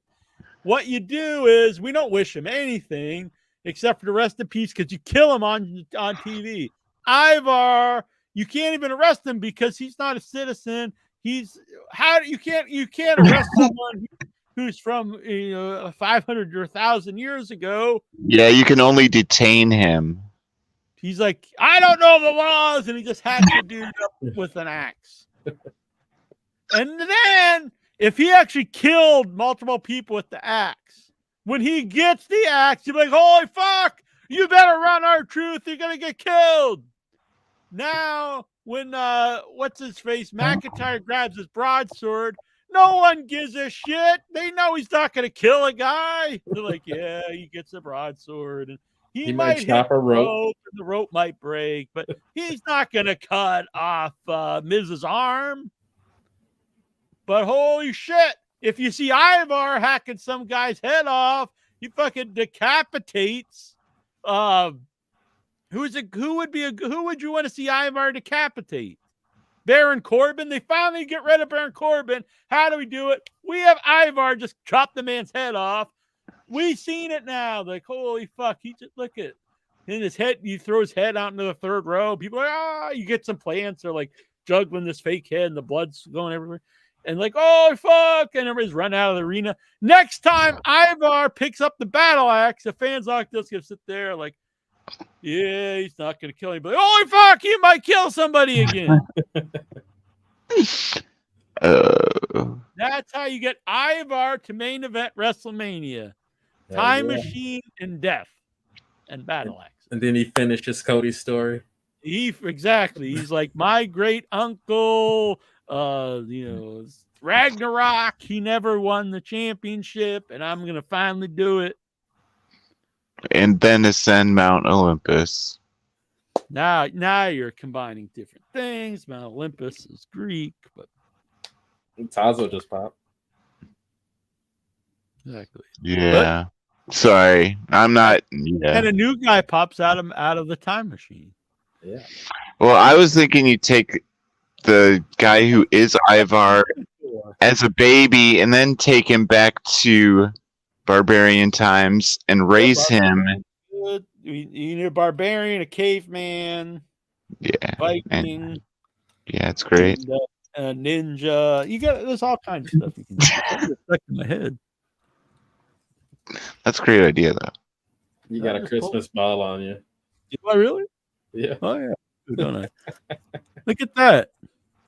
Look, that's like stuck in my head. It's almost stuck into my brain. It's in your head. I can't even get it out. Look, that's stuck into my head.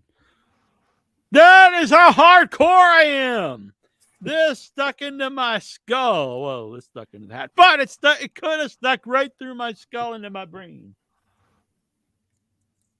Damn. And I did it off of. I ain't injured. I didn't cry and run away from the show. All right, where should this go? I don't know. They're right here. That's not going to stick to my head over there. You also can't see it, but we'll move around another time. All right. Well, I had a good time. By the way, we should mention this. If you want to join the Heady, well, first of all, subscribe, hit the icon, the bell icon, not the internet icon.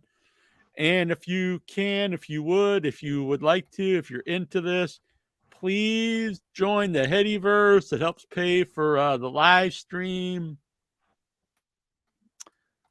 And let's mention these fine folks. I'll be posting some new classic episodes this week, probably this weekend. We're running out of no, maybe this week, but by the weekend there'll be some new episodes up. Let's see here. So big thanks to our Headyverse members: Chad Whitehead, Baylor Dre, Travis Sandal, JoJo Brown, Craig Jolly, Stephen Butlers, and our Hall of Fame. Steven Simmons, Maccabee, yeah. Vic Schiavone, Dadpool on the YouTube, who's having a surgery this week. We wish him. The Geek Getaway, Tech Dingo, so I did not realize tonight is Doc Patel.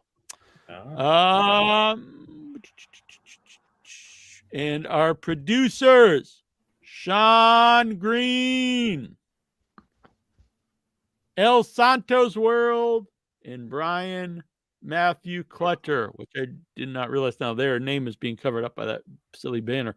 But now they are pristine right here. El Santos World, Brian Clutter, and Sean Green, good folks who make this all happen.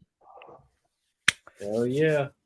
The winner of the Rumble contest, they're going to get something just like this, only instead of Jonathan Jackson, it will be themselves. And for some extra money, maybe you can like be giving Jackson a pile driver. Yeah. The wrestling move, not the dirty times out there. Oh. Just watch out for the pizza cutter. Damn, yeah. On the way I like down. that you have it handy just in case. Oh, it's always in my back pocket. What's this shirt? It's a Bad Bunny shirt. Oh my god. Nice. I like that the mask is matching the hat though. I know, right? Mhm. I repped the Booty Bros before I repped Bad Bunny. Yeah, that's a good man. This is honestly, I do like this hat. Not just because we're matching. Yeah. It's very cool. It's a cool hat. No, it needs to be completed with a third person. Exactly. So don't be losers out there. I'm Get broke as one. hell, so I would buy a lot of shit. I'm not calling you loser. I'm not calling you call it. You zoom in every week. You're a big supporter of the show, so I'm not calling you loser. But all those assholes out there who aren't sending in money, you're a bunch of cheap bitches. Yeah. You know I'm just joking. I'm not, you fucking assholes. All right. We're going to get out of here, folks. We'll be back next week talking the wrestling. We talked all the wrestling all the time on In Your Head. Follow us everywhere. I don't update anything except for the website is updated and the Facebook page because we're a bunch of old men, apparently, because I think everyone else uses all these other things. But go on the Facebook page, and it's not really as active as it used to be. I need to get some other places active, I guess. The Twitters, the Instagram, all this stuff. Maybe we'll look into Friendster. Like that Twitch thing kind of combines like a lot of stuff. Yeah. Because it's like I don't know. Anyway. Yeah, I need some folks to help run all these things. It's too much for one man to do. But we'll be back. We'll be back. Here we go. Andre the Giant. Andre was big. Yeah. It was not small. No. Andre could drink and he could fight. Drink, and fight. Andre was big. Yeah. It was not small. No. Andre could drink and he could fight. Drink, and fight. Andre the Giant. Andre was big. Yeah. It was not small. No. Andre was great. He was not bad. A great big heart and a great big man. Andre was big. Yeah. It was not small. No. Andre could drink and he could fight. Drink, and fight. Andre the Giant. From Grenoble, France. Bah! Yeah, just like the MCU. You got to stick around after the credits and you get the big reveal. That's right. Booyah! Ha!